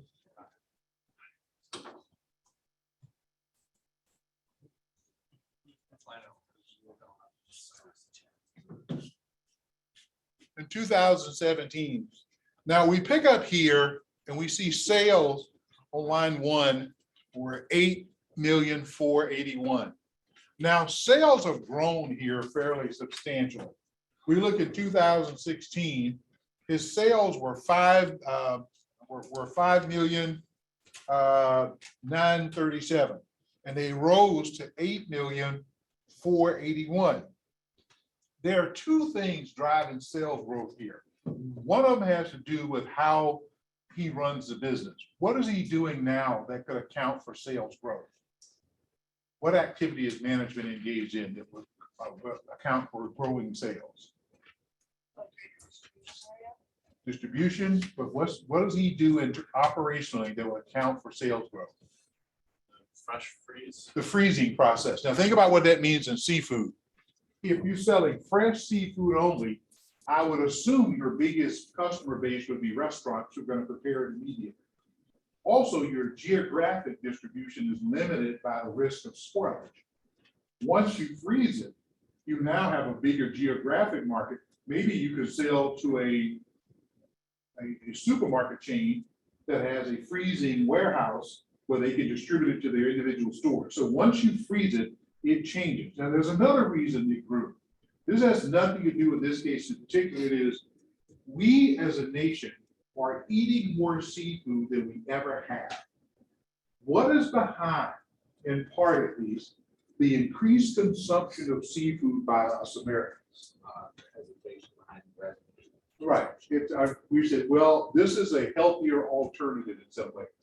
That we eat more seafood, cut back on our red meat consumption, it'll help our overall health. If you eat the right kind of fish like sardines and salmon, they got omega oils and your brain will work better. I eat salmon all the time. I'm not any smarter than I was. I even had salmon, drink a bottle of smart water. That doesn't help either. I don't drink that anymore. So the demand for seafood is high. As a matter of fact, seafood demand is so high that one of the fastest growing agriculture businesses is aquaculture. About 95% of the salmon you and I eat is farmed. About 100% of the tilapia we eat is farmed. About 50% of the shrimp we eat are farmed. There's now a lobster farm in Maine. Tuna are not farmed in the sense that they're created, but they are corralled and put into a feedlot. So they catch tuna at about 20 to 30 pounds, and they put them in a corral and feed them, and they grow to 400 to 500 pounds to harvest size. So we see aqua farming as a major catfish farming, all kinds of aqua farming. The consumption of seafood has increased around the world, and particularly in the US, part of it being health driven, that we're more health conscious and need to cut back on our red meat consumption. Okay, on line 2, changes in accounts receivable. We had 208. There's an increase of 208,000, and that would give us on line 3 cash collected from sales of 8273. Now, I'm going to go around the tables in here and tell me what you got when you did your work. I'm going to start right here on my left. Will you pick us up at line 4 and take us down to line 8, starting with cost of goods sold?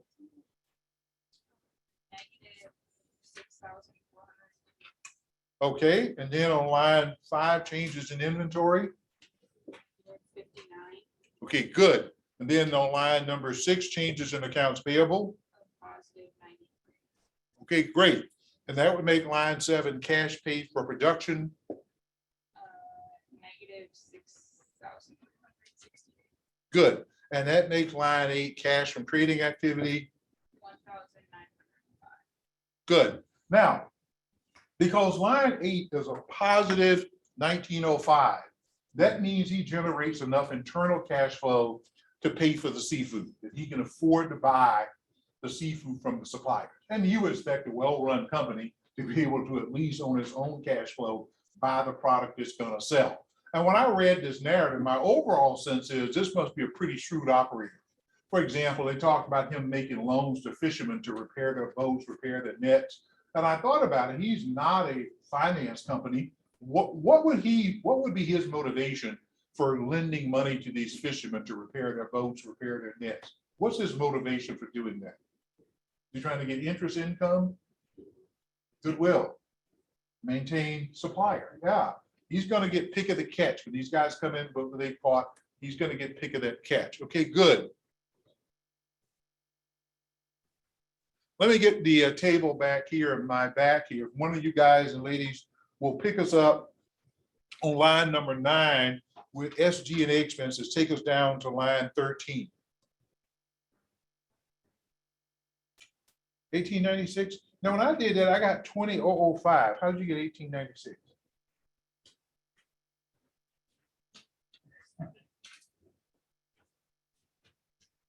Is it not 2007?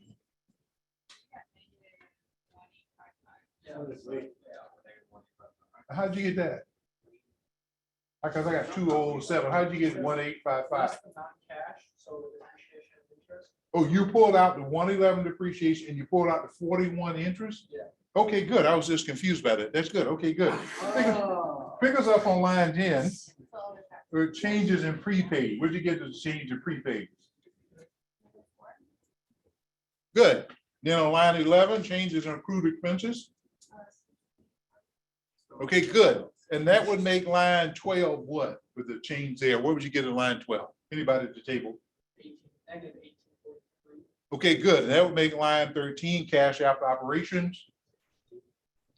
Now, unlike when we saw Johnson Brothers, we had a negative cash flow when we got to line 13. Here, line 13 is positive.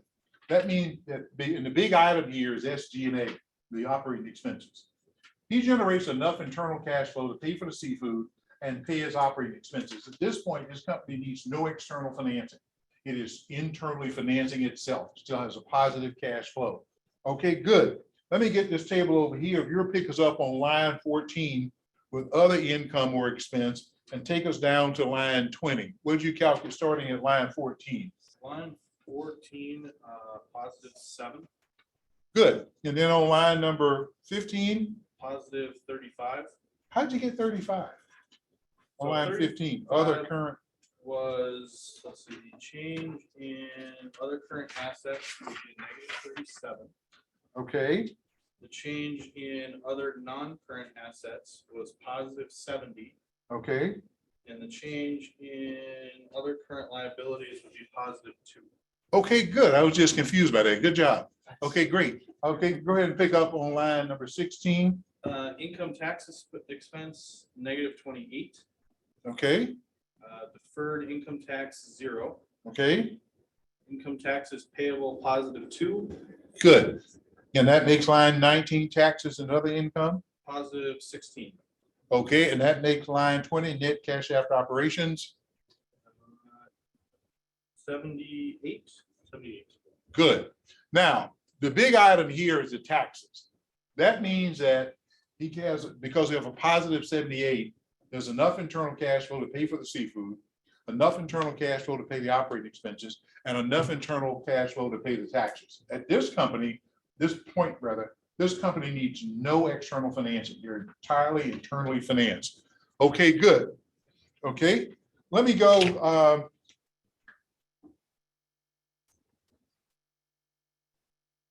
Jordan, can you pick up verbally, Jordan? Can you unmute yourself, Jordan? We can hear you. It may be us. Oh, you can't? Okay.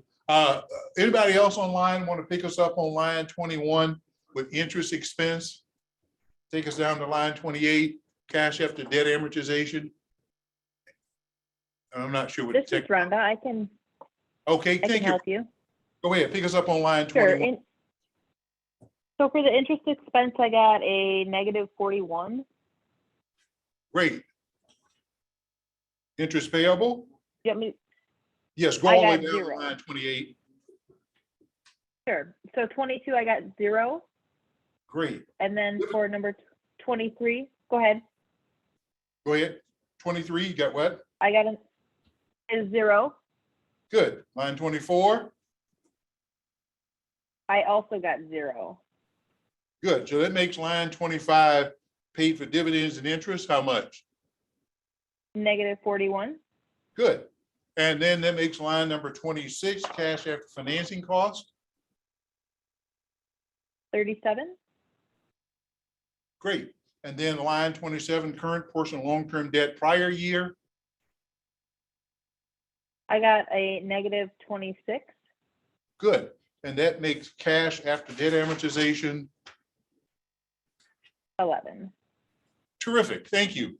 Now, thank you, Rhonda. And what we see here is when she got down here to line 26, cash after financing costs, we had a positive 37. That means there's enough internal cash flow. The item here is to pay the interest on the existing debt. They have enough internal cash flow because line 26 is a positive 37. There's enough internal cash flow to pay for the fish, pay operating expenses, pay the taxes, and pay the interest on the debt they have. Then, because line 28 is a positive 11, there's also enough internal cash flow to pay the principal on the debt they already have, and they can take on new debt.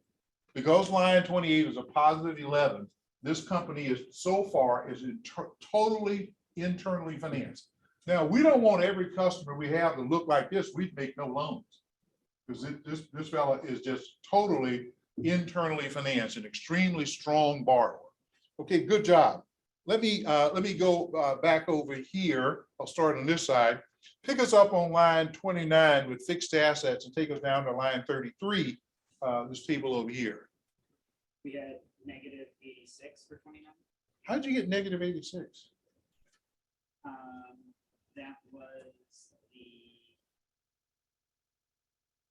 Because I got fixed assets went from 782 to 856. That's increase.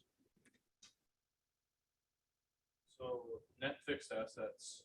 Oh, you use net. Yeah.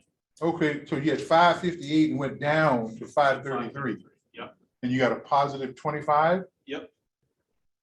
And how'd you get 86? And then the depreciation expense was 111. Oh, okay, good. I was just confused. Go ahead. then we had 0 for investments, Okay, 0 for intangibles. good. So then we just had the 86. Okay, and then line 33. Negative 75. Oh, yeah. This is what we call the Kmart blue light special. Before there was Walmart, there was Kmart. Kmart was the darling of Wall Street in the 60s and 70s. Kmart was opening about 100 new stores a year. About every week, they opened 2 new stores. And Kmart had a deal what they call the Kmart blue light special. They had a shopping cart at Kmart, had a long pole on it. On top of the pole was a blue light like a police officer's light. And while you were shopping at Kmart, you could see the light from anywhere in the store. It would start blinking. And you would run to where they parked because there was a 15-minute sale. So if they were parked in the electronics department, there's a flat screen TV that's $9.99. It's $6.99 for 15 minutes if you see the Kmart blue light flash. Well, here's what we got. We got a borrower who has a negative number on line 33, meaning they need financing. And why they need it is clear. The only reason they need financing, they bought fixed assets. And most companies don't pay cash for their buildings, equipment, they finance them, that's normal. Line 28 here is a positive 11. We got a borrower who needs money and who can take on new debt. Ta-da, we won. We run out, sign the note. This is perfect. You got a borrower who needs money, who can afford to take on debt. That's a perfect combination for a bank. So they need $75,000. Now remember, this is a very profitable company, but they still need $75,000 in financing. So the rest of this is simply, where did they get the $75,000? And let's go in and pick up here on line number 34. Let me get anybody at this table want to take that one over here. What'd you get on line 34, short-term debt? 0, Okay, and what about long-term debt? positive 1. How'd you get 1? It's so the change in long-term debt was 22. Okay, you got 302 to 280. Yeah, so it'd be minus 22 plus the current portion of long-term debt of 20. In 2017. Okay, so the long-term debt at the end of 16 was 302. At the end of 17, it was 280 plus 23, which made 303. And you subtracted 302 from 303, you got 1. Okay, good. All right, great job. Okay, go ahead. Preferred stock 0, and common, 0, total external financing. minus 25. Total external finance, the sum of these, Oh, I'm sorry. Oh, sorry. you get That was a wrong number 1. 1. Okay, good. And that would mean total financing needed of on line 39. Minus 74. And did cash drop 74? Yes. So here's a guy who ran an $8.5 million business borrowing $1,000. He ran, this company is so well operated. This fellow ran an $8.5 million business borrowing $1,000. He had excess cash on his balance sheet. He used his own cash to finance his business. Even for fixed assets, he didn't have to really borrow any money, he just used the money he already had. Now that you guys are experts, it shouldn't take but a few minutes to do 2018. Ken, watch your dividend.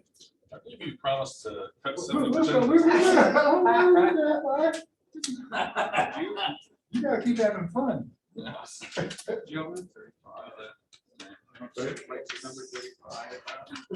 Okay, there's a question about number 35. That's a great question. Let's go over to long-term debt again. Long-term debt, there's a delta there, there's a change. In 2016,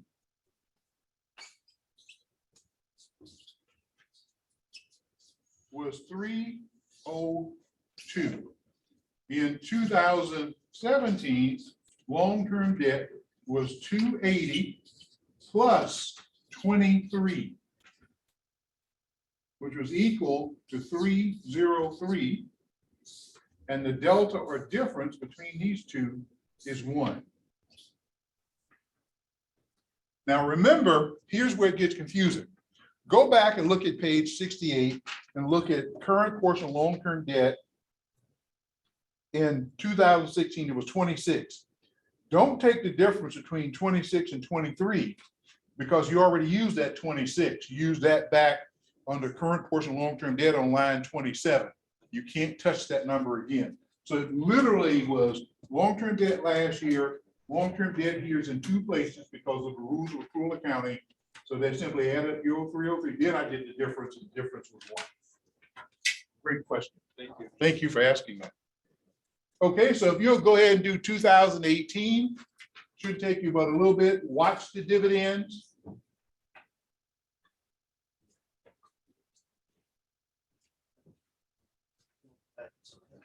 No, that's 100% true. By the time you get back, they should be finished. I will. I mean, we did not finish this somehow. When I do this as a 3-day class, we even do turn around and do projections of cash flow. That sounds Oh, great. you're missing this fun. Then we do a whole day on income tax return analysis. That's the most fun you've ever had. Sounds great. Sounds great. It'll change your life. You'll never be the same. I feel like now.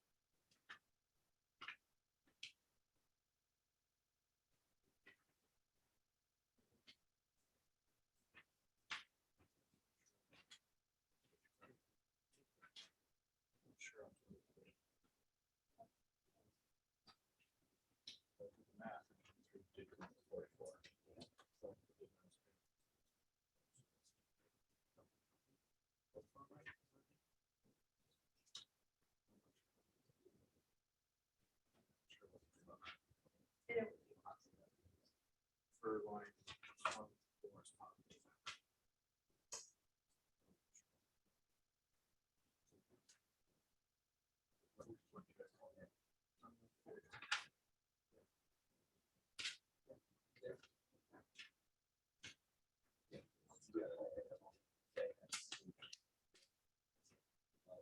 Well, it would have had already been done.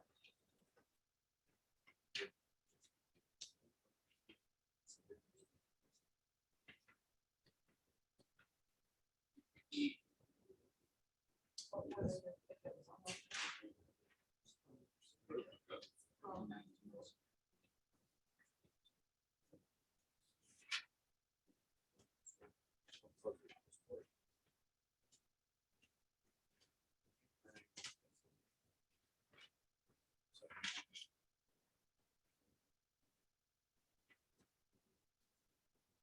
I see.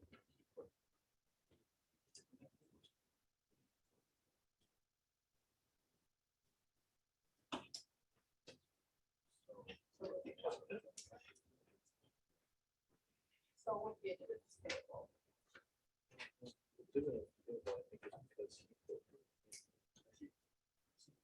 So. it's been- it's not gonna- So that's what they would owe, I think, yeah. Payable, it sounds like, it's not good.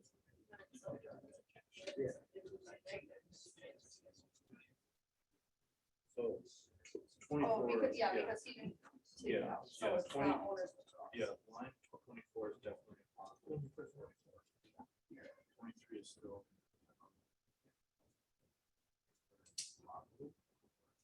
I wouldn't put anything because he.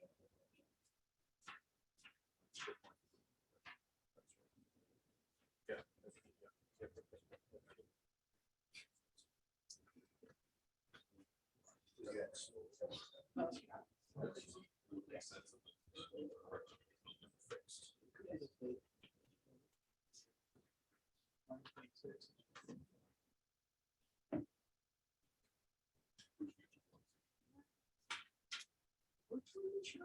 Oh, you told me that. That's fine. Yeah. So I can just put 44 in. He would take it out Take withdrawal because they have more cash. contribution. On 20, but on 23, It's zero because he didn't take it. but like, that's not the one where there's a retained. Yeah. So it's supposed to be- But, Yeah. yeah. and then But top there's 70 more money that he put in. We did it backwards. No, they might just cancel out. Yeah, so retained earnings.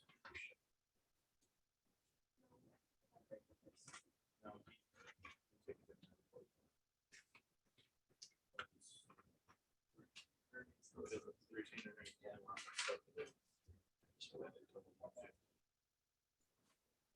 So he did take. But yeah, how do we count that? We would have, the rest payable would be zero. Okay, I see. So, okay, that was when I first started. I don't know, I'm putting. Then it's a wash. So that Yeah. would be paid in with the account. No, I think maybe that's zero, maybe that's zero. That was my first time. But he did have it right on. Why do I think what? So. Retained earnings went up by 70. But. Net income was 115. So 44,000. So if he added expenses, so he didn't have 115 retained. Yep, then this one. Yeah. So definitely took a bit of 44. I just. Which line? Just based on the notes. Yeah, we haven't come across the dividend.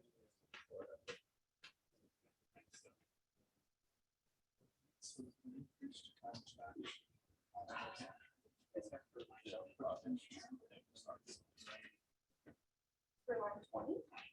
I have negative 143. I had negative. Oh, sorry, yeah.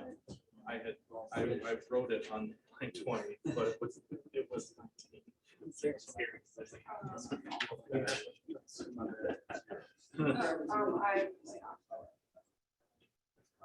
Okay, so let's go through and see if we got the same numbers. Start from the top.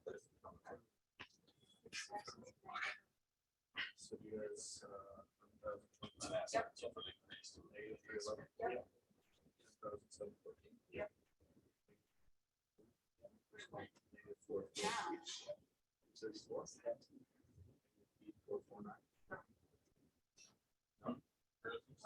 That's just a math thing.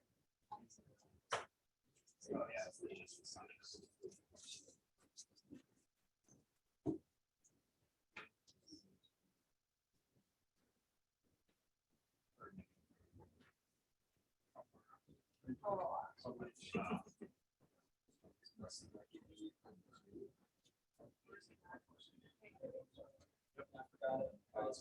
2265.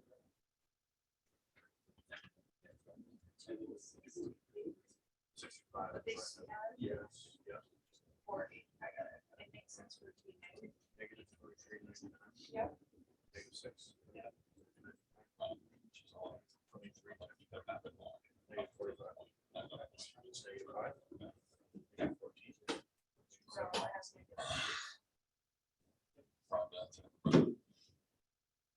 So I have negative 1. Minus 8 minus 5. Yeah, you're working. Yeah, that's right. Oh, no, I just didn't respond to this, as asked a question, but has yet to respond. Yeah. Okay, that's why I Rob, just. I think you're- Yeah. Yeah, so. I think you do that. So negative 77. Yep. 0. Negative 2. Negative 98. I have 0. Taxes payable. Income taxes. Oh, because it is negative 2. I was just taking that here. Oh. yeah. got it. And then negative 143. Yep. That all makes sense. It's just. Whoever, What was it? someone asked me the same question. Oh, I see.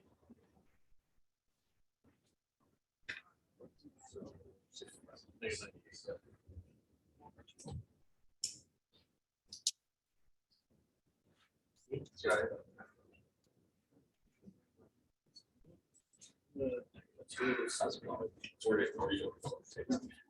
I guess, I mean, I just didn't sense that.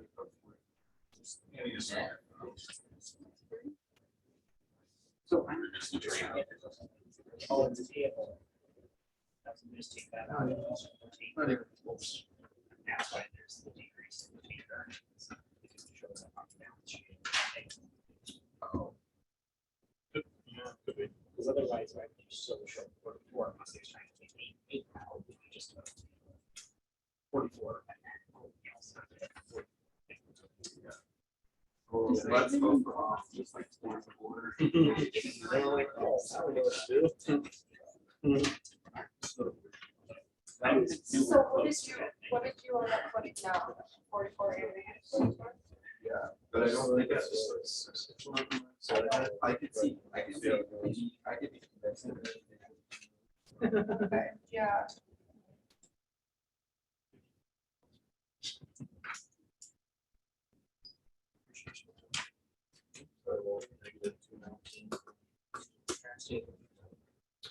Oh, 67.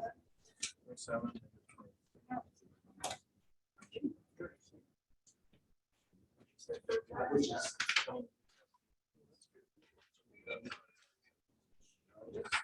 Probably something way different what you do. So 28, I had -4. And put 0 there. Oh, I was gonna take it first, but that was -44 and then a positive 44. Oh, And then I okay. was- Oh, It's gonna work. So, You're so, like- so why don't you do it that way too? Let's see.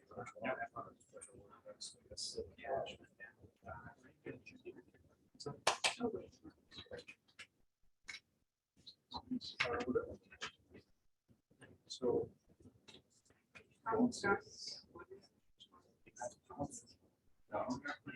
What is you have? You have. I use the negative 44, positive 44, so I was -175. So, wait, then you have -54. Yep.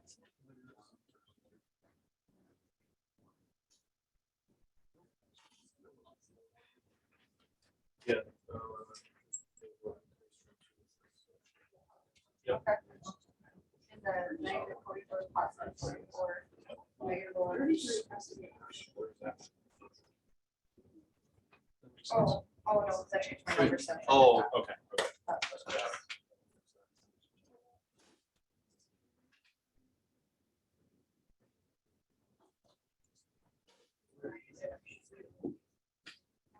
My numbers are really close.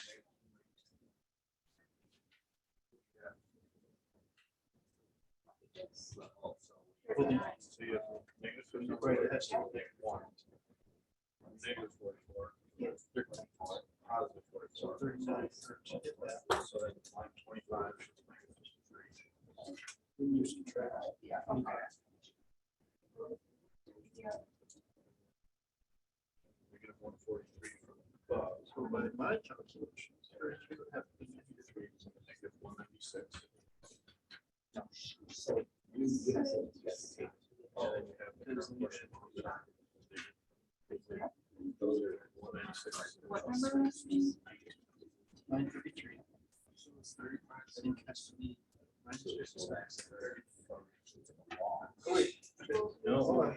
Yes, yeah, preferred stock is.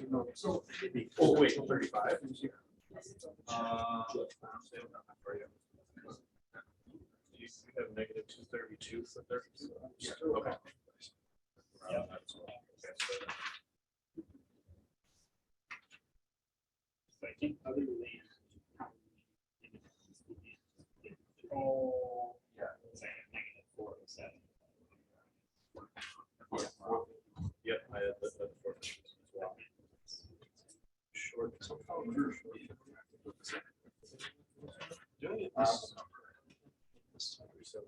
That's number positive 375, right?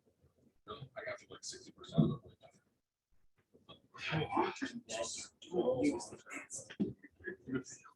Yeah. Yeah, that messed me up. Use the current. Just the one.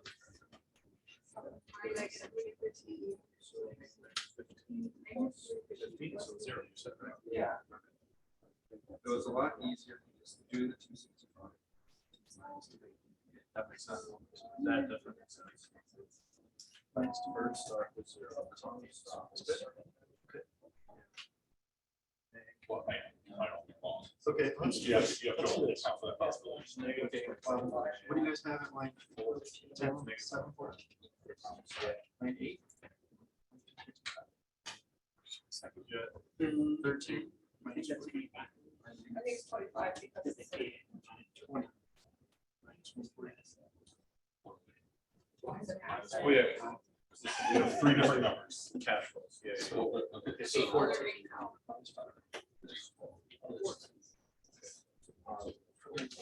On 14. other income expense is just the other I income told you. value. 14. There's, because there's extra. Oh, good.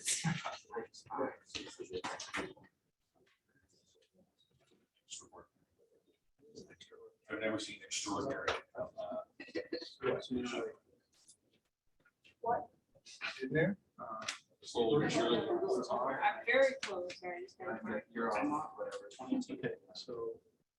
No, we're up to 19. There was a question on this one as well, but we have the same question. There was a question about dividends. Dividends are always negative. You're writing checks to shareholders. Money is leaving the company, so dividends are an outflow of cash. It would be negative. Will that like counteract the dividends table on the next line? I think they're the same, like the opposite signs. Yeah, so just, okay, that Okay, makes so it just cancel out. In this case, it's So the Damn. dividends payable are always. So what's that was just coincidence that it. not dividend, now dividends are negative, dividends payable is a different account. And then. Dividend payable are on the balance. Subtract Dividend that, are not. 13, you got it. Okay, but before you like didn't match, it's just. No, they actually should match, not the same line. Okay. 79 Net minus is zero. negative 78 minus 45. So obviously, we're still, we're up 19. Okay. Lost our- So. I'm gonna.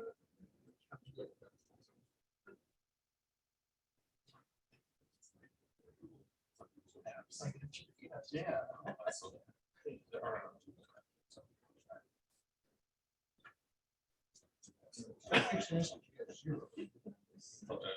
So you have 232. Oh, yep, yep.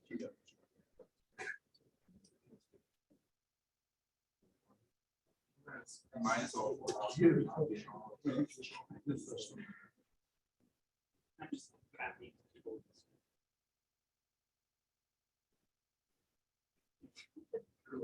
Yeah. So, pretty,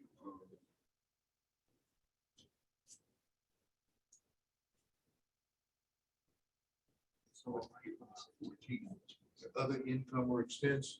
Okay, we have 2 entries there this time. Income statement. You got the gain on an extraordinary, combine those 2. Thank you. So, and that would be the 19. Did you?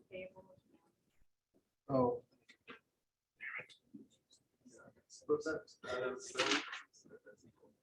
Other income. Oh, look at that. Extraordinary income. Yeah, that's so far enough. Look on your income statement, we got gain on sale, then extraordinary income, make sure you combine those 2. On the bottom of the income statement, you got gain on sale of fixed asset, then you have extraordinary income. Make sure you combine those 2. Everybody see that correction? We'll take about 5 minutes and we'll go through it together. There's the- this is extraordinary income. So positive 14. Yep. So that pretty much throws everyone.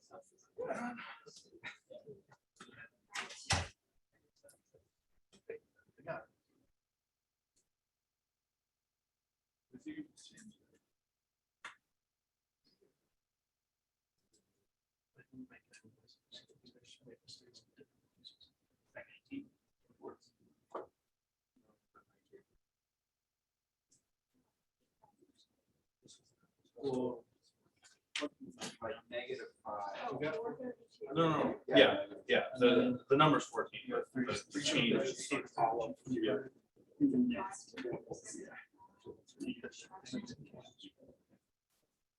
then we took it 442, but Pennsylvania for this. Wow, can you imagine? That was definitely useful for sure. So I even thought, So 20 about -25. Yep. There goes. Jar. you got brand new. Yeah, put my fish out.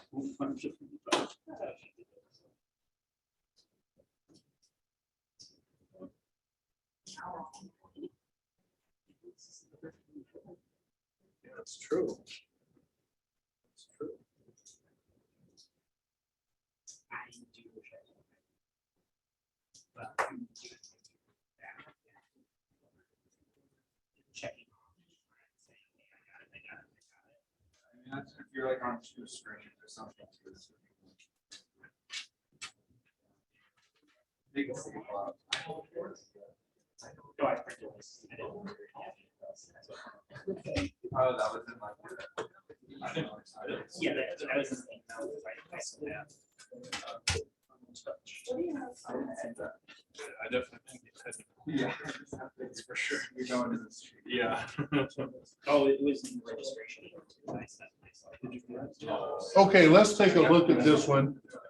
And I'll go through it. If you have any questions online or in the classroom, I'll be glad to answer them. And I noticed, as I said, you're going to get closer as you go through these. You'll have just minor things, but you start to kind of get the hang of it. The last step today will be analyzing. What does this mean? I want to make sure we all understand. Now, the sales grew again to 11,025,000. There was a big jump in receivables by 311,000, which made cash collected from sales of 10,714,000. Then we had on line 4, cost of goods sold were negative 8240. And then we had inventory increased by a whopping $443,000 negative. Then we had payables increased by 234,000. And that made cash for production negative 8,449,000, and that made cash from trading activity in a positive 2,265,000. Does everybody understand where all those numbers came from in the classroom and online with us?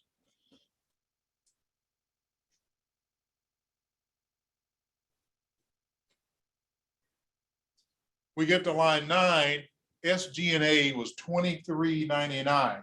Now on the income statement, SG&A is 2607. We pulled out the 154 in depreciation and pulled out the 54 in interest expense. Now we didn't adjust for bad debt because to do that, I'd have to give you all the interest into the receivable account and make adjustments to receivables. So we just leave bad debt as an expense. And I will tell you from an accounting perspective, that's accurate.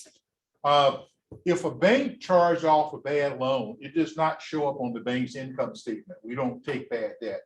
What we do is charge it to a reserve for loan loss. And operating companies like this don't have a reserve. So they take their bad debt as an expense. They don't have an account to charge it to. On a bank's financial statement, there's something called provision for loan loss. That's the expense, and it builds up the reserve account. And then so the losses don't come out of operating income. The expense for funding the reserve account comes out as an operating expense, but the actual charge off goes to the bank's reserve account and lowers the reserve. And we replenish that by having this provision for loan loss. So the accounting on a bank looks a little bit different. Then on line number 10 here on the worksheet, we had change in prepaids was 6, a -6. Change in accrual was a positive 95.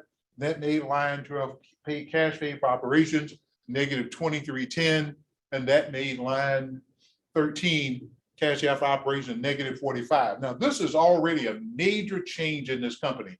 We had a positive cash flow last time, and the big item here, quite frankly, is not SG&A. It's way back up on line 5.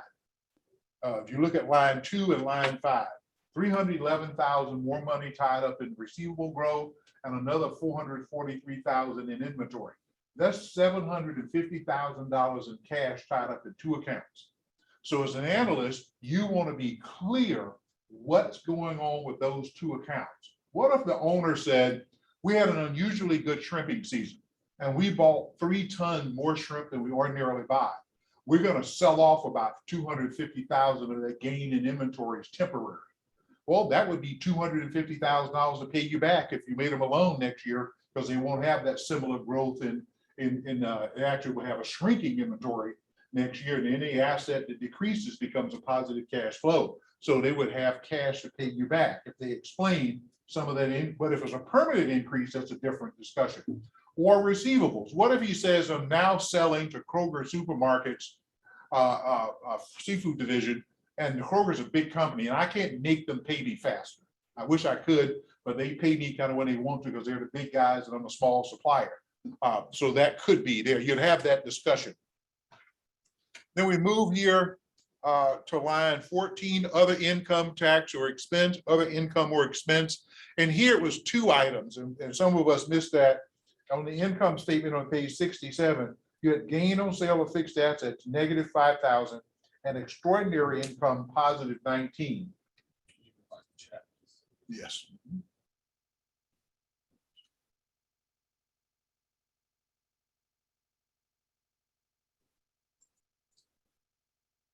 We had a positive 19 and a negative 5. This is what we got to 14.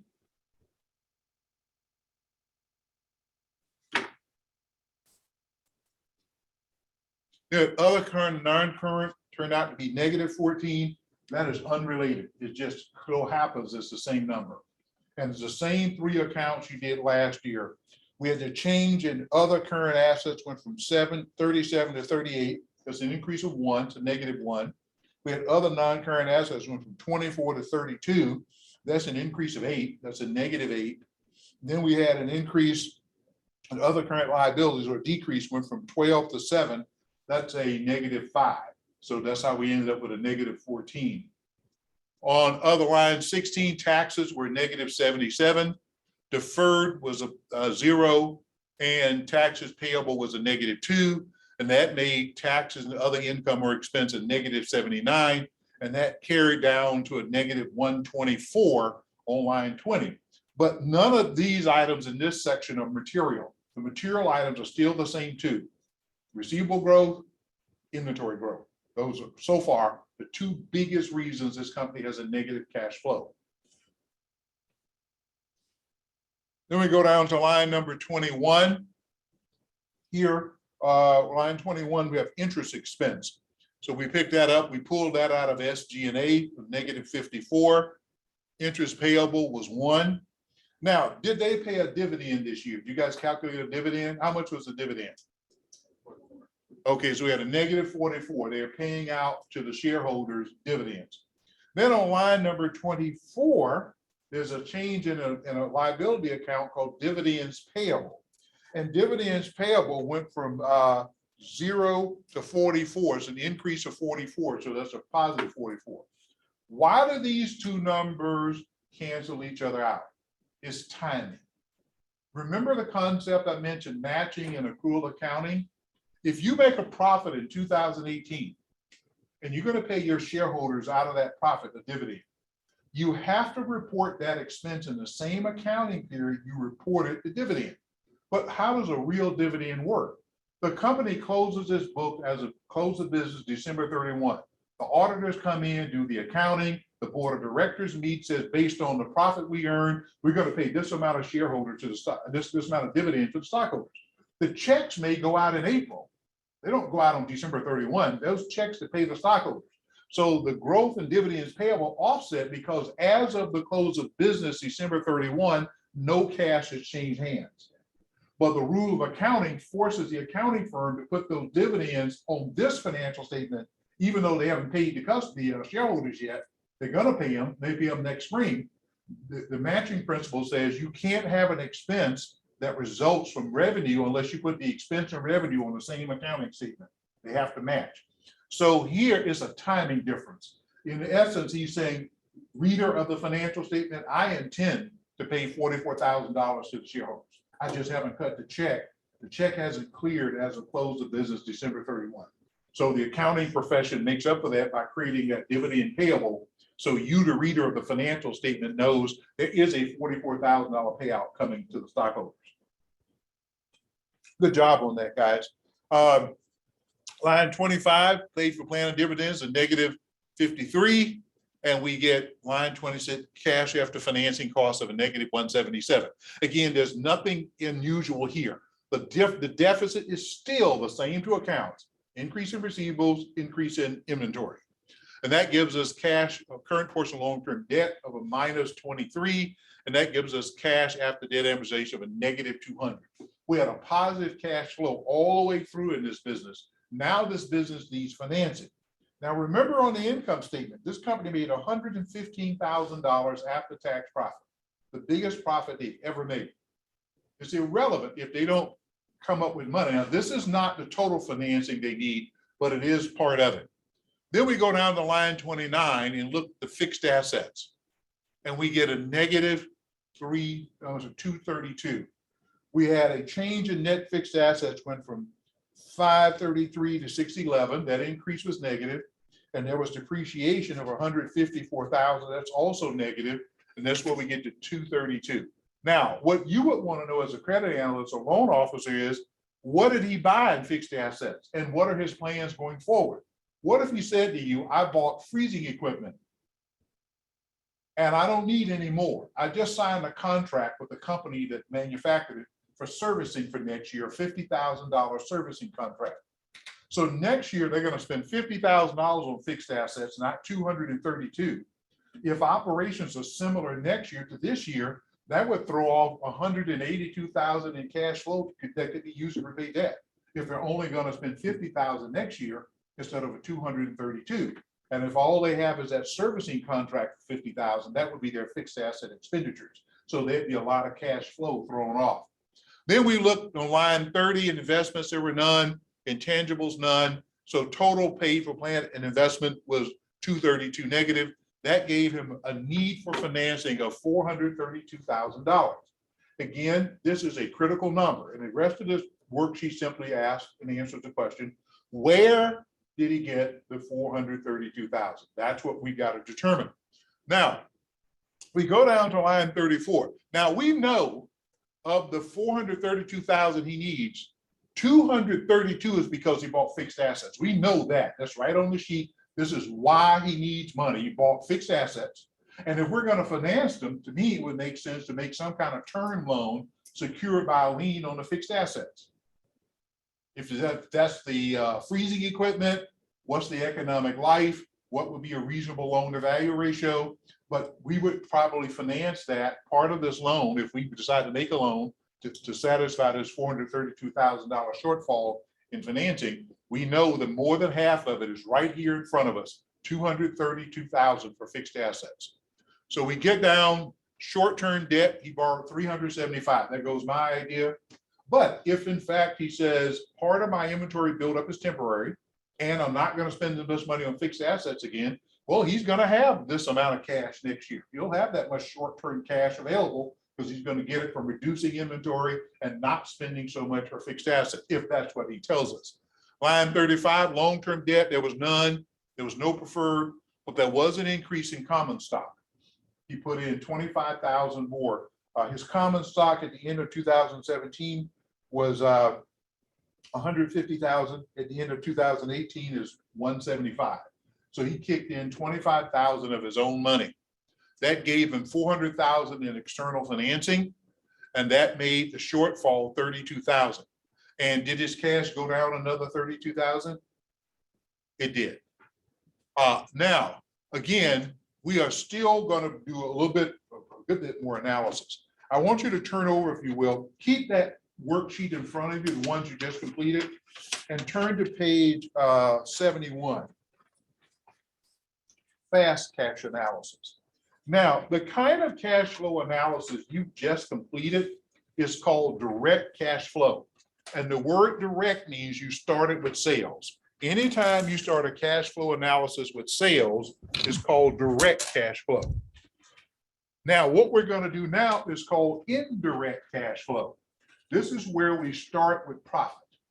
Whenever you start your analysis with the profit of the company, that's called an indirect cash flow.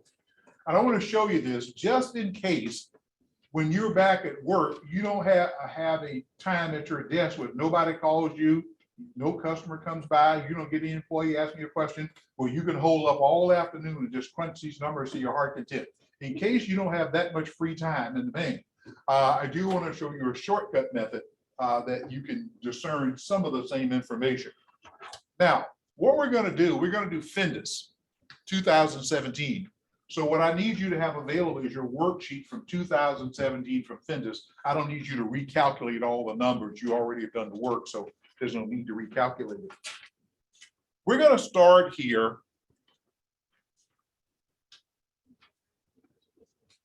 This has nothing to do with the class. I think this was pre-COVID. Fellas, you need to do a better job. I don't know who takes these surveys, but I'm sure we're doing better since COVID, fellas. We had to do a little better here.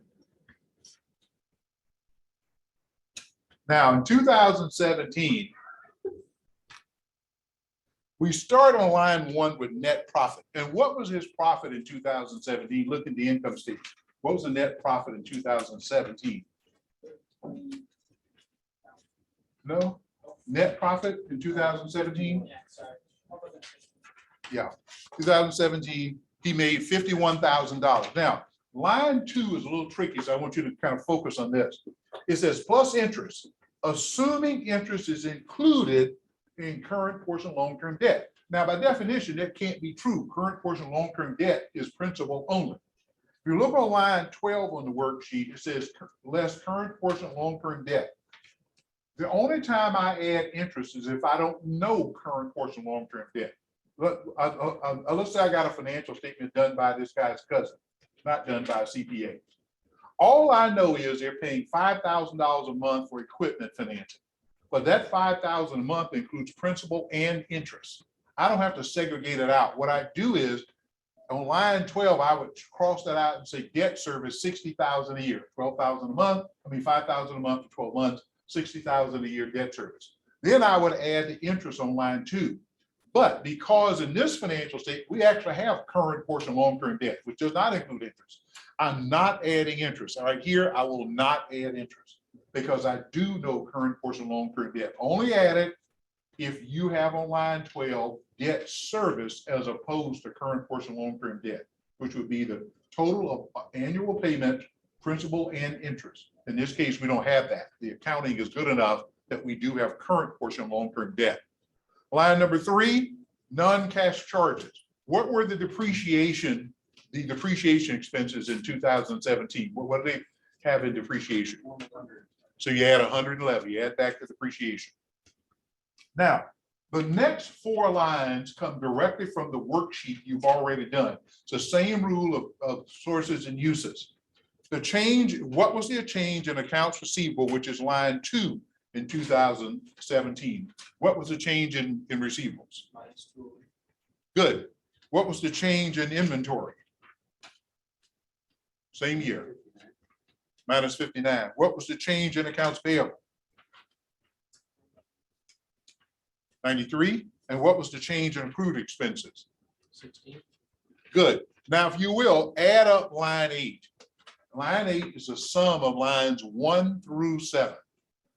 So you want to add 51, positive 51, positive 111, negative 208, negative 59, positive 93, positive 16.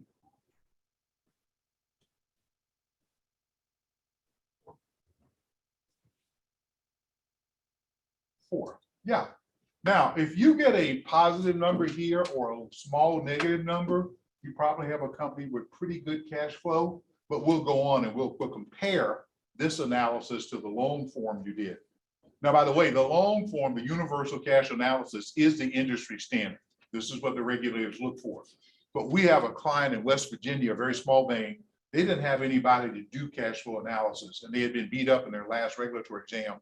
We went up and got them to do this short form, and the regulator wrote in the exam, while cash flow analysis is not optimal, it's greatly improved from the prior years. So they did acknowledge that this was better than not doing a cash flow analysis. Okay, we go to line number 9. Line number 9 is dividend payout. Now, by the way, this form treats a dividend as if it's actually paid. They don't account for the timing difference. If you calculate a dividend, it goes out. Now, this year, they didn't have a dividend. Capital injection, there was none. Then the next year, they did put in 25,000 in common stock. So it's 0. So line 11, cash after financing, is still 4. I don't know why it's not up here. It's a typo. There should be a 4 there. Line 11 should be cash after financing, should be 4. Then we have on line 12, current portion long-term debt prior year. And as you picked that up, that was a negative 26. That was a current portion long-term debt at the end of 2016. Then we go to cash available for other debt. We combine lines 11 and 12. We got a positive 4 and a negative 26. That gives us a negative 22. Now, line 14, you are going to have to calculate. Unlike the direct cash flow, here we're getting the change in the gross fixed assets, not net. So if you will, go to the balance sheet and look at the fixed assets gross and calculate the difference between the gross fixed assets from 16 to 17. How much did fixed asset, gross fixed assets go up that year? How much was it? 74. It's an increase. It's a negative 74. When we did the long way, it was a negative 86. So it's not quite as precise. There's a little bit of difference. And then line 15, financing surplus, if it's a positive number, financing required if it's a negative number. We add lines 13 and 14. So I got a negative 22 and a negative 74. I get a negative 96. Now we did the other way, we got a negative 75. But the whole financing needed. But if you adjust for tax and other thing, you could get back to it. Now I'm going to show you the value of this. Since you're now experts again, go ahead and do 2018. And remember, treat the dividends as if they're actually paid. And use your worksheet for the lines. You don't need to redo the inventory and all that. You've already done the work.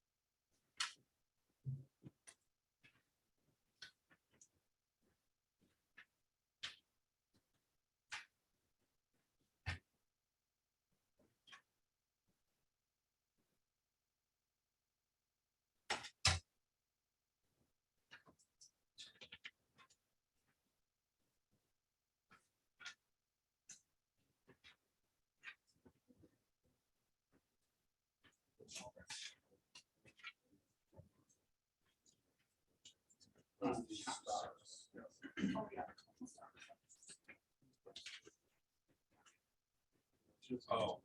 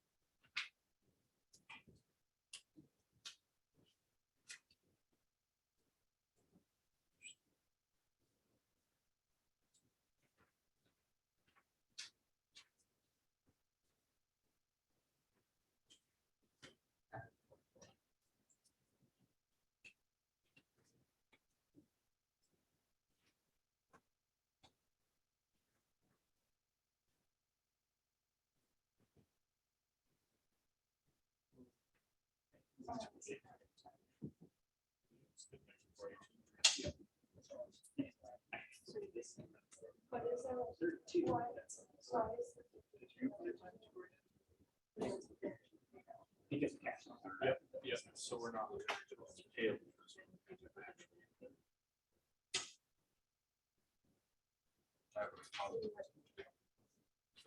Yeah, you don't have to pay that over.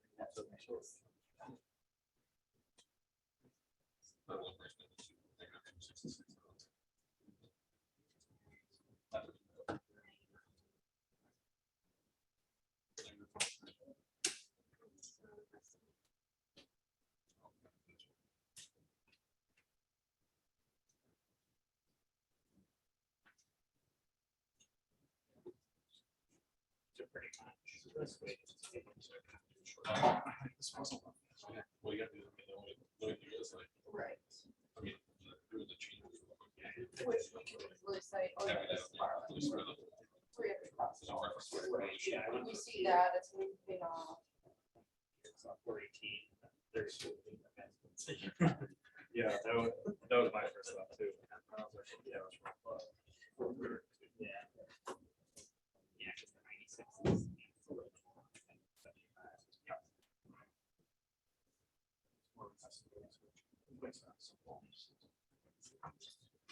You said. It's really good. You guys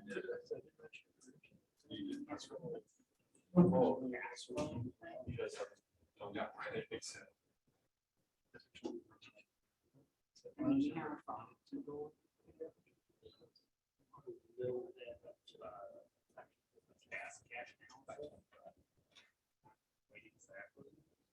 Like, we don't.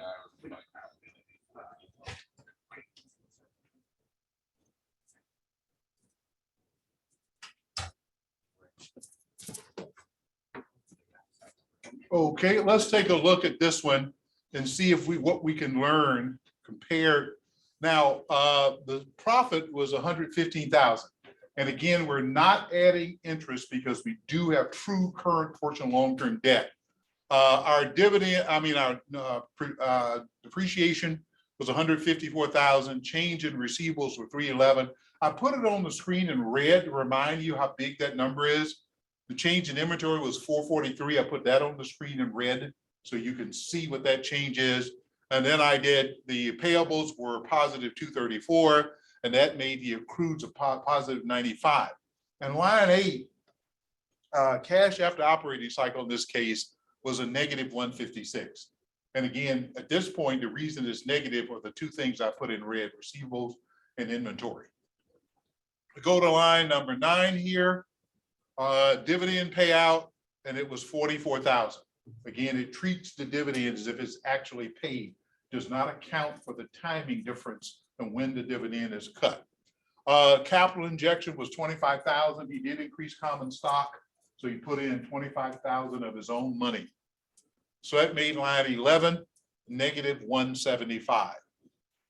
Current portion long-term debt prior year was a negative 23. They gave us a negative 198. Now, on line 14, I asked you to look at gross fixed assets, change in gross fixed assets, and that was a negative 220. I think it was 232. We did it a long way, but it was 220 here. I put that in red because this is another major reason the cash flow is negative. And it depends on the conversation the lender is having with the borrower about their intentions for this. And that would give us total financing need of 418,000. We did the long way, I think it was 432,000 they needed. Again, if you went, but you can see the 3 reasons the cash flow is negative, and that would be based solely on what the customer's position is. Now that you are masters of this,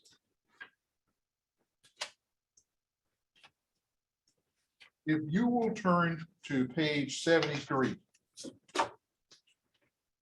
This is the worksheet I promised all along, and also how we analyze this. How do we use this if I'm writing up a credit in the bank, or if I'm going on a joint call with the calling officer, or I'm the calling officer? What do I take for my customer? And this is the same piece of paper that I would include in my analysis write-up I'm a big believer in brevity. If I can say something with fewer words, I will. If I can write something fewer. If you read one of my credit memos, there's not creative writing. Literally, you see me, the financial part, I start with sales, how much, why, what's happening, cost of goods sold, what's the raw material input, any limits there, any changes in cost. Then I get that result in the net profit of this. Then I go through the expenses. Then I go down, if I finish talking about the expenses, I talk about taxes, and then the resulting profit was X. And I transition to the balance sheet. This resulted in increase in net worth of. Then I start talking about the balance sheet and the different ratios. So if you read one of my credit memos, I literally just write down the financial statement. I actually follow the financial statement. And so I'm not very creative that way. I am a creative writer, but not there. Back when I was younger and had more time, I used to do stand-up comedy on some of the amateur nights in local clubs. I used to write short stories and comedy and stuff. And I want to get back to that when I retire. So it'll be a lot of fun. Now, this again has nothing to do with the class, but weird. I don't know what happened to the other 15%, but they shared a picture of Tiger's ex. She looked pretty nice, happy to be. Cost a couple $100 million, eases the pain a little bit. Now, I did Findus. And you can do all of this. I don't need you to do it because you've already proven you can do it. I went in and looked at Findus and looked at sales growth. And the sales grew substantially between 2016 and 17. Sales went up 43%. And the next year, 2018, sales went up another 30%. So I want to know why. What caused that sales increase? In this case, we speculated two things. The demand for seafood is greater. And second, he can freeze it now, which can change his customer base and or shipping.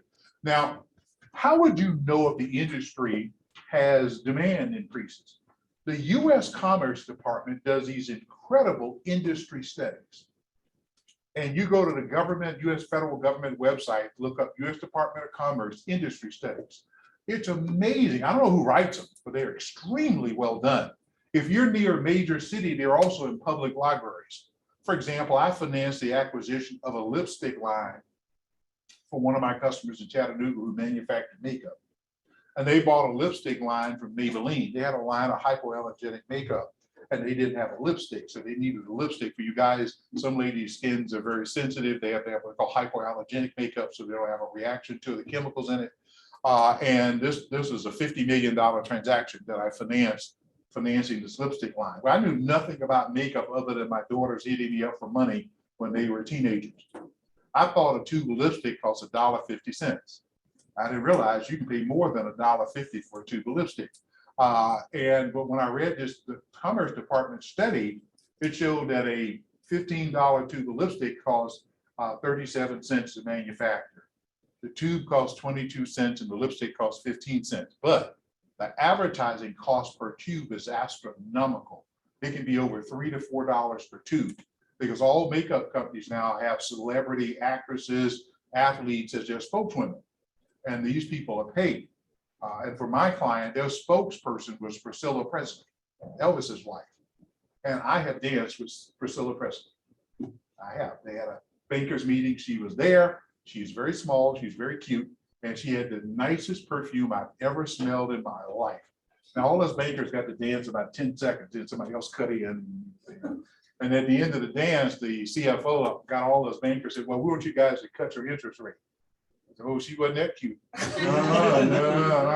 She was cute, but nah.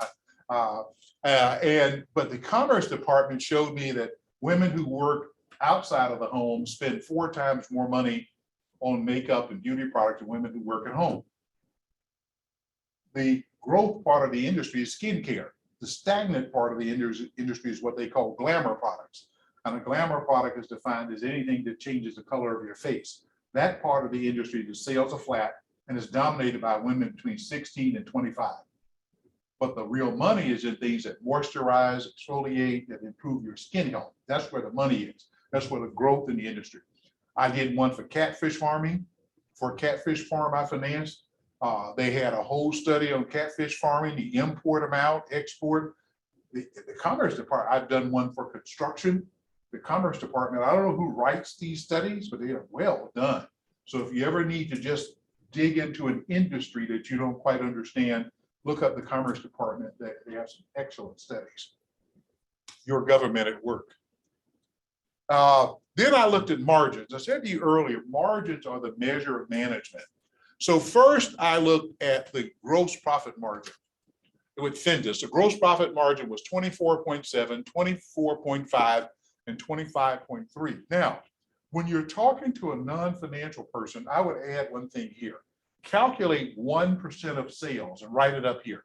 In 2018, sales at Findus was a little over $11 million, and 1% of sales is $110,000.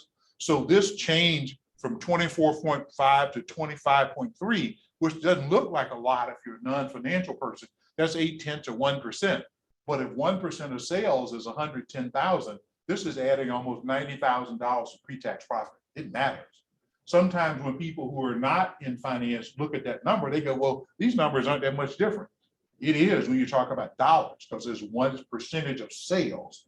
Then I looked at the operating expenses as a percentage of sales. Why? No well-run company can operate without management controlling costs. It is one of the ways we measure management. And if we go back and look at Cosby, one of the reasons Cosby's profitability was declining, what he called direct costs. His payroll costs were going up substantially. In this case, this fellow has kept his cost in line, 23.3% of sales, 23.7, 23.6. So even as the company has grown, they have not let expenses get away. As a percentage of sales, they're staying constant. Now, the dollars in expenses is going up, because you can't run an $11 million with the same expenses, and an $11 million sales business with the same expense level when you have a $5 million sales business. Expenses rose, but management kept the expenses as a percentage of sales consistent. Then the net profit margin was 0.6% the first 2 years, and it improved to 1% in 2018. Now, I don't know the wholesale seafood business well enough to tell you is a 1% a great number. I suspect it is, because I mentioned I do know a little bit about the grocery business, which is a high volume, low margin business, and 1% net profit in a grocery business would be considered very good performance. And this is similar enough to the grocery business. I suspect it's probably in line, but you would have to check industry averages, what's average for the industry. So this fellow has improved profitability. Margins are measuring how good is management with this gross profit number again of buying the seafood and negotiating with the suppliers, the fishermen, at the lowest price that they can, and they turn around and mark it up and sell it to their customers at the highest price the market will bear. That's what we're trying to determine. The next thing I looked at in this analysis were the trade accounts. I looked at the 3 trade accounts. I didn't do 2017, I skipped it.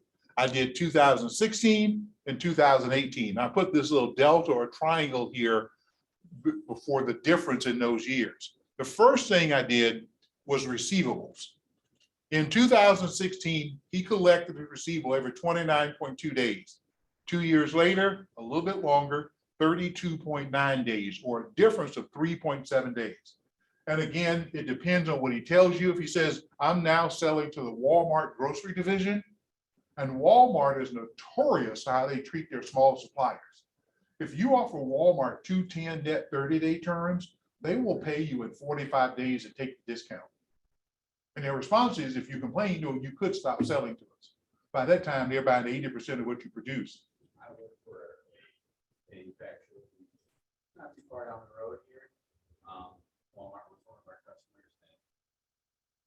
They pay on their own service. Oh, yeah. Yeah. And they will pay you late and take the discount. And the response is, well, you quit selling to us. But by that time, probably 80% of your production is what they're buying. And you don't have the ability, unless you you shrink your factory and shrink your workforce in order to do it. They're pretty tough. There's a great case out of Mississippi, a luggage manufacturer, private label luggage manufacturer. Let's say this fellow is selling $2 million worth of luggage a year for different companies under their own brand. And Walmart approached and said, hey, we'd like you to make luggage for us. The guy said, what? And he said, we will agree to buy $20 million worth of luggage a year from you. And he's only selling $2 million worth of luggage. And Walmart said, we'll do it. They signed an agreement. We will buy $20 million worth of luggage. He expands the factory, borrows money at the bank, hires new employees, trains them to build luggage, and Walmart buys $20 million worth of luggage. And after a year, they come back and say, you know, you really ought to cut your price to us. He said, well, I'm pretty thin now. I don't make much margin. Yeah, but we do buy 20 million of your 22 million in sales. You really ought to help us out a little bit. Gee whiz, you guys are killing me. Okay, I'll cut a little bit. Then they come back the next year. You ought to cut a little bit more. The guy ended up out of business because they kept squeezing him for a little bit more. And they were 90% of his sales. What was he going to do? Say no? And now he's got a loan from the bank where he's expanded his factory. It was interesting case. Doesn't that hurt Walmart then? I mean, don't they have to go out and find another person? Oh, yeah, they can get anybody. You know, somebody you buy that much, they'll do business with you. Inventory. Now, if you recall, there was that big jump in inventory. Now, inventory could have grown 43% and 30%, just like sales. It would not have changed the days. But management in this case decided to get $443,000 increase in inventory. What did that do to the turnover of inventory? It went from 19.6 days to 32.9 days, or it's 13.3 days slower. Now, when this was all fresh seafood, you couldn't keep it but so long because it would go bad. Once you can freeze it, you have the ability to keep it longer and it won't go bad. But by increasing inventory so much, he took his turnover and slowed it up by 13.3 days, which is going to, we'll measure the impact on cash flow. Payables, he was paying his suppliers every 11.1 days in 2016. 2 years later in 2018, he's paying every 20.6 days or 9.5 days slower. Now, 11.1 is a weird number. To get a number that weird, I would assume he has a mix of payment terms.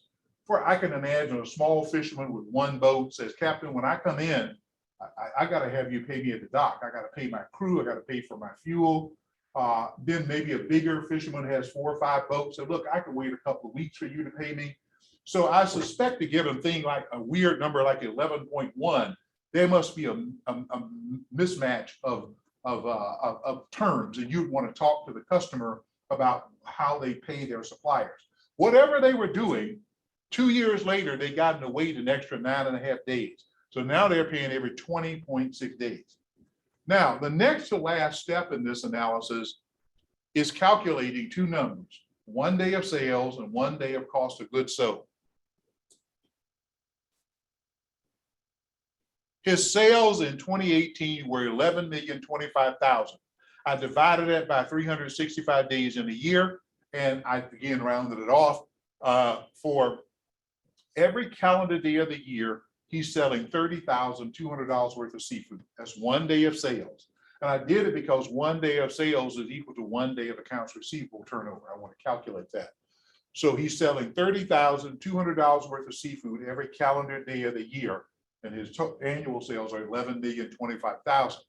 Then I want to calculate 1 day of cost of goods sold, because that's equal to 1 day of accounts payable. It also equals 1 day of inventory turnover.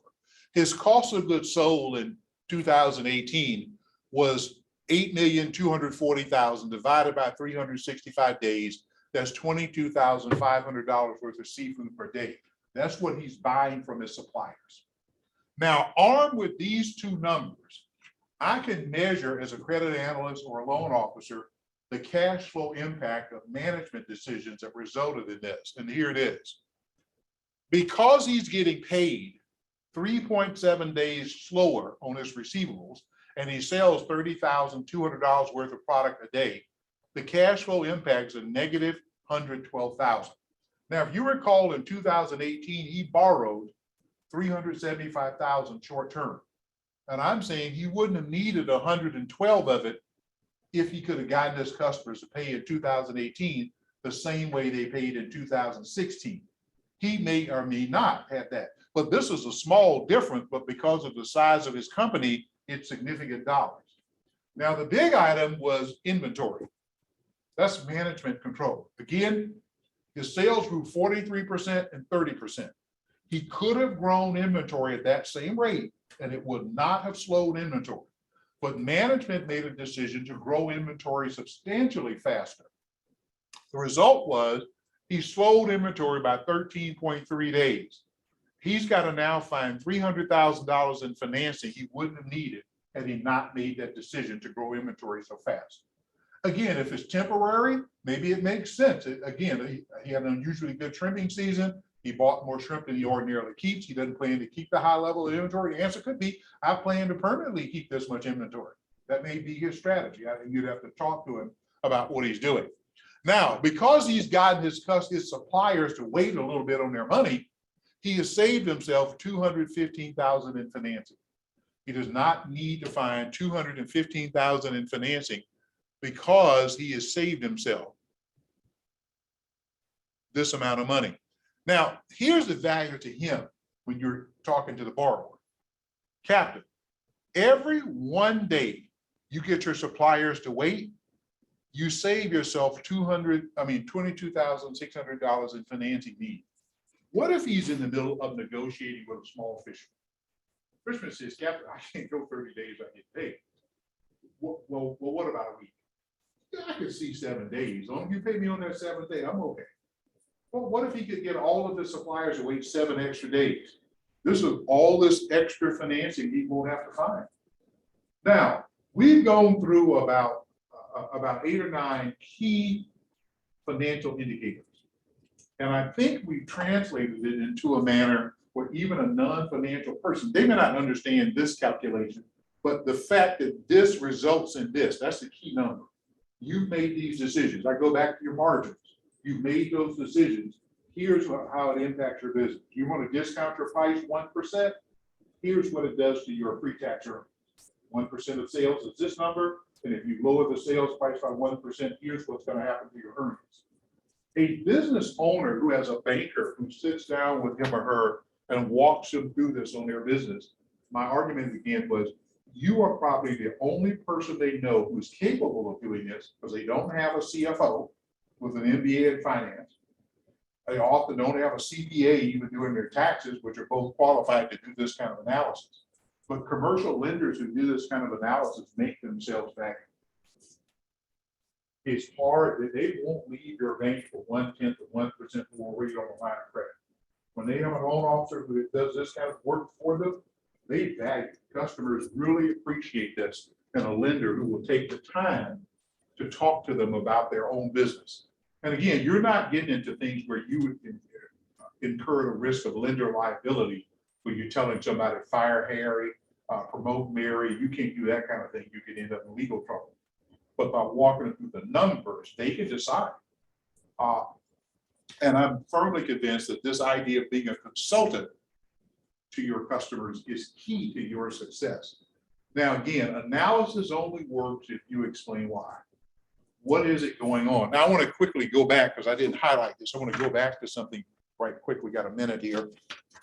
I want to go back to the Cosby case. Go to page 54, if you will, page 54. Now, if we look at on page 54, the net income of Cosby as a percentage of sales is declining, 1.5%, 0.7, 0.5. Now, if you look at the numbers, look at gross profit margin.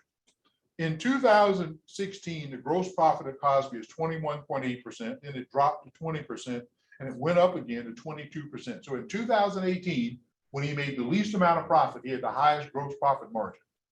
Then I look at his operating expenses as a percentage of sales. 4.3%, it dropped to 2.8, rose slightly to 3.1. He has kept his operating expenses in line.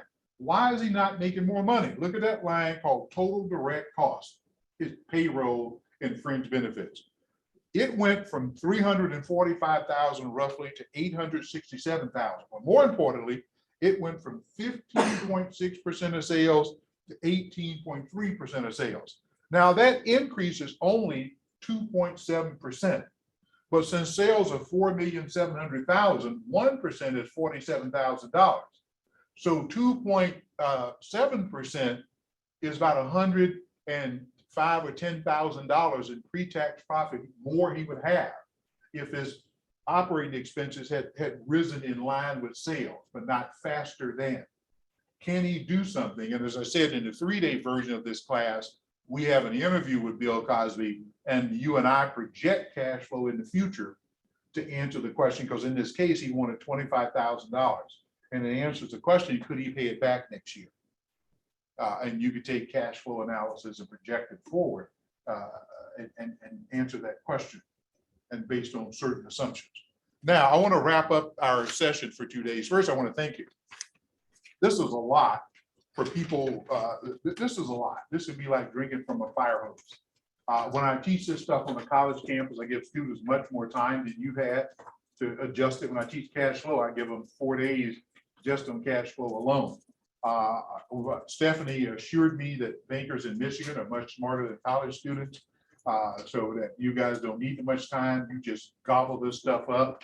We did an IQ test based on your handwriting when you signed in to take the class, and we measured you guys. You were all capable. There was one person who had a little struggle. I forget who it was, but the rest of you were certainly capable of getting this stuff. I appreciate that.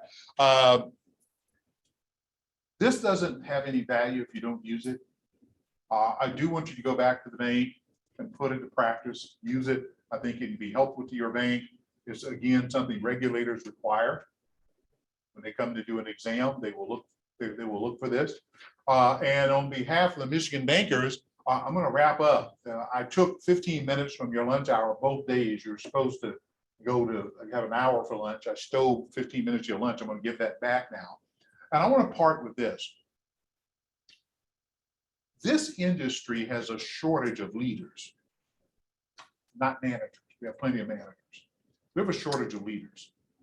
And leadership doesn't require a title. Doesn't require a certain age. You don't have to have gray hair to be a leader. Leadership comes from your behavior. For example, every business, people talk about what's wrong in the business. Around the water cooler, these are the dumbest people I've ever seen running this bank. If I were in charge, we wouldn't be doing this stupid stuff. That's normal. But as a leader here, are you willing to be this person? I hear you. What do you think the answer is to make that better? Are you the person who will ask for a solution? Not only just listen to people get mad and complain. Leaders will step up and ask the same people complaining, what do you think the solution is? That's a leadership trait. Leadership means I don't control you. I don't control your compensation. I don't control your career, but I share what I see and you're willing to follow. You think it makes sense. And leadership starts with how you treat people. In a bank, little can be accomplished without a team of people. And how you treat people will be a legacy in your own career. As you advance your own careers, those people who support you recognize it. Some of you may work for bad bosses. Some people in the bank, you can do 99 things well, they won't open their mouth. You do one thing wrong, they're in your face. Don't be that manager.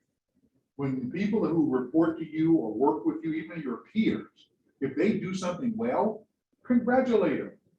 It's called positive reinforcement. It's psychology 101.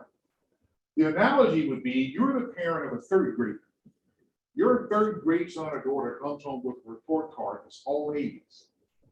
We don't look at that child's report card and go, you went to school, you should have made an A. No, if you're a good parent, what do we do? Honey, we're so proud of you. That's wonderful. We're going to call your grandparents. We're going to take you to Chuck E. Cheese. I hate that place. Glad my grandson now like Dave and Buster. You drink while you wait. But we make that fuss over that third grader having a report card of all A's. Why? We want them to do it again. 35-year-olds are no different. If you congratulate somebody doing something well, they're likely to do it again. If you give them that praise in front of their peers will emulate the behavior because everybody needs positive reinforcement. We all want to feel that we need it and somebody appreciates it. So as you go through your careers, be willing to share glory, if you will. When you have some project at the bank or you work on a deal that goes well, tell everybody who touched it, we appreciate it. Down to the lowest person. If you just put on the computer forms, thank you, that helped us get this done. Those are the kind of things that build a reputation in the bank where people will see you as their ally and somebody that they want to work with. Those are the kind of things that make a bank succeed. Be willing to change. Don't be captured to, we've never done it this way. Be open-minded. There may be a better way to do something. You don't just do it because it's new, but does it make sense? We're constantly trying to be more efficient in the bank, do more with less. Can we employ technology inside the bank to lower our costs?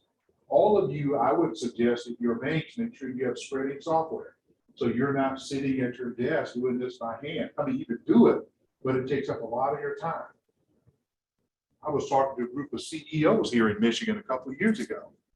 And I kind of got on them about something. That is, some of them have you lenders doing administrative duties, like loading loans on the bank's computer system. That is the biggest waste of money. One, I've never met a vice president who can correctly load a loan. Somebody else has to always come back and fix it so they mess up. Second, these are the most expensive employees in the bank. I don't want you typing on a terminal. I can hire a clerk for a whole lot less than I can hire a VP of commercial lending. I want you sitting with people sitting in front of you, because if people are sitting in front of you, you got a chance to make money. I don't want your time sitting at your desk. I want you out of the office. I used to tell our commercial lenders, I want you at least 40% of your time not at this desk. I want you out talking to people. Go to lunches, go to dinners, take people out. I want to spend money for lunch. I want to, we're looking, I hired you to generate business, not to back up the head teller, not to help with the board book. I hired you to generate earning assets. And I have to remind senior executives, that's the job, that they don't want to confuse what you do with what's convenient for the bank. The value for the bank is anytime a customer, potential customer sits in front of you people, there's a chance the bank will make money. That's the key. I got to have you with FaceTime. The more FaceTime you got, the greater the chance the bank will make money. With that, thank you so much for your time. Be careful driving home. Those of you who are local, you can get back to the bank before it closes. I'm going to call you too. I'm going to tell, well, we left at noon. He's not back yet. With that, thank you. Be careful driving home, because the next time I come to Michigan, I want to see you. So don't have a drink till you get home. You earn one, but wait till you get to the house. Thank you so much. We'll see you next time. Thank you.